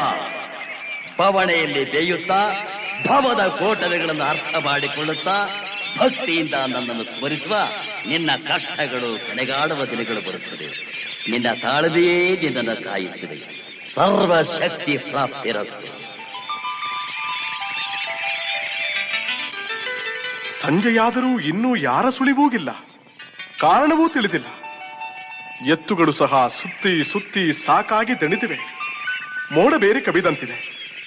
ಮುಂದಾರ ಕಣ್ಣಿಗೂ ಬೀಳದಂತೆ ಹೀಗೇಗಿದ್ದರೆ ಒಳ್ಳೆಯದು. ಪರಮಾತ್ಮ, ನೀನೇ ಗತಿ. ಸಖಿಯರೇ, ಚಿತ್ರ ಪೌರ್ಣಮಿಯ ದಿನವಾದ ಇಂದು ಸ್ವಾಮಿ ಚಂದ್ರಮೌಳೇಶ್ವರನಿಗೆ ವಿಧಿ ಪುರಸ್ಸರವಾಗಿ ಎಣ್ಣೆ ಬತ್ತಿಗಳನ್ನು ಹಾಕಿದ ಮೇಲೆ ಸ್ವಲ್ಪ ಹೊತ್ತು ಇಲ್ಲಿ ಹಾಯಾಗಿ ಕಾಲ ಕಳೆಯೋಣವೇ? ಬೇಡಿ ರಾಜ್ಕುಮಾರಿ, ಸುತ್ತಲೂ ಮೋಡ ಕವಿದಿದೆ. ಮಳೆ ಬರುವ ಸೂಚನೆ ಇದೆ. ಪಂಜುಗಳು ಆರಿ ಹೋದರೆ ನಾವು ಅರಮನೆ ತಲುಪುವುದು ಕೂಡ ಕಷ್ಟವಾಗಬಹುದು. ಹೌದು, ಅದು ನಿಜವೇ ಸರಿ. ಎಣ್ಣೆ ಬತ್ತಿಯನ್ನು ಎಲ್ಲರೂ ಸೇರಿ ಹಾಕಿರಿ. ರಾಜಕುಮಾರಿ, ಇಂದಿಗೂ ಕತ್ತಲು, ಮೋಡ ಕವಿತಾ ಇದೆ. ನಡೀರಿ, ಹೊರಟು ಬಿಡೋಣ. ಅಯ್ಯೋ, ಏನು ಅಂಜು ಬುರುಕಿಯರೇ ನೀವು. ನಾ ಬೇರೆ ಕಾಣೆ, ಮಾಡುವ ಕೆಲಸದಲ್ಲಿ ಗಮನವಿಟ್ಟು ಮಾಡಿ. ಏಕೋ ರಾಜಕುಮಾರಿಯ ಉತ್ಸಾಹ ನೋಡಿದರೆ ಹಿಂದೆ ಗಾನ ಗಂಧರ್ವ ಬಂದು ಹಾಡಿ ದೀಪವನ್ನು ಹತ್ತಿಸುವಂತೆ ಇದೆ. ನಿನ್ನ ಬಾಯ ಹರಕೆಯಿಂದ ಹಾಗೇನಾದ್ರೂ ಆದ್ರೆ ಆನಂದವಾಗಿ ಗಂಡನ ಮನೆಯಲ್ಲಿ ಇರಬಹುದು. ನಾವು ನಿಮ್ಮ ಹಿಂದೆ ಬಂದು ಒಂದು ಹೊಸ ದೇಶವನ್ನು ನೋಡಬಹುದು. ಅಯ್ಯೋ, ಎಷ್ಟೊಂದು ಕತ್ತಲಾಗಿದೆ, ಗೊತ್ತಾಗ್ಲೇ ಇಲ್ಲ. ನಡೀರಿ ಹೋಗೋಣ. ರಾಜಕುಮಾರಿ, ಪಂಜು ಕೂಡ ಆರಿ ಹೋಯ್ತು. ಈಗೇನ್ ಮಾಡುವುದು? ಮಳೆ ಹನಿಯು ಜೋರಾಗುತ್ತಾ ಇದೆ. ಹನಿಯು ಪ್ರಾರಂಭವಾಗುತ್ತಿದೆ. ಕತ್ತಲು ಆವರಿಸುತ್ತಾ ಇದೆ. ಏಕೋ ಕಾಣೆ, ಲಕ್ಷ್ಮಿಯ ಪತಿಯಾಗಲಿ ಅವಳ ಮಾವನಾಗಲಿ ಬರಲೇ ಇಲ್ಲವಲ್ಲ. ಪರಮಾತ್ಮ, ಶನಿರಾಜ, ಎಲ್ಲವೂ ನಿನ್ನ ಚಿತ್ತವಿದ್ದಂತಾಗಲಿ. ಯಾರೋ ಪಕ್ಕದಲ್ಲಿ ಮಾತನಾಡಿದಂತಾಯ್ತಲ್ವೇ? ಸಹಾಯಕ್ಕಾದ್ರೂ ಕರೆಯೋಣವೇನು? ಕರೆಯಬಹುದು, ಆದರೆ ಪಂಜುಗಳಲ್ಲಿ ಎಣ್ಣೆ ಹಾಕಿ ಹತ್ತಿಸಿಕೊಟ್ಟರೆ ನಾವೇ ಅರಮನೆಗೆ ತಲುಪಬಹುದು. ಬಂದ್ರೆ ಯಾರಾದ್ರೂ ಹೋಗಿ ಆ ಗಾಣದ ಹತ್ತಿರ ಇರುವವರನ್ನು ಕಂಡು ಮಾತಾಡಿ ಬರೋಣ. ಅಪ್ಪ ಪುಣ್ಯಾತ್ಮ, ದೊಂದೆ ಹತ್ಯಲು ನಿನ್ ಬಳಿ ಸ್ವಲ್ಪ ಎಣ್ಣೆ ಮತ್ತು ಬೆಂಕಿ ಏನಾದ್ರೂ ಸಿಕ್ಕಬಹುದೇ? ಎಣ್ಣೆ ಎಷ್ಟು ಬೇಕಾದರೂ ನೀಡಬಲ್ಲನೇ ತಪ್ಪ ಮತ್ತೇನನ್ನೂ ಮಾಡಲಾರೆ. ನಾನೊಬ್ಬ ಕೈಕಾಲಿಲ್ಲದ ಹೆಳವ ತಾಯಿ. ನೀವಾರು? ನಾವು ಚಂದ್ರಸೇನ ರಾಜರ ಮಗಳಾದ ಪದ್ಮಾವತಿ ರಾಜಕುಮಾರಿಯ ಸಖಿಯರು. ಏನು ಮಾಡುವುದು? ಕತ್ತಲಾಗಿದೆ. ನೋಡಪ್ಪ, ಏನಾದ್ರೂ ಸಹಾಯ ಮಾಡು. ರಾಜಕುಮಾರಿ ತುಂಬಾ ಹೆದರುತ್ತಾ ಇದ್ದಾರೆ. ಏನು ಮಾಡಲಿ ತಾಯಿ? ಎದ್ದು ಬಂದು ಸಹಾಯ ಮಾಡುವ ಯೋಗ್ಯತೆಯಿಲ್ಲದ ನನ್ನಂತಹ ಹೆಳವನ ಬಳಿ ಬಂದು ಸಹಾಯವನ್ನು ಅಪೇಕ್ಷಿಸುತ್ತಾ ಇದ್ದೀರಲ್ಲ. ಪರಮಾತ್ಮ, ದಯಾನಿಧೆ, ಈ ಹೆಣ್ಣು ಮಕ್ಕಳ ರಕ್ಷಣೆಗೆ ದಾರಿ ತೋರು ಪರಮಾತ್ಮ. ಅಬ್ಬಾ, ಎಂತಹ ಮಿಂಚು! ಸಖಿ, ದೇವಸ್ಥಾನದ ದೀಪಗಳು ತಾವಾಗೇ ಬೆಳಗುತ್ತಾ ಇದೆ. ಎಲ್ಲಿದ್ದೀರಿ? ಓಡಿ ಬನ್ನಿ ಬೇಗ. ದೀಪಗಳು ಬೆಳಗಿ ಬಿಡುತ್ತೆ. ರಾಜಕುಮಾರಿ, ಯಾರು ಸುಶ್ರಾವ್ಯವಾಗಿ ಹಾಡಿದರು? ಎಂತಹ ಶ್ಲೋಕ! ಯಾರವರು? ಅಲ್ಲಿ ಗಾಣದ ಮೇಲಿರುವ ಹೆಳವ. ಹೆಳವ ಯಾರಾತ ಎಂದು ವಿಚಾರಿಸಿದ್ದೀರಾ? ನಾವು ಬೆಳಕಿಲ್ಲದೆ ಚಿಂತೆಯಿಂದ ವಿಚಾರಿಸಲು ಆತ ನಾನು ಹೆಳವ ಎಂದು ಹೇಳುತ್ತಾ ಯಾವುದೋ ಶ್ಲೋಕವನ್ನು ರಾಗವಾಗಿ ಹಾಡಿದ. ಮಿಂಚೊಂದು ಬಡಿದು ಬೆಳಕಾಗಿ ಇಡೀ ದೇವಸ್ಥಾನದ ಎಲ್ಲಾ ದೀಪಗಳನ್ನು ಬೆಳಗಿತು. ಅಷ್ಟೇ ಅಲ್ಲ ರಾಜಕುಮಾರಿ, ಅವನ ಗಾಣಕ್ಕೆ ನೇತು ಹಾಕಿರುವ ಆ ದೀಪವು ಕೂಡ ಧಗ್ಗನೆ ಪ್ರಜ್ವಲಿಸಿದ್ದನ್ನು ನಾನು ಕಣ್ಣಾರ ಕಂಡೆ. ಹಾಗಾದರೆ ಆತ ಹಾಡಿದ್ದು ದೀಪಕ ರಾಗವೇ ಇರಬೇಕು. ಸ್ವಾಮಿ, ಸ್ವಾಮಿ, ನಾನು ಈ ಊರಿನ ರಾಜನ ಮಗಳು. ಹೆಸರು ಪದ್ಮಾವತಿ. ಸ್ವಾಮಿ, ತಾವು ಯಾರು? ತಾವೇಕೆ ಕೈಕಾಲು ಆಡಿಸದೆ ಈ ಗಾಣದ ಮೇಲೆ ಕುಳಿತಿರುವಿರಿ? ತಮ್ಮ ಸ್ಥಳ ಯಾವುದು? ರಾಜಕುಮಾರಿ, ಇವನು ನಿಮ್ಮ ತಂದೆಯವರಿಂದ ಶಿಕ್ಷೆಗೆ ಒಳಗಾದ ಚೋರ. ಸಖಿಯರೇ, ಇವರನ್ನು ಅರಮನೆಗೆ ಕರೆತರಬೇಕಲ್ಲ. ಹೋಗಿ ಸೇವಕರನ್ನು ಕರೆತನ್ನಿ. ಸ್ವಾಮಿ, ಮೋಡ ಕವಿದು ಕತ್ತಲಾದ ಕಾರಣ ಬರುವುದು ತಡವಾಯಿತು. ಇವರು ನಿಮಗೇನಾಗಬೇಕು? ನಮ್ಮ ಸೊಸೆಯ ಸಂಬಂಧಿಕರು. ತಾವು? ರಾಜಕುಮಾರಿ ಪದ್ಮಾವತಿಯವರು. ಇಂದು ಚಿತ್ರ ಪೌರ್ಣಮಿ ಆದ್ದರಿಂದ ಚಂದ್ರಮೌಳೇಶ್ವರನ ಗುಡಿಗೆ ಬಂದಿದ್ದೆವು. ಕತ್ತಲಾಯ್ತಲ್ಲ ಎಂದು ಹೆದರಿ ಬರುವಷ್ಟರಲ್ಲಿ ಈ ದೀಪವನ್ನು ಹಚ್ಚಿಟ್ಟು ಉಪಕಾರ ಮಾಡಿದ್ದೀರಿ. ದೀಪವನ್ನು ಹಚ್ಚಿದವರು ನಾವಲ್ಲ, ಈ ಮಹಾನುಭಾವರು. ಹೌದು, ನಾವೇ ಇವರ ಸಹಾಯ ಕೇಳಲು ಬಂದಾಗ ಯಾವುದೋ ರಾಗದಲ್ಲಿ ದೀಪದ ಮೇಲೆ ಶ್ಲೋಕ ಹಾಡಿದ ಕೂಡಲೇ ಎಲ್ಲಾ ದೀಪಗಳು ಜಗ್ಗಂತ ಹತ್ತಿ ಹುರಿತು. ಈತನನ್ನು ಕರೆತಂದ ನಿಮಗೆ ನಾನು ಚಿರಋಣಿ. ನಾನು ಬೇಡುತ್ತಿದ್ದ ಭಾಗ್ಯವಂತನನ್ನು ಭಗವಂತನು ಕರುಣಿಸಿಬಿಟ್ಟ. ಸ್ವಾಮಿ, ದಯವಿಟ್ಟು ನನ್ನೊಡನೆ ಅರಮನೆಗೆ ದಯಮಾಡಿಸಿ. ಹೇಗಮ್ಮ ದಯ ಮಾಡಿಸಬಲ್ಲರು? ಆತನಿಗೆ ಕೈಕಾಲುಗಳೇ ಇಲ್ಲವಲ್ಲ. ಹೌದು ತಾಯಿ, ಅಪರಾಧವನ್ನು ಮಾಡದ ತಪ್ಪಿಗೆ ನಿಮ್ಮ ತಂದೆಯವರೇ ಕೈಕಾಲುಗಳನ್ನು ಕಡಿಸಿ ಹಾಕಿದರು. ಈತನ ಸ್ಥಳ ಯಾವುದು? ಅನ್ನದಾತ, ವ್ಯರ್ಥವಾಗಿ ಯಾರನ್ನೇಕೆ ನಿಂದಿಸಬೇಕು? ನಮ್ಮ ಲಲಾಟದ ಲಿಖಿತಗೆಂದರೆ ಸಾಲದೆ. ರಾಜಕುಮಾರಿ, ಈಗ ನಾನಿರುವ ಸ್ಥಳವೇ ನನ್ನ ಊರು, ಇವರೇ ನನ್ನ ಬಂಧುಗಳು. ಮತ್ತೆ ಮೋಡ ಕವಿಯುತ್ತಿದೆ, ದಯಮಾಡಿ ಅರಮನೆಗೆ ಹಿಂದಿರುಗಿ. ಮಹಾಪ್ರಭುಗಳು ದಯಮಾಡಿಸುತ್ತಾ ಇದ್ದಾರೆ. ಇಲ್ಲಿ ಏನು ಮಾಡುತ್ತಾ ಇರುವೆ ರಾಜಕುಮಾರಿ? ಎಂದೂ ಇಲ್ಲದ್ದು ಇಂದು ಚಂದ್ರಮೌಳೇಶ್ವರನ ಗುಡಿಯಲ್ಲಿ ದೀಪ ಕಾಣಿಸಿದೆಯಲ್ಲ, ಹಚ್ಚಿದವರಾರು? ಇವರೇ ಅಪ್ಪಾಜಿ, ನಿಮ್ಮ ಆಗ್ರಹಕ್ಕೆ ಪಾತ್ರರಾಗಿ ಕೈಕಾಲು ಕಳೆದುಕೊಂಡಿರುವ ಸತ್ಯವಂತ. ಅಂದರೆ ಒಡವೆಗಳನ್ನು ಕದ್ದು ಸುಳ್ಳು ಹೇಳಿದ ಪರಮೇಶ್ವರ ಇವನು ಹೇಗಮ್ಮ ದೀಪ ಹಚ್ಚಬಲ್ಲ? ಕೈಕಾಲುಗಳಿಲ್ಲದ ಹೆಳವ, ಪರಾಪರಗಳ ತಾರತಮ್ಯವಿಲ್ಲದೆ ಅಂದು ರಾಜ್ಯಸಭೆಯಲ್ಲಿ ನನ್ನನ್ನೇ ನಿಂದಿಸಿದ ಅವಿವೇಕಿ. ಯಾರಲ್ಲಿ ಇವನನ್ನು ರಾಜ್ಯಸಭೆಗೆ ಕರೆತನ್ನಿ. ಅಪ್ಪಾಜಿ, ಏನಿದು ಅನ್ಯಾಯ? ಇವನು ಇಲ್ಲಿಯೂ ಏನೋ ನಯವಂಚಕನಾಗಿ ನಟಿಸಿ ನಿನ್ನನ್ನು ನಂಬಿಸಿದ್ದಾನೆ. ಹೊತ್ತೊಯ್ಯಿರಿ ಇವನನ್ನು. ಅಪ್ಪಾಜಿ, ಅಪ್ಪಾಜಿ, ಅಪ್ಪಾಜಿ! ದೇವರ ಕೃಪೆಯೊಂದಿಲ್ಲದಿದ್ದರೆ ಅಡಿಗಡಿಗೂ ಅನಾಹುತ ತಪ್ಪಿದ್ದಲ್ಲ ಎಂಬುದು ಸತ್ಯವಾದ ಮಾತು. ಸ್ವಾಮಿ ಶನಿದೇವ, 7.5 ವರ್ಷಗಳಿಂದ ಎಷ್ಟು ಕಾಡಿದೆ ಮಹಾನುಭಾವ. ಇನ್ನಾದರೂ ದಗೆ ತೋರಿ ಈ ನನ್ನ ಪಾಪದ ಪಿಂಡವನ್ನು ಪರಿತ್ಯಾಗ ಮಾಡುವ ಕಾಲ ಕರುಣಿಸು ದೇವಾ, ಕರುಣಿಸು.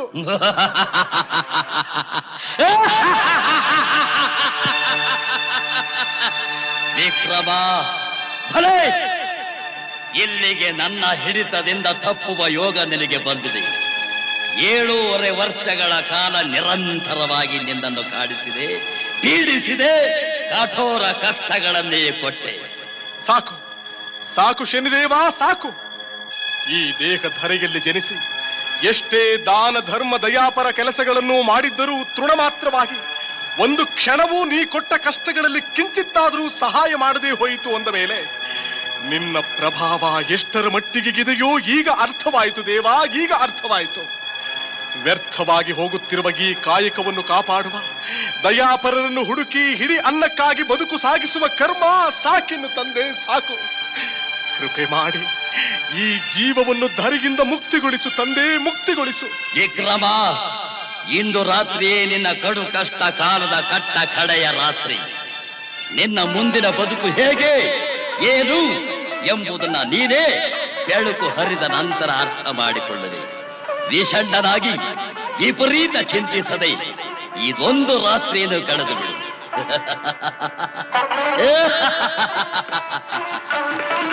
ಪ್ರಭು ಶನಿದೇವ, ಪ್ರಸನ್ನನಾದಿಯ ತಂದೆ, ಪ್ರಸನ್ನನಾದಿಯ. ಶನಿದೇವ, ಪರಿತಪಿಸಿ ಬಳಲಿ ಬೆಂಡಾಗಿರುವ ನನಗೆ ದರ್ಶನವನ್ನೇ ನೀಡದೆ ಎಲ್ಲಿರುವೆ ತಂದೆ? ಇಲ್ಲೇ ಅಗೋಚರನಾಗಿರುವೆ. ಆದಿಯಲ್ಲಿ ನನ್ನನ್ನು ಕಂಡ ನೀನು ಅಂತ್ಯದಲ್ಲೇ ಕಾಣಲಿಲ್ಲ ಎಂದರೆ ನಿನ್ನ ಗ್ರಹಚಾರದ ದಿಶೆ ಬದಲಾಯಿತೆಂದೇ ತಿಳಿದುಕೋ. ನ್ಯಾಯಮೂರ್ತಿಗಳೇ, ಸಭಾಸದರೇ, ಈ ರಾಜದ್ರೋಹಿ ಚೋರ ಅಂದು ನನ್ನ ನ್ಯಾಯಪೀಠವನ್ನೇ ನಿಂದಿಸಿದ. ನಿನ್ನೆ ರಾತ್ರಿ ಚಂದ್ರಮೌಳೇಶ್ವರನ ಗುಡಿಯಲ್ಲಿ ಯಾವುದೋ ಮಾಯೆಯಿಂದ ದೀಪ ಬೆಳಗಿಸಿ ನನ್ನ ಮಗಳಾದ ಪದ್ಮಾವತಿಯ ಕಣ್ಣಿಗೆ ಮಣ್ಣೆರಚಲು ಪ್ರಯತ್ನ ಪಟ್ಟಿದ್ದಾನೆ. ಈಗ ಇವನಿಗೆ ಎಂತಹ ಶಿಕ್ಷೆ ಕೊಡಬೇಕೋ ತೀರ್ಮಾನಿಸಬೇಕಾಗಿದೆ. ಸಾಮಂತರಾಜರೇ, ತಮ್ಮಲ್ಲಿ ಒಂದು ವಿನ್ನಹ. ಈತನನ್ನು ಎಲ್ಲೋ ಕಂಡಂತಿದೆ. ಅಮಾತ್ಯರು ಇಲ್ಲಿಗೇಕೆ ಬಂದರು? ಪ್ರಾಣಕ್ಕಿಂತಲೂ ಮಿಗಿಲಾದ ಅಮಾತ್ಯರು ನನ್ನನ್ನು ಗುರುತಿಸಿದಂತಿಲ್ಲ. ದೇವರೇ, ಇವರಾರಿಗೂ ನನ್ನ ಮುಖದ ಪರಿಚಯ ಸಿಗದಿರಲಿ ತಂದೆ. ಅಯ್ಯ, ನಿನ್ನ ಊರು ಯಾವುದು? ಏಕೆ ಮಾತಾಡುತ್ತಿಲ್ಲ? ನಿನ್ನ ಹೆಸರು? ನೋಡಿದಿರಾ, ನಿಮ್ಮಲ್ಲೂ ಎಂತಹ ನಾಟಕ ಮಾಡುತ್ತಾ ಇದ್ದಾನೆ. ಇವನು ಮೂಕನಂತೂ ಅಲ್ಲ. ಹೇಳಿ, ಈತನಿಗೆ ಏನು ಶಿಕ್ಷೆ ವಿಧಿಸಬೇಕು?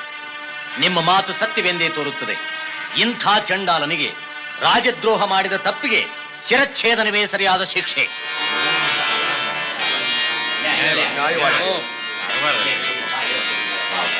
ಪೀಠಾಧಿಪತಿಗಳ ತೀರ್ಮಾನಕ್ಕೆ ನಮ್ಮ ಅನುಮತಿ ಇದೆ. ಅಪ್ಪಾಜಿ, ಕ್ಷಮಿಸಿ. ಪೂಜ್ಯರಾದ ಸಭಾಸದರೇ, ಈತನು ಖಂಡಿತ ನನ್ನನ್ನು ವಂಚಿಸಿಲ್ಲ. ನಿನ್ನೆ ರಾತ್ರಿ ಚಂದ್ರಮೌಳೇಶ್ವರನ ದೇವಸ್ಥಾನದಲ್ಲಿ ದೀಪಕ ರಾಗದಿಂದ ದೀಪಗಳನ್ನು ಬೆಳಗಿಸಿದ್ದನ್ನು ನಾನು ನನ್ನ ಸಖಿಯರು ಕಣ್ಣಾರೆ ಕಂಡಿದ್ದೇವೆ. ದಯವಿಟ್ಟು ಒಬ್ಬ ನಿರಪರಾಧಿಗೆ ಈ ಶಿಕ್ಷೆ ವಿಧಿಸಬೇಡಿ. ನಿಮ್ಮ ತೀರ್ಪನ್ನು ಹಿಂದಕ್ಕೆ ತೆಗೆದುಕೊಳ್ಳಿ. ರಾಜಕುಮಾರಿ, ಏನಿದು ನಿನ್ನ ಉದ್ದಟತನ? ಅಂತಃಪುರದ ಸ್ತ್ರೀಯರು ರಾಜ್ಯಸಭೆಗೆ ಬರುವುದೆಂದರೇನು? ನಡಿ.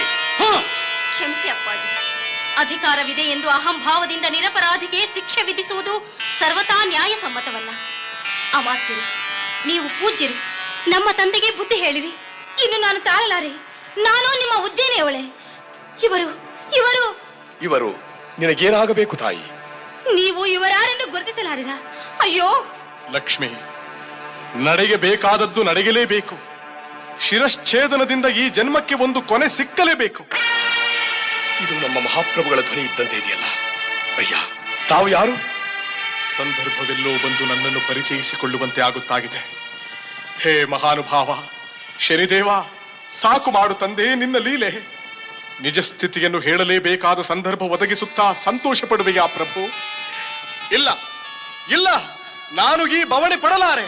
ಭಾನುನಂದನ, ನನ್ನನ್ನು ಮನ್ನಿಸು ಪ್ರಭುವೇ. ನಿನ್ನ ಮೈದೋರಿ ನನ್ನನ್ನು ಮನ್ನಿಸು. ವಿಕ್ರಮ, ಇಲ್ಲಿಗೆ ನಿನ್ನ ಸಂಕಷ್ಟಗಳಿಂದ ನೀನು ಪಾರಾದೆ. ನಿನ್ನ ಸದ್ಭಾವನಾತಿರೇಕವಾದ ಧೈರ್ಯ ಸ್ಥೈರ್ಯಗಳೇ ಇಲ್ಲಿಯವರೆಗೂ ನಿನ್ನನ್ನು ಕಾಪಾಡಿತು. ಮಾಡಿದ ದಾನ ಧರ್ಮಗಳೇ ಇಲ್ಲಿವರೆಗೂ ನಿನ್ನ ಬೆಂಗಾವರಾಗಿ ರಕ್ಷಿಸಿತು. ನೀನು ನಿಜವಾಗಿಯೂ ಧನ್ಯ ವಿಕ್ರಮ.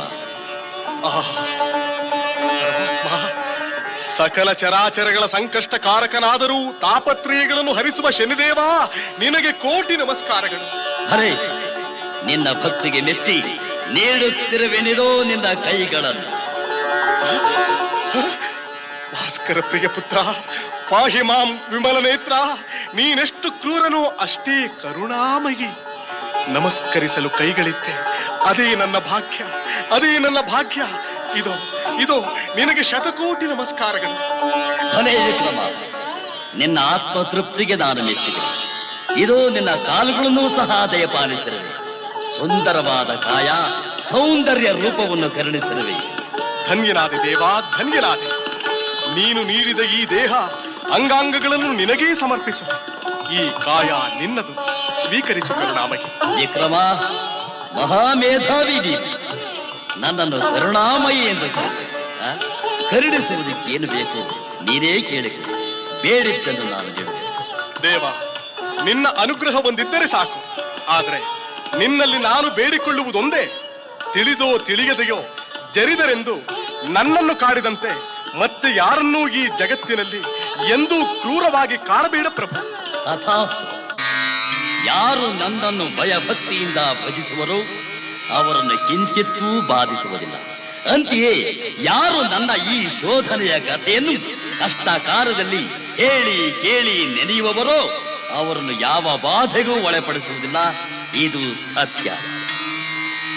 ದಯಾಪರ ಶನಿದೇವ, ಧನ್ಯನಾದೆ ತಂದೆ, ಧನ್ಯನಾದೆ. ವಿಕ್ರಮ, ಅಪಾರ ಕಷ್ಟ ನಷ್ಟಗಳಿಂದ ಬಳಲಿದ ನಿನಗೆ ಮುಂದೆ ಯಾವ ತೊಂದರೆಯೂ ಇರುವುದಿಲ್ಲ.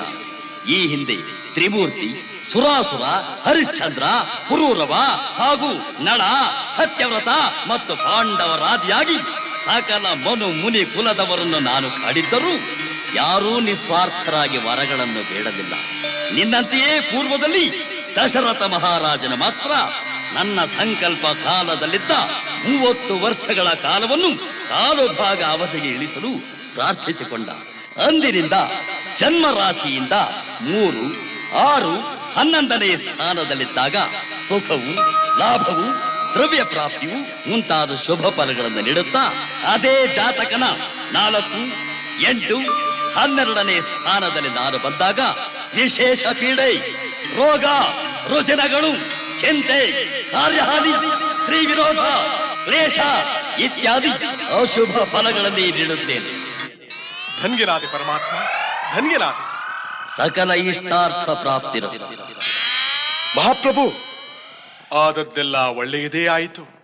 ತಮ್ಮನ್ನು ಅರಸುತ್ತಾ ಇಲ್ಲಿಗೆ ಬಂದದ್ದು ಒಳ್ಳೆಯದೇ ಆಯಿತು. ಸ್ವಾಮಿ, ನನ್ನದು ಸರ್ವಾಪರಾಧವಾಯಿತು. ಇದರಲ್ಲಿ ನಿಮ್ಮ ತಪ್ಪೇನೂ ಇಲ್ಲ. ಎಲ್ಲ ಸ್ವಾಮಿಯ ಕೈವಾಡ ಅಷ್ಟೇ. ಮಹಾಪ್ರಭುಗಳು ಮನ್ನಿಸಿ ನನ್ನ ಮಗಳಾದ ಪದ್ಮಾವತಿಯನ್ನು ಸ್ವೀಕರಿಸಿ ಕೃತಾರ್ಥನನ್ನಾಗಿ ಮಾಡಿದೆ. ಎಲ್ಲವೂ ಸ್ವಾಮಿಯ ಚಿತ್ತ. ನಿಮ್ಮಲ್ಲಿ ಎಲ್ಲಾ ಕಷ್ಟಗಳನ್ನು ತಂದು ಒಡ್ಡಿದ್ದಕ್ಕೆ ನನ್ನನ್ನು ಸಹ ಕ್ಷಮಿಸಿ ಪ್ರಭು. ಕಾರಣಾಂತರದಿಂದ ಕಳೆದ ತಮ್ಮ ಆಭರಣಗಳನ್ನು ಮತ್ತೆ ತರಿಸುವ ಅವಕಾಶ ಬಂದಿದೆ. ತರಿಸಿ ನಿಮ್ಮ ಚಿತ್ತಾರದ ಹಂಸವನ್ನು. ಸ್ವಾಮಿ ಶನಿದೇವರ ಕೃಪೆಯಿಂದ ನಿಮ್ಮ ವಸ್ತುಗಳು ನಿಮಗೆ ಸಿಕ್ಕರೆ ತಟ್ಟಿದ ಕಳಂಕವೂ ತಪ್ಪಬಹುದು. ಚಿತ್ತಾರದ ಹಂಸವು ಮನೆಯಲ್ಲಿದೆ. ತಾವು ಮನೆಗೆ ದಯಮಾಡಿಸಿದರೆ ಚೆನ್ನ. ಬೇಡ ರಾಜ ಚಂದ್ರಸೇನ ಪ್ರಭು, ಹಂಸ ತರಿಸಿರಿ ಇಲ್ಲಿಗೆ. ತುಂಬಿದ ರಾಜಸಭೆಯಲ್ಲಿಗೆ ಎಲ್ಲವೂ ಇತ್ಯರ್ಥವಾಗಿ ನಿಜಾನಿಜಗಳ ವಿಚಾರ ತಿಳಿಯಲಿ. ಅಪ್ಪಣೆ ಪ್ರಭು.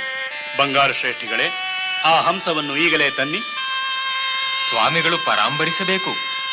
ಮಹಾನುಭಾವ ಶನಿರಾಜ, ಸತ್ಯವನ್ನು ಅರಿತಿರುವ ನೀನು ನನ್ನ ಮಾನ ಸಂರಕ್ಷಿಸು ತಂದೆ. ಅಂದು ಹೇಗೆ ಮಾಯಾಜಾಲದಿಂದ ಬಂದು ಈ ಚಿತ್ತಾರ ಹಂಸಕ್ಕೆ ಜೀವ ಕೊಟ್ಟು ಒಡವೆಗಳನ್ನು ನುಂಗುವ ಅದ್ಭುತ ಶಕ್ತಿಯನ್ನು ಕೊಟ್ಟೆಯೋ, ಹಾಗೆಯೇ ಇಂದು ಅದೇ ಒಡವೆಗಳನ್ನು ಹಿಂದಿರುಗಿಸಲು ಸಹಕರಿಸುದೇವಾ. ಪಾಹಿಮಾಂ ಪಾಹಿಮಾಂ.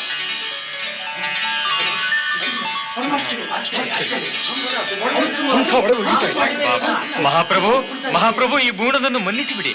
ಅರಿಯದೇ ಮಾಡಿದ ಅಪರಾಧಕ್ಕೆ ಶಿಕ್ಷೆ ಕೊಡಿ ಪ್ರಭು. ಹೇಳಿ ಮೇಲೇಳಿ ಶ್ರೇಷ್ಠೀವರೇ, ಶನಿ ಪ್ರಭಾವದಿಂದ ಎಲ್ಲವೂ ನಡೆದುದೇ ವಿನಃ ಬೇಕೆಂದು ಯಾರೂ ಏನು ಮಾಡಲು ತಾನೇ ಸಾಧ್ಯ ಹೇಳಿ? ಸ್ವಾಮಿ, ನನ್ನ ಮಗಳಾದ ಆಲೋಲಿಕೆಯ ಅಂತರಾತ್ಮದಲ್ಲಿ ತಾವಲ್ಲದೆ ಬೇರಾರೂ ಇಲ್ಲ. ಅವಳು ತಮ್ಮ ವಿನಃ ಬೇರಾರನ್ನೂ ಲಗ್ನವಾಗುವುದಿಲ್ಲ ಎನ್ನುತ್ತಾ ಇರೋದ್ರಿಂದ ದಯವಿಟ್ಟು ಸ್ವೀಕರಿಸಬೇಕು ಮಹಾಪ್ರಭು. ಹೌದು ಹೌದು ದಿವಾಕರ. ಅಲ್ಲ ಅಲ್ಲ ಮಹಾಪ್ರಭು, ಇವಳಿಗೆ ನೀವೇ ದಿಕ್ಕಾಗಬೇಕು. ಗೆಳೆಯ ಸಿಂಗಾರಿ, ನಿಮ್ಮೆಲ್ಲರಿಗಿಷ್ಟದಂತಾಗಲಿ. ರಾಜ ಚಂದ್ರಸೇನ, ಈ ತೇಲಿಯು ಆತನ ಮಗನು ಸೊಸೆ ಲಕ್ಷ್ಮಿಯು ನಿಜವಾಗಿ ನನ್ನ ಕಾಯ್ದು ಸೇವೆ ಮಾಡಿದರು. ನಿಮ್ಮೆಲ್ಲರ ಕೃಪೆಯಿಂದ ಮತ್ತೆ ನಾನು ಮೊದಲಿನಂತಾಗಿ ಮಹಾತ್ಮ ಶನಿದೇವನ ಪ್ರಭಾವದಿಂದ ಸಾಕ್ಷಾತ್ಕಾರ ಹೊಂದಿದೆ. ತಾವೆಲ್ಲ ಅನುಮತಿ ಕೊಟ್ಟು ನನಗೆ ಸಹಕರಿಸಬೇಕು. ಅಮಾತ್ಯರೇ, ನಾವಿನ್ನು ನಮ್ಮ ರಾಜ್ಯಕ್ಕೆ ಹೊರಡೋಣವೇ? ಅಪ್ಪಣೆಯಾಗಲಿ. ದೇವ, ನಿನ್ನ ಕೃಪೆಯಿಂದ ಯಾವ ಮಾಯಾಶ್ವವು ಬಂದು ನನ್ನ ಕರೆತಂದಿತೋ ಅದೇ ಮಾಯಾಶ್ವದ ಸಹಕಾರದಿಂದ ಮತ್ತೆ ನನ್ನ ನಗರವನ್ನು ತಲುಪುವುದಕ್ಕೆ ಅನುಗ್ರಹಿಸು ಮಹಾನುಭಾವ. ಇಂದು ಸಿಂಹಾಸನವು ನನ್ನದೇ, ನಾಳೆ ನಾನೇ ಇದರ ಅಧಿಪತಿ. ರಾಜ್ಯಾಭಿಷೇಕಕ್ಕೆ ಸಕಲ ಸಿದ್ಧತೆ ನಡೆಯಲಿ ಶೂರಸೇನ. ಇಂದು ಮಹಾರಾಣಿಯ ಕೈಯಿಂದಲೇ ಮಗನಿಗೆ ವಿಷಪ್ರಾಶನ ಸಿದ್ಧಪಡಿಸು. ಮಹಾರಾಣಿ, ಇಂದು ನೀನೇ ನಿನ್ನ ಕೈಯಾರ ನಿನ್ನ ಮಗನಿಗೆ ವಿಷವನ್ನು ಕುಡಿಸು. ಮಿತಿ ಮೀರಿದೆ ಇವನ ಅಟ್ಟಹಾಸ. ಏನು ಮಾಡಲಿ? ಏನಿದು? ಏನಿ ವಾಯುವೇಗದ ಸದ್ದು? ಯಾರಲ್ಲಿ? ಏನಾಗಬೇಕು ದುರ್ಜಯ? ಈ ವಿಕ್ರಮನ ಪ್ರವೇಶದಿಂದ ಆಶ್ಚರ್ಯವಾಯಿತೇನು? ಮಹಾಪ್ರಭು, ಮಾಯದ ಕುದುರೆ. ಮಹಾರಾಜರು ಇಂದ್ರಿಗಿದ್ದಾರೆ. ಮಹಾರಾಣಿ, ಮಹಾರಾಣಿ, ಚೇತರಿಸಿಕೊಳ್ಳಿ. ಏನಿದು ದುರ್ಜಯ ನಿನ್ನ ಅಟ್ಟಹಾಸ, ನಿನ್ನ ಅಧಿಕ ಪ್ರಸಂಗತನ? ಹೋದೆಯ ಪಿಶಾಚಿ ಎಂದರೆ ಬಂದೆಯ ಗವಾಕ್ಷಿಯಲ್ಲಿ ಯಾರಲ್ಲಿ? ಬಂಧಿಸಿ ಇವನನ್ನು. ಮಹಾಮಾಯೆ, ಶ್ರೀಚಕ್ರ ನಿಲಯೇ, ಸರ್ವೇಶ್ವರಿ, ಸಶಕ್ತ ಸ್ವರೂಪಿಣಿ, ನೀನೇ ಗತಿ. ನಿರಾಯುಧನಾದ ನನ್ನನ್ನು ಕಾಪಾಡುತ್ತಾಗೆ ಕಾಪಾಡು. ಸ್ವಾಮಿ ಶನಿದೇವ, ಸರ್ವಶಕ್ತಿಗಳನ್ನು ನೀಡು ತಂದೆ, ಸರ್ವಶಕ್ತಿಗಳನ್ನು ನೀಡು. ಧನ್ಯ ಧನ್ಯೋಸ್ಮಿ ಜಗಜ್ಜನನಿ. ನೀನು ನೀಡಿದ ಈ ಚಕ್ರಾಯುಧದಿಂದಲೇ ಇವನನ್ನು ಕೊಲ್ಲುವೆ. ನಮೋ ನಮಃ. ಜಯ, ನಿನ್ನ ಅವಸಾನ ಕಾಲ ಸಮೀಪಿಸಿತು. ಉಂಡ ಮನೆಗೆ 2 ಬಗೆದ ದ್ರೋಹಿ, ಇದೇ ನಿನಗೆ ತಕ್ಕ ಶಿಕ್ಷೆ.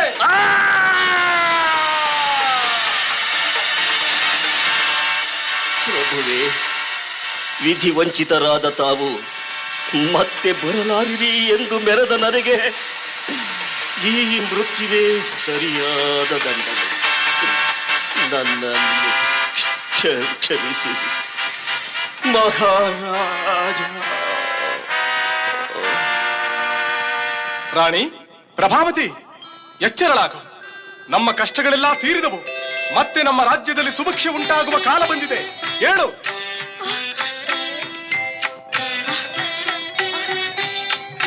ಸ್ವಾಮಿ, ನೀವು ಬಂದಿರಾ?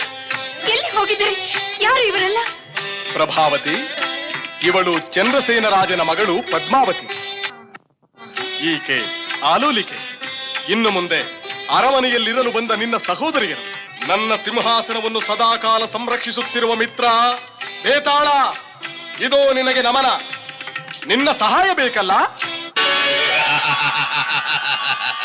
ಶರಣು ವಿಕ್ರಮರಾಜ. ಮಿತ್ರ ಬೇತಾಳ, ಭೂತರಾಜನಿಗೆ ನಮೋ ನಮಃ.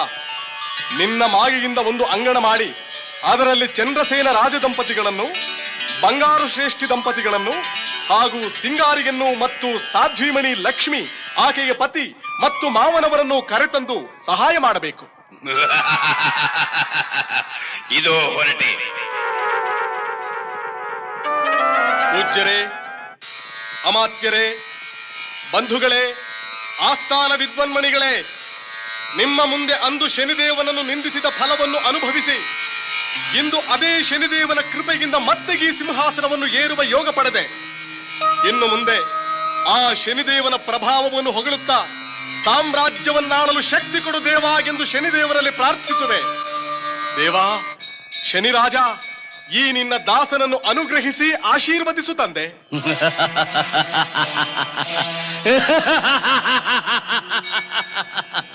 ಭಕ್ತ ವಿಕ್ರಮ, ಇದು ನನ್ನ ಮಂಗಳ ದರ್ಶನವನ್ನು ನಿನಗೆ ನೀಡುತ್ತಿರುವೆನು. ಸಕಲ ಸುಖ ಸಂಪತ್ತುಗಳಿಂದ ಸನ್ಮಾರ್ಗದಲ್ಲಿ 100 ಕಾಲ ರಾಜ್ಯವಾಳಿ ಕೀರ್ತಿವಂತನ. ಯಾರು ಸದ್ಭಕ್ತಿಯಿಂದ ಬ್ರಹ್ಮೋತ್ತರ ಖಂಡಾಂತರವಾದ ಶನಿ ದಂಡಕವನ್ನು ಪ್ರತಿ ಶನಿವಾರ 5 ಬಾರಿ ಪಠಿಸುವರು, ಯಾರು ಸದಾ ಮಡಿ ಆಚಾರದಲ್ಲಿದ್ದುಕೊಂಡು ಶನಿ ಕವಚವನ್ನು ಪಠನ ಮಾಡುವರು, ಯಾರು ಭಕ್ತಿ ಶ್ರದ್ಧೆಗಳಿಂದ ಎಳ್ಳು ದೀಪವನ್ನು ಹತ್ತಿಸಿ ನನಗರ್ಪಿಸಿ ನನ್ನ ಧ್ಯಾನ ಸ್ತೋತ್ರಗಳನ್ನು ಮಾಡುವರು, ಅವರ ಸರ್ವ ಪೀಡೆಗಳನ್ನು ಪರಿಹರಿಸುತ್ತಾ ಬರುತ್ತೇನೆ. ನನ್ನ ಒಲವು ಎಂದು ಶ್ರದ್ಧಾ ಭಕ್ತಿಗಳ ಕಡೆಗೆ. ಇದು ಸತ್ಯ. ಧನ್ಯ ಧನ್ಯ ದೇವ. ಸೂರ್ಯಪುತ್ರ, ದೀರ್ಘದೇಹ, ವಿಶಾಲಾಕ್ಷ, ಶಿವಪ್ರಿಯ, ದೀರ್ಘಾಚಾರ ಪ್ರಸನ್ನಾತ್ಮನೆ, ನಿನಗಿದೋ ನಮ್ಮೆಲ್ಲರ ವಂದನೆ. ಸಕಲ ಸನ್ಮಂಗಳಾನಿ ಭವಂತು.